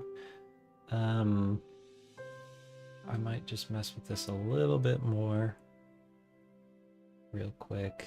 See if I can get this a little smoother.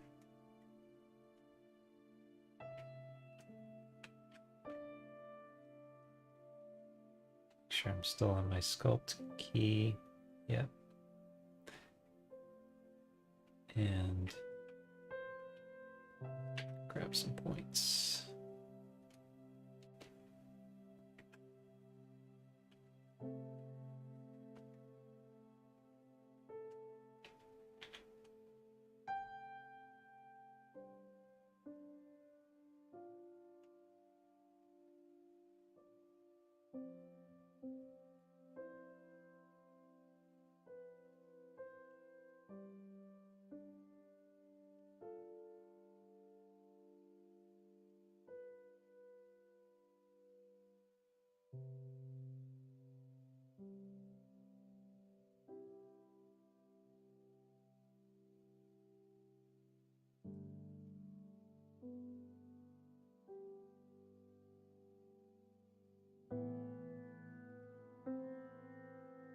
It's very tricky with a shiny surface. You really don't get any cooperation.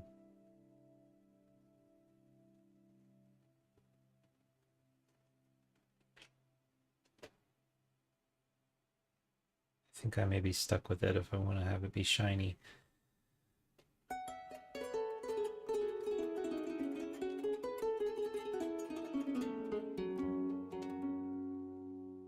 Well, there's our fun little toy goat. So the next thing to do is the handle thing.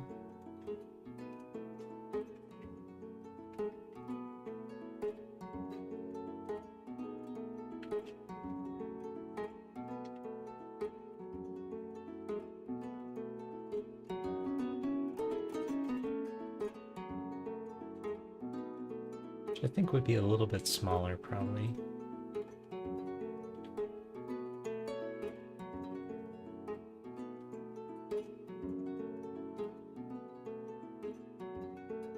Oh, and I forgot. The box goes with it.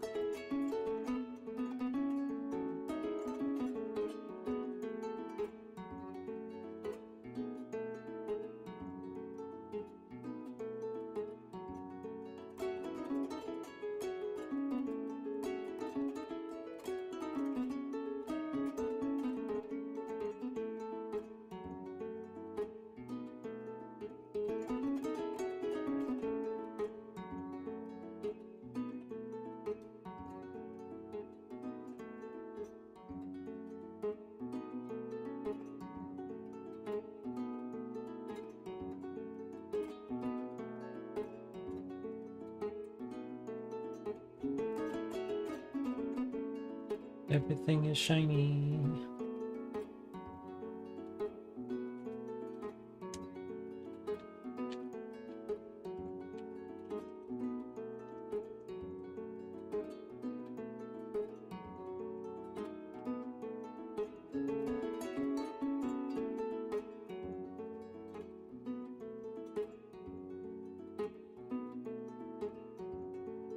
Okay, so that's our kind of our handle joint thing that our character is going to grab, and it's going to connect to the goat.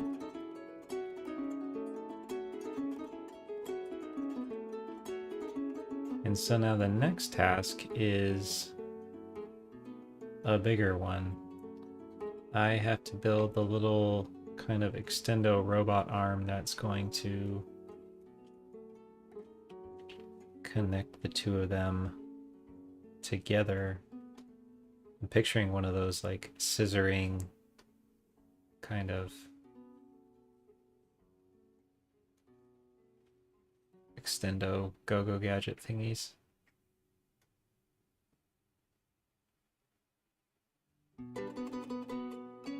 Like little joints here.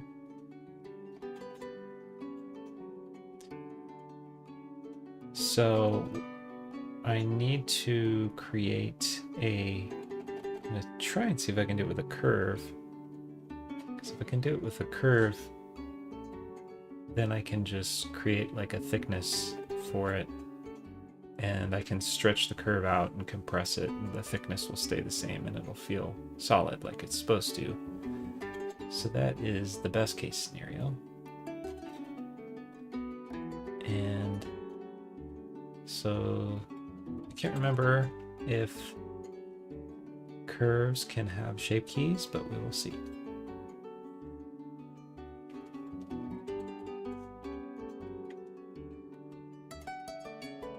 I'm gonna go ahead and save up. This is a good time to save up.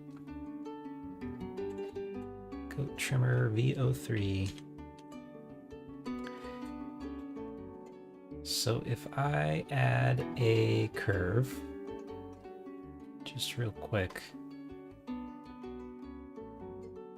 Yeah, no, you can't have shape keys on curves, I'm pretty sure. That's what I thought. It's too bad, because that would be super useful right now. So...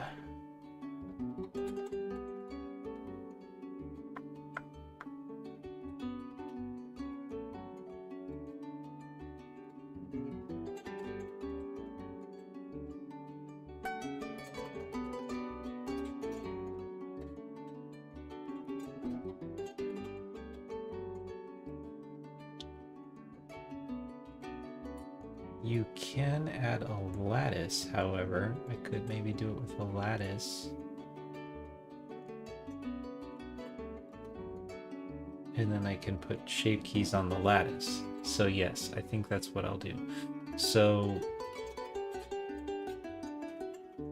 gonna hide all my goat stuff for a minute. Make some new collections.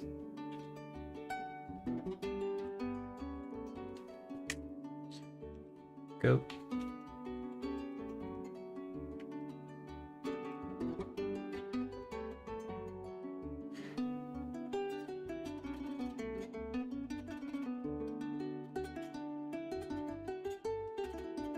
Get rid of this.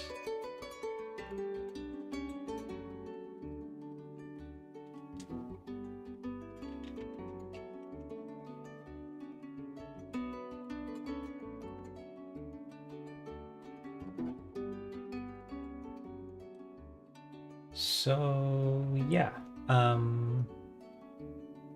have to figure out how to make that curve. I'm going to do it in the side view. I'm going to use the new, there's a new curve making tool, which is in here somewhere. I think if we add a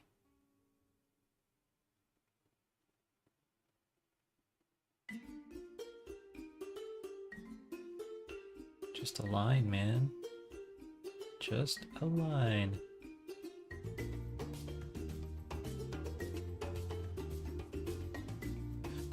I turn on my grid snapping.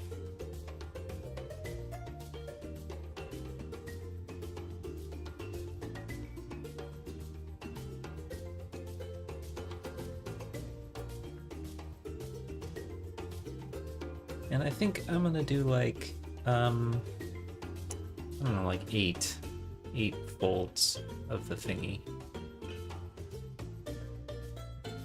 So yeah, they added this curve pen, super nice.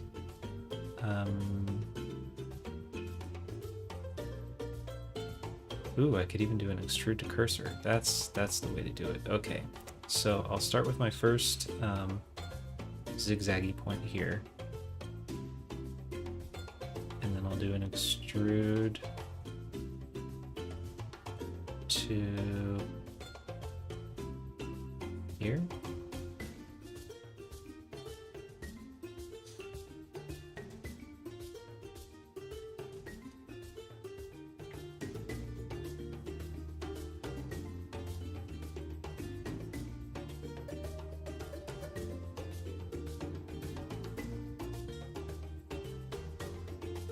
Oh boy.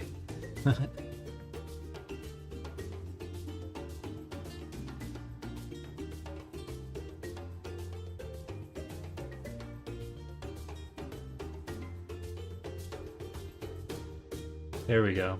All right.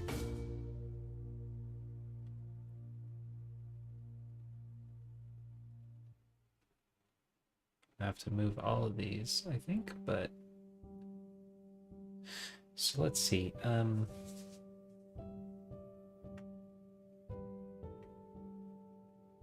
One. So this will be 1 repetition, 2, 3, 4. 1, 2, 3, 4. Yeah. 5, 6. Let's see.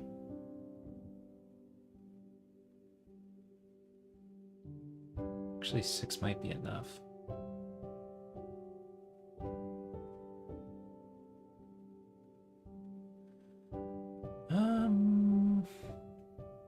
Probably easier to take them away than add them, so I'm going to just go for 8. 7, 8, and yeah, there's our, okay, so there's our first half of our X thingy. And I'm going to tweak all these and put them on the grid points. Not exactly sure. It's the first time I've used this thing, so I don't really know what I'm doing, but I'm just going to put all these right on the point so that we get some precision. We might not need it, but we might need it later, so better to just get everything. Take a second.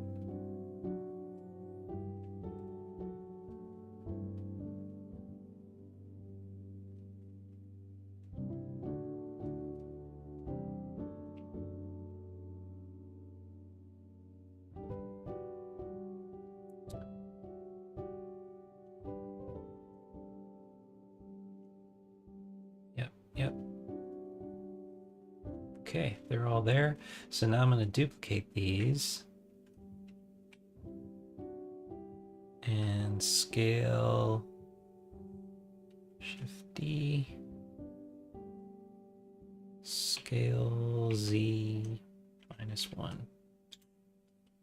And there we go. There's our funny little thingy. That is a lot.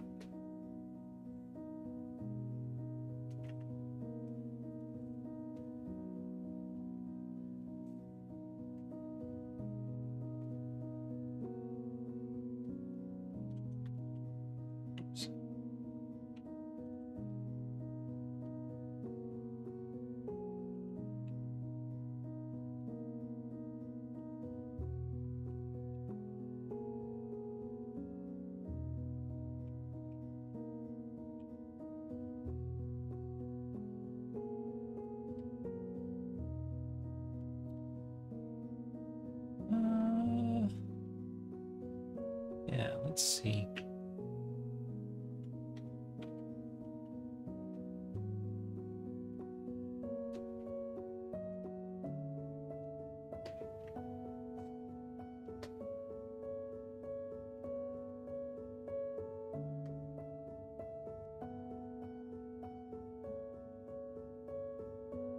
Well,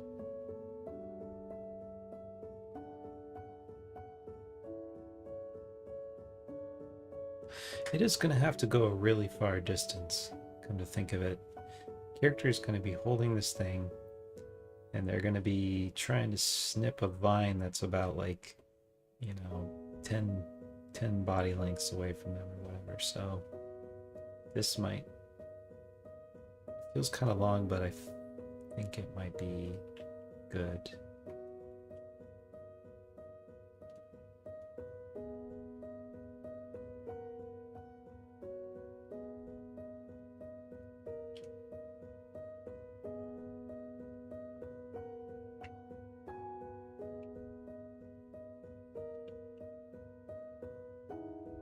Maybe just something like that.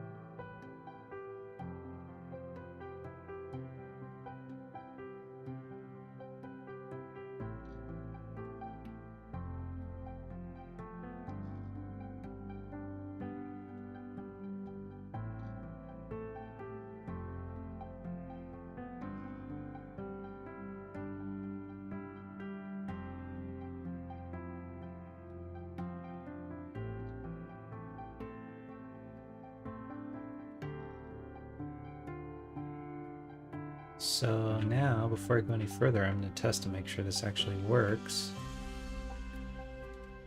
by adding a lattice. So we go in and we add a lattice, and let's get it all centered.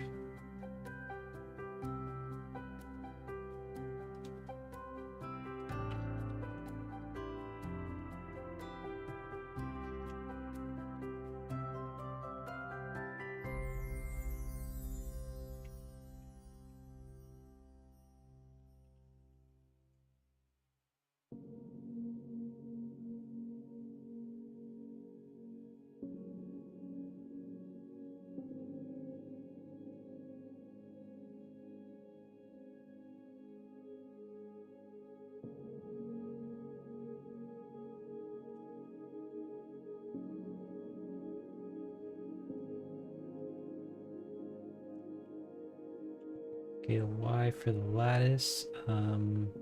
Let's add some subdivisions. So it can kind of be a little bendy, maybe?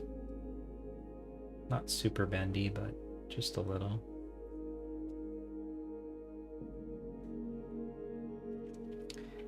And then scale Z. And scale X. And you don't apply the scale on lattices because they don't work that way. So now save, and let's add a lattice deformer to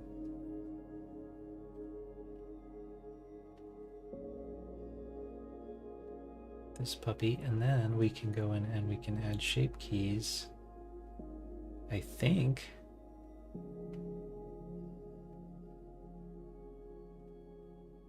No, not shape keys, but what we can do is we can give it an armature, and that'll work.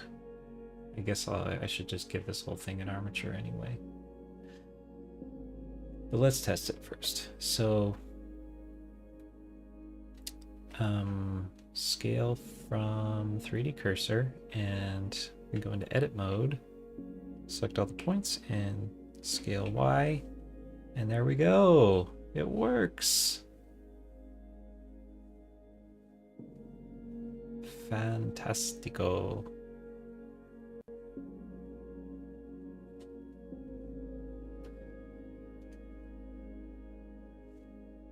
Now the real question is will it maintain the thickness? Because that's really what I'm hoping for. So we'll do object round depth.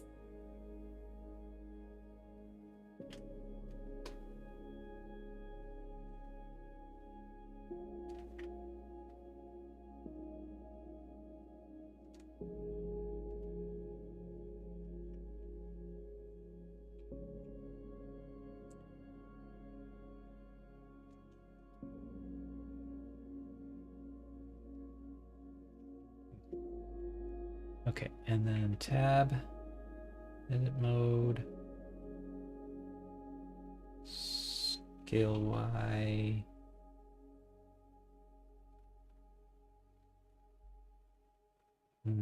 No, it squishes. It squishes.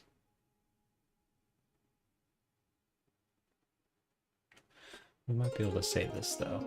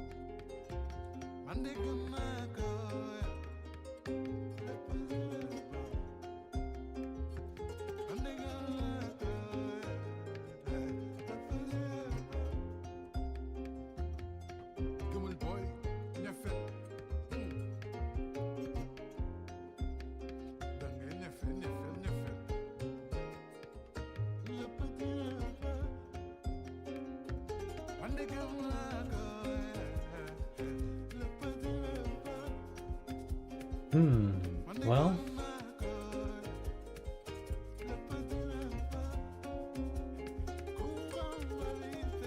I don't think it's gonna work this way, but that's okay, because there's something else we can try. There's always 600 different ways to do things in 3D, so we'll just try the next one.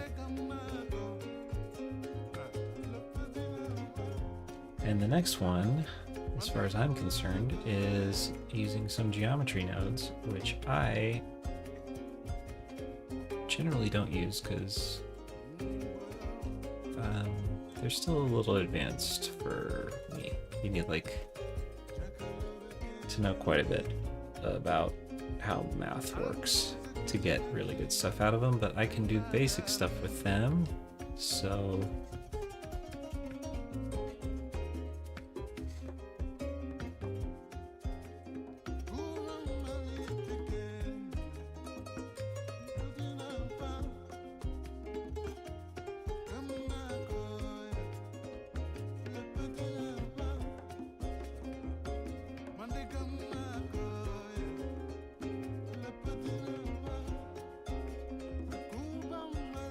I think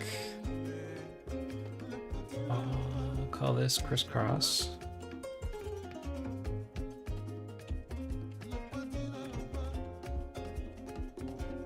And this will be our actual, I'll just call this arm, I guess. So I drop that in there, and we are gonna create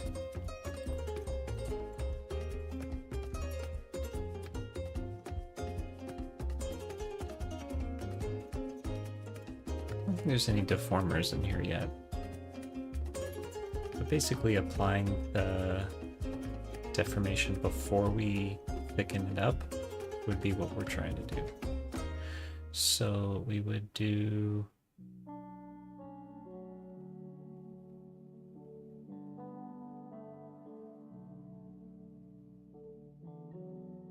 deform curves on surface.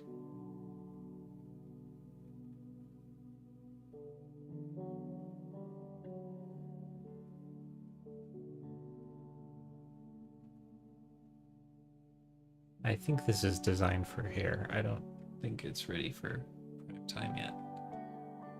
And if it is, I don't know how. So yeah, curve, we're going to add a curve circle. And we are going to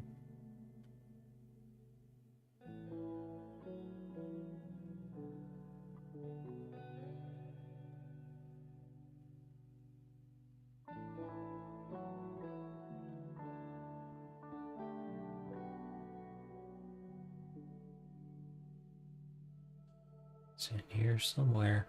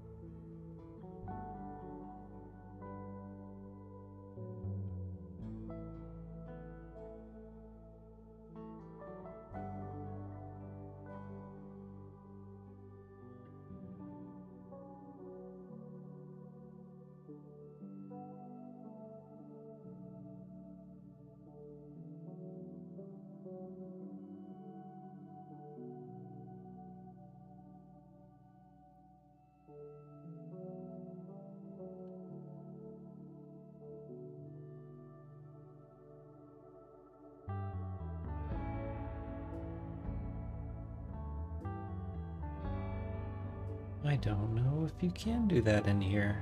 They're always updating geometry nodes and they're always adding new things, and I watch the update videos and sometimes they're talking about stuff that is in the newer version that isn't out yet or still in beta or something. So I may be thinking of something that's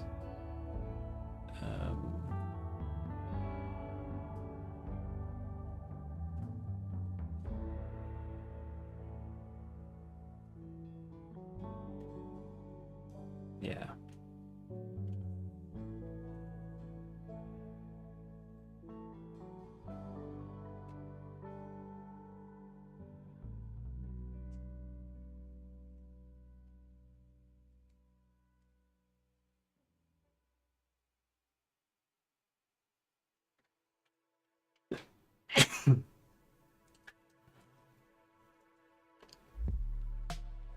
We could see if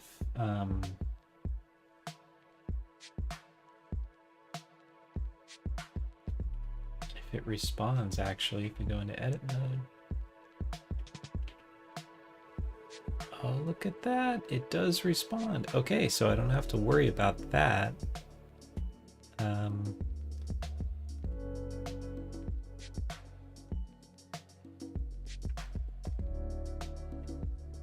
So what I need to do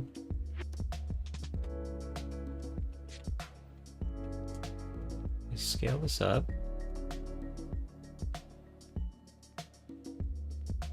Let's make it the same size, which for some reason is 8.2.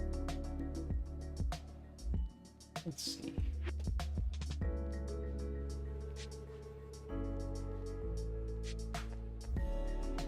Oh, because I didn't apply the scale to the cube.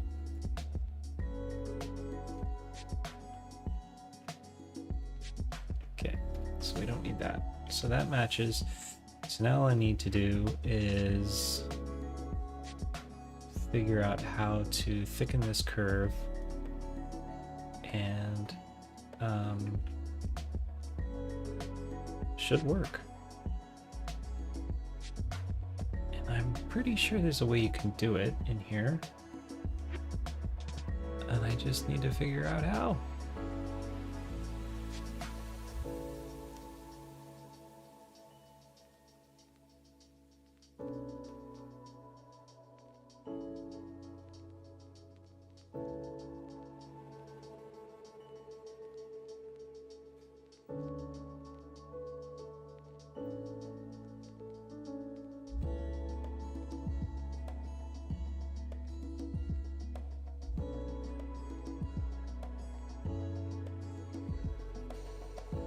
Is it fill curve? No, it is not fill curve.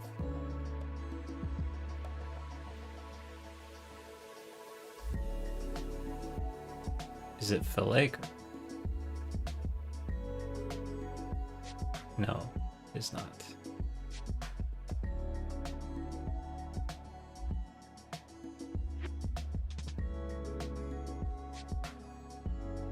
Yes, curve to mesh. There it is. Sweet. So now I just need to make, what's this?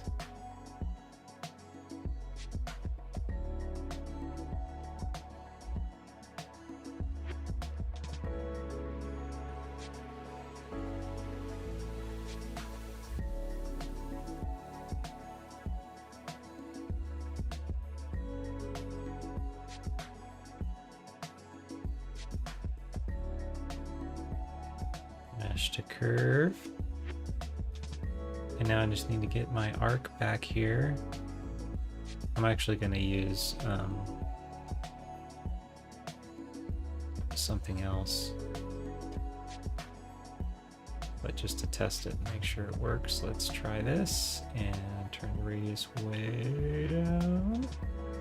Cool, so now we've got the same thing we had before, basically, but what we should have now is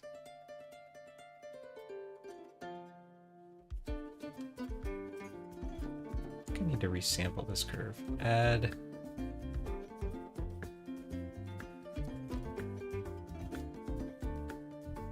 yeah, this will help.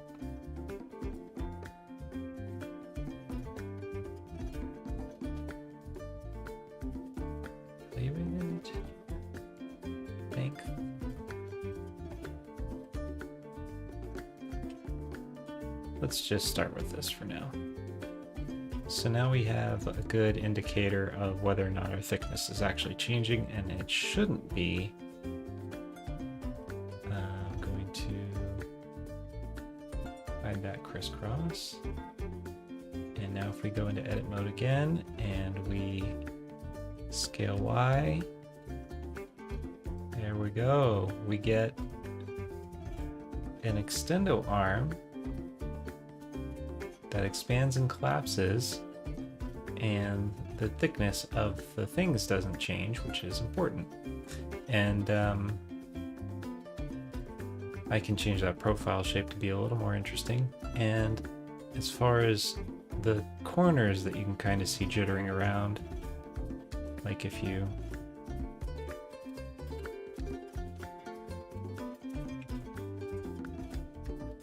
can see the resample is constantly changing, but we might be able to mess with that. And even if we can't, I'm going to put little kind of joint objects on each corner so you wouldn't even see it anyway.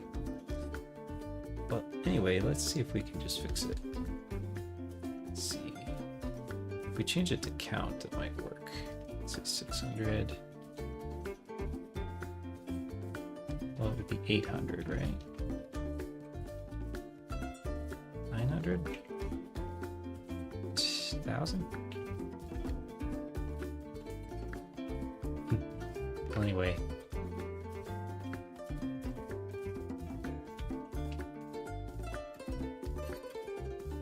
Yeah, that's a lot less jittery. if it matters, which it probably doesn't. And so, good. The next thing I'm gonna want to do is set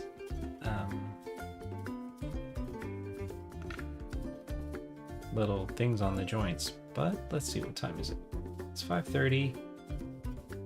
I am ready for my dinner break.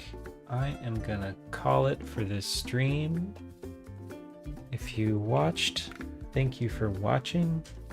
And I might get back on after dinner because I would love to finish this tonight. But I don't know if I will.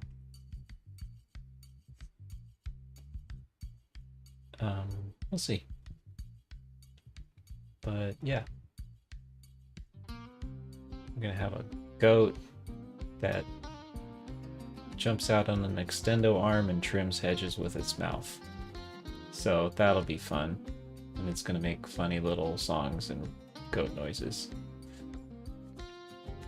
Cool. So yeah.